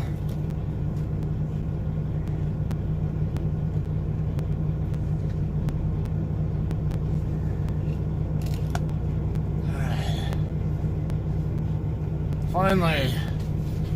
Alright, so I'm checked in now. Had a problem though, is when I first went to check in, I didn't have the trailer license plate information on me. So when I got in there and tried to check in, he said, I can't check in until you have the trailer license plate. Come on, man, I still got a partially broken foot, and I gotta go a quarter of a mile up the road to get to my back to my truck, and then another quarter mile to get back to the shipping office. Oh my god. Alright, well, I'm checked in. There is a street. It's called Warehouse Road. See that truck is with its four ways on, parked, kind of double parked or whatever. There's a street right about over there. I'm gonna turn left onto that street right there, and then the dock will be on the right side, or the lot where it's at will be on the right side. So, and damn, how do we get 23 people on here watching? That's gotta be, that might be a record for me. Didn't realize to get that many on here. Alright, see what all you guys said while I was gone. Yeah, I actually was jogging on the way there on the, when I first got out of the truck, I actually jogged up there, as much as I could based on, I'm still in a little bit of pain on my right foot from the hairline fracture or whatever it is, I don't know. But, yeah, I jogged up there, tried to get checked in, then I had to come back and look at my license plate so I can actually get the information they wanted. They have this, they give you this slip here and you have to fill it out completely pretty much before they'll even check you in. And I get in there, once I got back with the right information, there was one guy in the middle of checking out, two other guys trying to check out, and then a lady walked in trying to check in, I think, and then they kind of mentioned on the Google reviews that the people in there kind of have a bit of an attitude, and I can't say they were rude overtly, but at the same time, I could see why some people might say that, because the first guy who was up at the window when I got back in there, it was I think it was a Sikh driver, who had a turban, kind of like a Sikh Indian, I guess, would have it done. He was the one checking out, but then when he got to checking out, he asked the shipping guy, how many cases is it? He was like, add them up, dude. It's like, it's right there on your BOL, just gotta add them up, just because they might not have a summary for you, but it's still, if they show you how many cases there are, or at least pallets or whatever, I don't really care.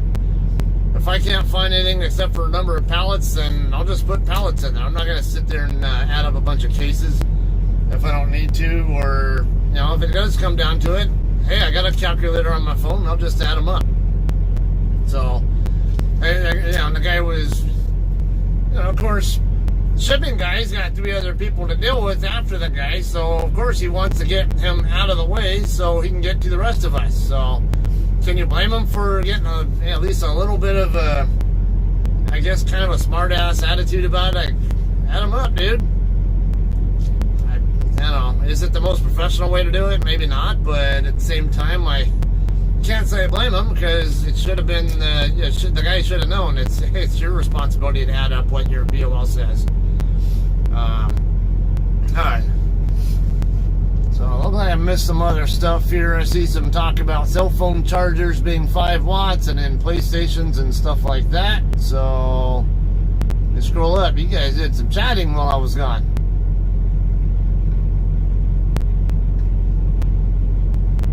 Okay, I do remember seeing James telling Yolanda something about the weather being 76 and today 71.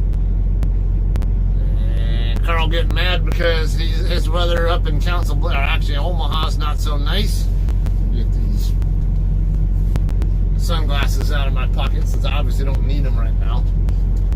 You know, what's funny is this says, right here, a sign says, semi-trucks tow away zone 24/7. So, well, I'll move when I can get into a dock door. So, I'm sitting here actively in the seat, so I'm not moving. Alright, weather is bird. Lost my chat. Damn it. Accidentally long tapped on it and made the chat go away. Then I had to hit back, and now I gotta scroll back up to where I was at when I stupidly did that.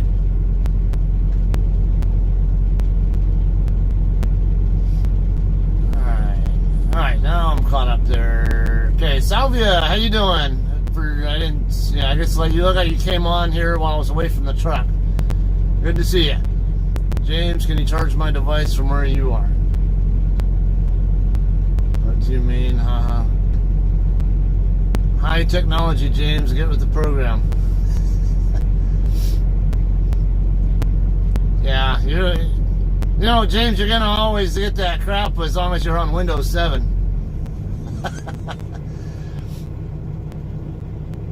I have MacBook. Oh, well, everyone always calls you Windows 7 though. Why is that? If you have a MacBook, then why does everyone call you James Windows 7? I know. I thought you had crazy skills too. I'm working on trying to get a new gaming computer soon. I'm always gonna mess with you. My buddy made one for about $200.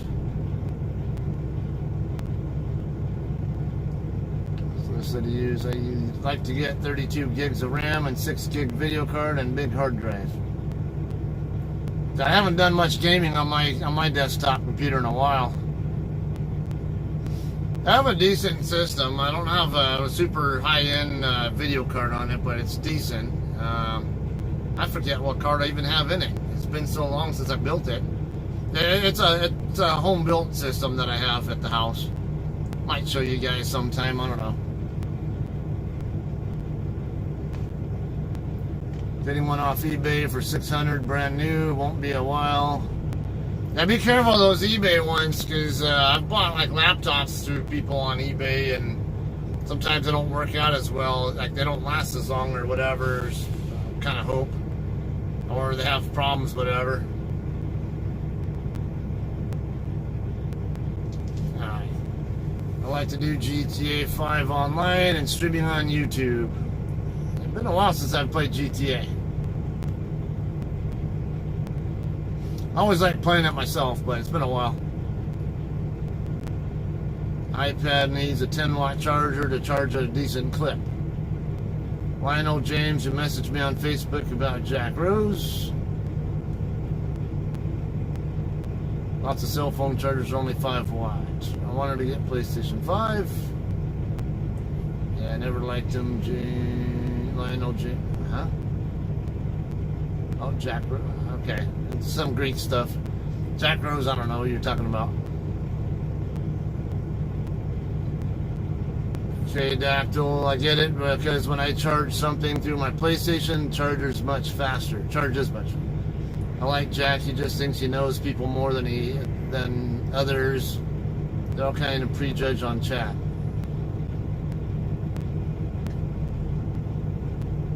Need a laptop or home computer so I can have more windows open. Yeah, and I use a tablet. I use a Samsung Galaxy Book. It's a kind of a combination laptop / tablet. It actually works more like a tablet, but it's a Windows 10 based platform, and it works very much like a regular laptop. In fact, it does create problems where like I got the same kind of device for my daughter for school, for college, and just this weekend while I was home, she had to take a sociology test, and they were trying to tell her because there was a tablet, because it was an online one where there's a proctor has to watch basically has to watch on, they have to connect remote in so they can actually watch her actually do the course or the test, whatever, and show all her notes and stuff and what's around. And Anyway, they originally tried to tell us that it won't work because it's a tablet. I'm like hell it won't. This tablet has Windows 10. It works just like a regular laptop. It doesn't work like a normal, like a tablet would per se. I mean, it's a combination laptop / tablet. Look at that. We're up to 26 now. Man, where all these people come from? Hey, how you doing, guys? Nice to be home from work. Scotty made it to New Jersey, I take it. A bunch of hellos going on. Looks like Scott on his way back. Yeah, man in black. Yeah, now, I ended up getting a shirt from Kohl's that actually matches my, kind of matches my shoes.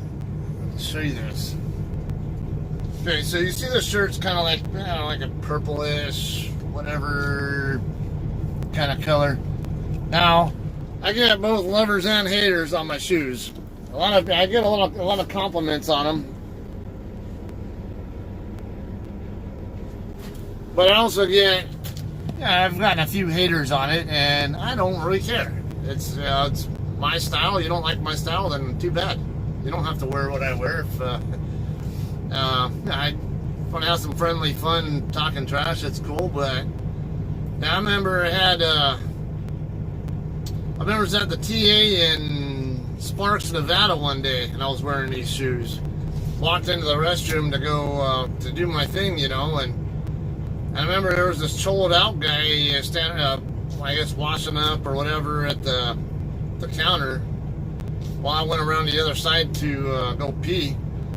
And I hear him talking shit, like, just talking like this puto, whatever kind of stuff. Who wears this fucking blah, blah, whatever. I'm like, dude, motherfucker, it's on. If he's still there by the time I get done peeing, I was gonna freaking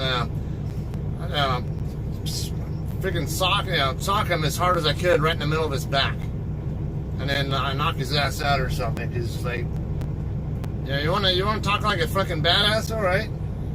Let's see what happens when you get nailed on the back or something and you get put on the ground, and then I beat your ass down there. And then when you're on the ground, then you're in my neighborhood. I'm saying, like I said, I have a grappling background. I don't have. I'm not going to say I'm the best grappler in the world, but I have plenty of experience there. All right. Yeah. I don't know why the guy even got me mad or wanted to even think that, but he ended up, he was gone by the time we even got back around there. I'm like, at the same time, I wanted to say something to him though, at the very least, if not actually do something. I mess with James a lot. Dilla, I got Windows 10. I keep wanting to update all the damn time. I hate it when it does that. Yeah, I don't have too many problems with mine updating. I just update it when I feel like updating it. And there are times where it tells me I do need to update it. I don't have Windows 7. They are dead anyway.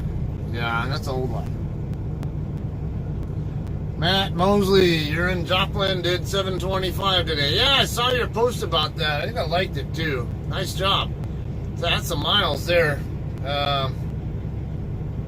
Let's see, I think I've done a couple of 718s, and then I had one I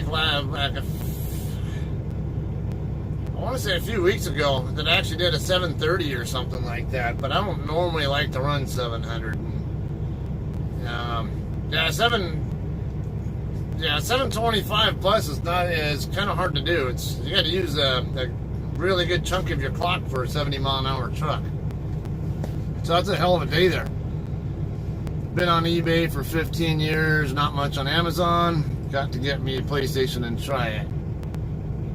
PlayStation 4, great system. Windows 10 is all right. Yeah, I like Windows 10.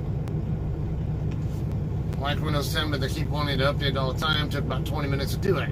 Nothing wrong with those. Look good to me.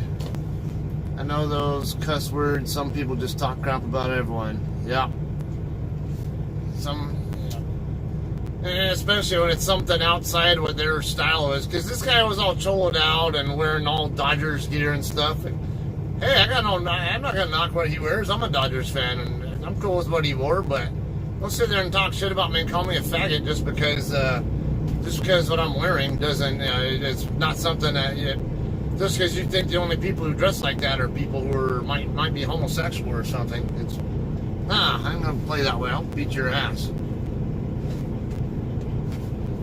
Yeah, I'm not a hater on people who are, homosexual or bi or whatever. So what? It's your life, not mine. Who am I to judge you on that? But sitting there calling me that kind of stuff just because that just irritates me. Anyway, my biggest driver from Corpus Christi to Phoenix in one shot. I guess you meant biggest drive. Corpus Christi to Phoenix. That's a pretty good distance because Corpus Christi south of Houston. If you were to go up to Houston first, it'd be a good 760 miles just to get to New Mexico. And then you have another 165 almost of New Mexico before you get into Arizona. So we're talking 920-ish just to even get into Arizona. And then another about 250 or so from the New Mexico line to Phoenix. Because Phoenix is around the 150 or so mile marker, and 390 is the last mile marker in Arizona. So that's some miles. That's 1160 or so. It's a lot of miles. Not something a trucker can do in a single shift, to tell you that. I can't even run that many miles on a 24-hour period, even if I do a 10-hour break in there. I'm going to talk more shit in restroom than men. Now, why does that not surprise me, Tara? And then I always hear stories about how you think guys are pretty graphic with our, like our sexual innuendo and other kind of, like locker room kind of talk. I hear women are twice as bad. You guys will never admit to it, but plenty of people I know, my wife will vouch. Whether she says it or not, it doesn't matter, but it's other people, of course there are people who observe that kind of stuff, and they vouches that they're really bad about locker room kind of chatter in women's rooms too. Scotty run out 12 hours and phone went dead. It was almost 20 hours. Damn. Yeah, I can do that possibly when I'm driving solo, like on my personal vehicle or something, but of course I can run higher speeds in my personal vehicle too. That helps. In fact, I did. Let's see. My wife and I went up to Washington a few years back to go to one of my good friends' wedding. He lives up in Puyallup, Washington. We're by Tacoma. And at the time, I think we were living in San Jacinto, over by Hemet.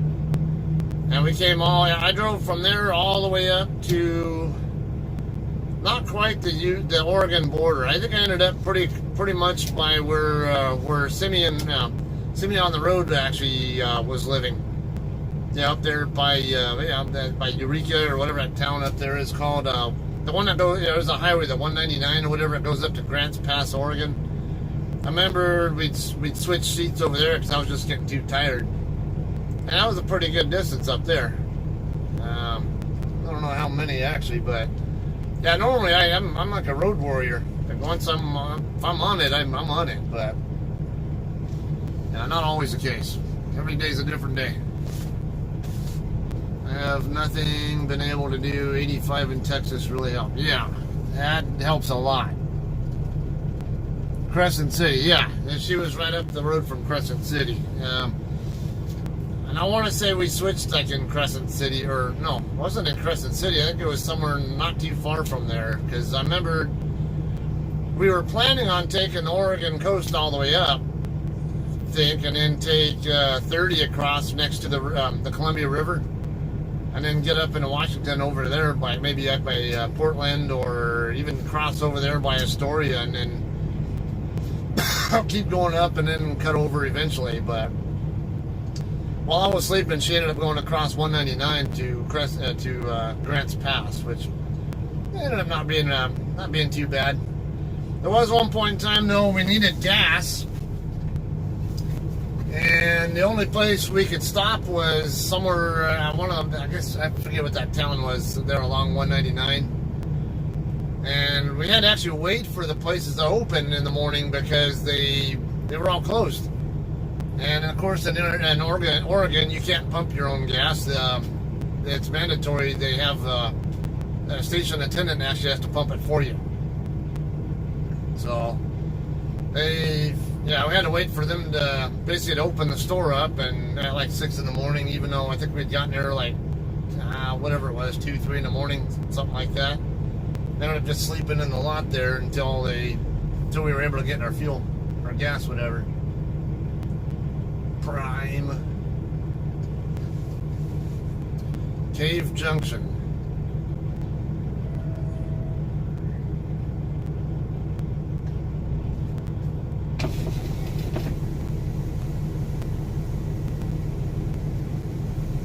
I was wondering what I was hearing there. Okay, so yeah, Prime is turning right onto the street that I'll be turning on whenever they call me. The docks where I'm supposed to be docking in at, they look like there were about 6 or so docks all right there, and I only saw 2 trucks in them, so I'm curious how long it'll take for them to call me. And I'm down to 854 left on my 14, and I don't know that I'm going to have enough. I don't know if I'm going to get out of here fast enough to where I can even have a chance to get to Yuma before my clock runs out. My 14 will run out about, what was it, about 3:45 in the morning, somewhere on there, or 4:45 in Yuma time. Major city on 199 before you get to Grants Pass, Medford. Yeah, it wasn't Medford. Medford's actually right along I-5. Medford's south of Grants Pass. Grants Pass is around 100 or so mile marker, and then Medford is down around the 40-ish, somewhere in that ballpark. So it's a good hour drive between those two. But no, it was somewhere along 199, in between Crescent City and Grants Pass. I don't remember the name of the town. In fact, well, since we're here killing time anyway, I might as well pull it up.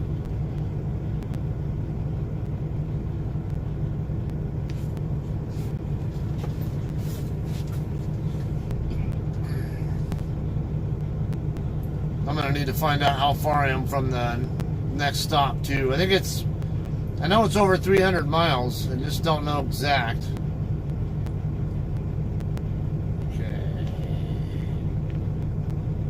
Yeah, it might have been. No, I don't think it was Cave Junction. It could have been, but I think it might have been Selma or I don't know. I mean, Cave Junction or Kirby, that's a possibility. Could have been Selma, could have been Wonder. I don't know. It was one of them small towns, and it's hardly anything there. Might have been Wonder. I see Wonder General Store. That could have been it. I don't know. It was somewhere over there on that route, though.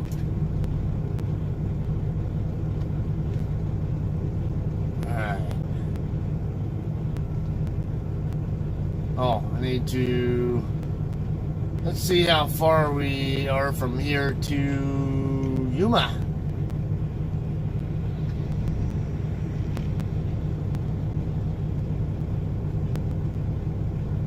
I gotta find this shipper too.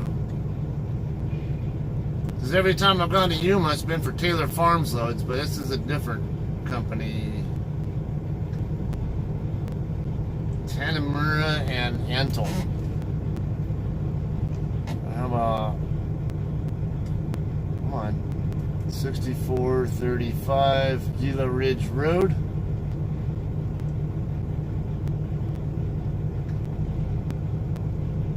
Okay, at this address, Tanamura and Antle produce, whatever.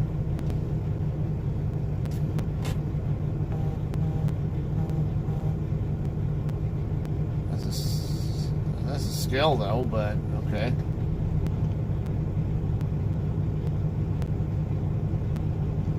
Save that.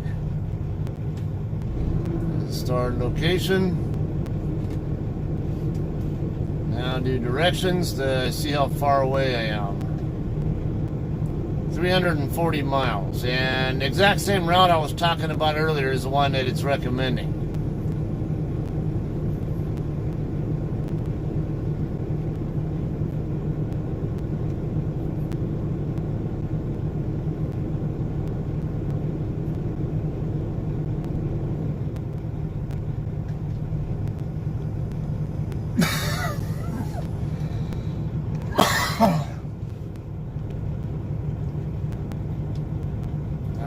Scotty and Anthony Griffo have been sitting on the same table for almost 5 hours. Have not went to the restroom. You've been watching long enough to know that? Hey, what does that say about you, James? Are you taking your phone in the restroom with you when you are going and still watching? Hey, they're talking. I know it's early, but has he got he's got a load going back yet? Now, they were talking earlier about, I guess he's picking up in Gloucester City, New Jersey, I guess. Which, speaking of, that was one I was going to look up.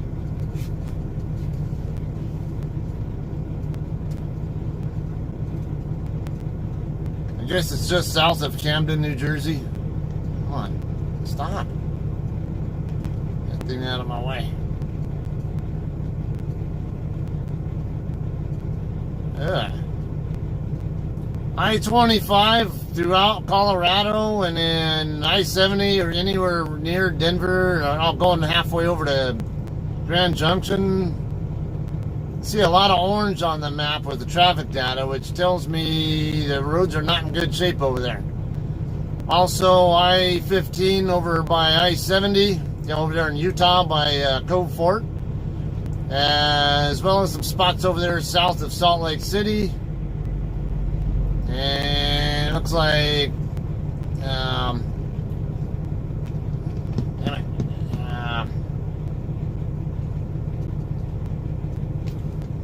why am I forgetting the name of the damn canyon over there? In between Salt Lake City and Evanston. Or between Echo Junction, actually. Starts with a P. Go through there so much, and I know the name of it. Parley's Canyon, Parley's Pass. Those look like crap.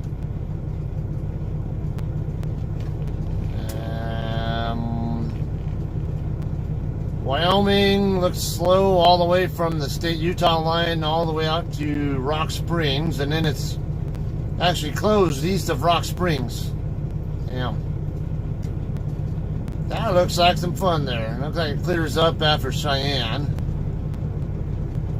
You guys got some nasty weather up that way. Okay, let's see. She said it was right where I-76 is, south of Camden.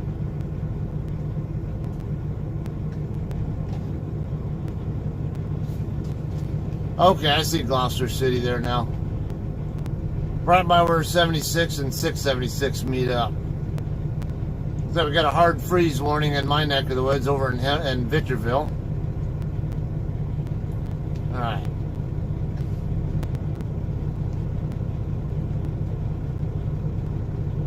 Okay. Let's see, major snowstorm going on back, or Miss Icon 2020, something like that, I guess. I know it's early. Oh no, they talk for hours. I'm watching you taking a dump now. TMI, Icon. Can't say I've never watched while I'm on the toilet. I just don't tell people. I don't go, but I'm not. I don't talk on the phone or anything like that when I'm on the toilet, though. I can't believe people do that. Man, I don't know. It's just not me. My cameras along I-80 show possibly even whiteout conditions near Laramie and up in Jackson Hole. Doesn't surprise me. Seeing what I see on Google Maps, the traffic data, Usually it's pretty good. It gives a really good idea just how bad the road is just by looking at the colors there. When it's orange for so long, or even no traffic speed at all in areas where there should be traffic speed, then usually not good. Or when you have the dashed red lines too, it means it's closed. Bryce Canyon. Bryce Canyon's actually down off of what's that? US 191 or 191 south of I-70. It's kind of getting closer to the Colorado line. Going to have snow here Wednesday. We really need to know that. All right, Tara, have a good night.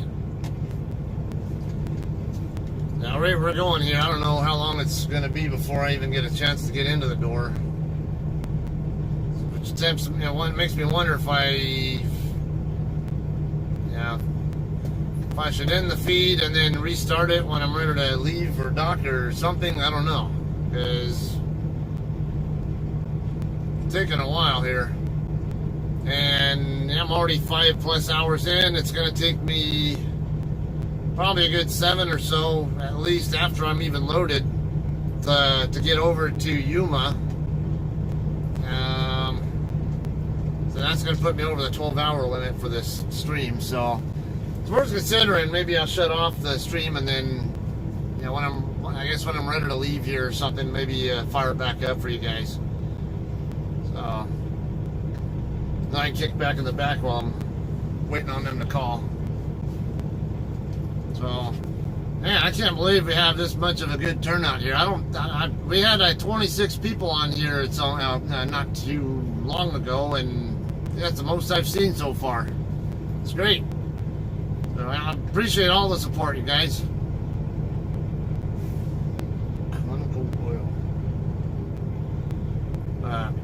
Sure, I don't go to bed until around 2 anyway. Okay, so yeah, why don't we go ahead and do that, because I'm going to go over the 12-hour limit regardless. It's even if I can even use my full clock before I run out of time, and I might have to tell them I might not be able to reach Yuma because of the time that it's going to take to get to even to the dock door, let alone loaded here. So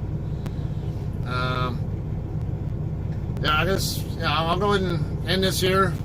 And I say I'll fire up a new session when I'm ready to get out of here.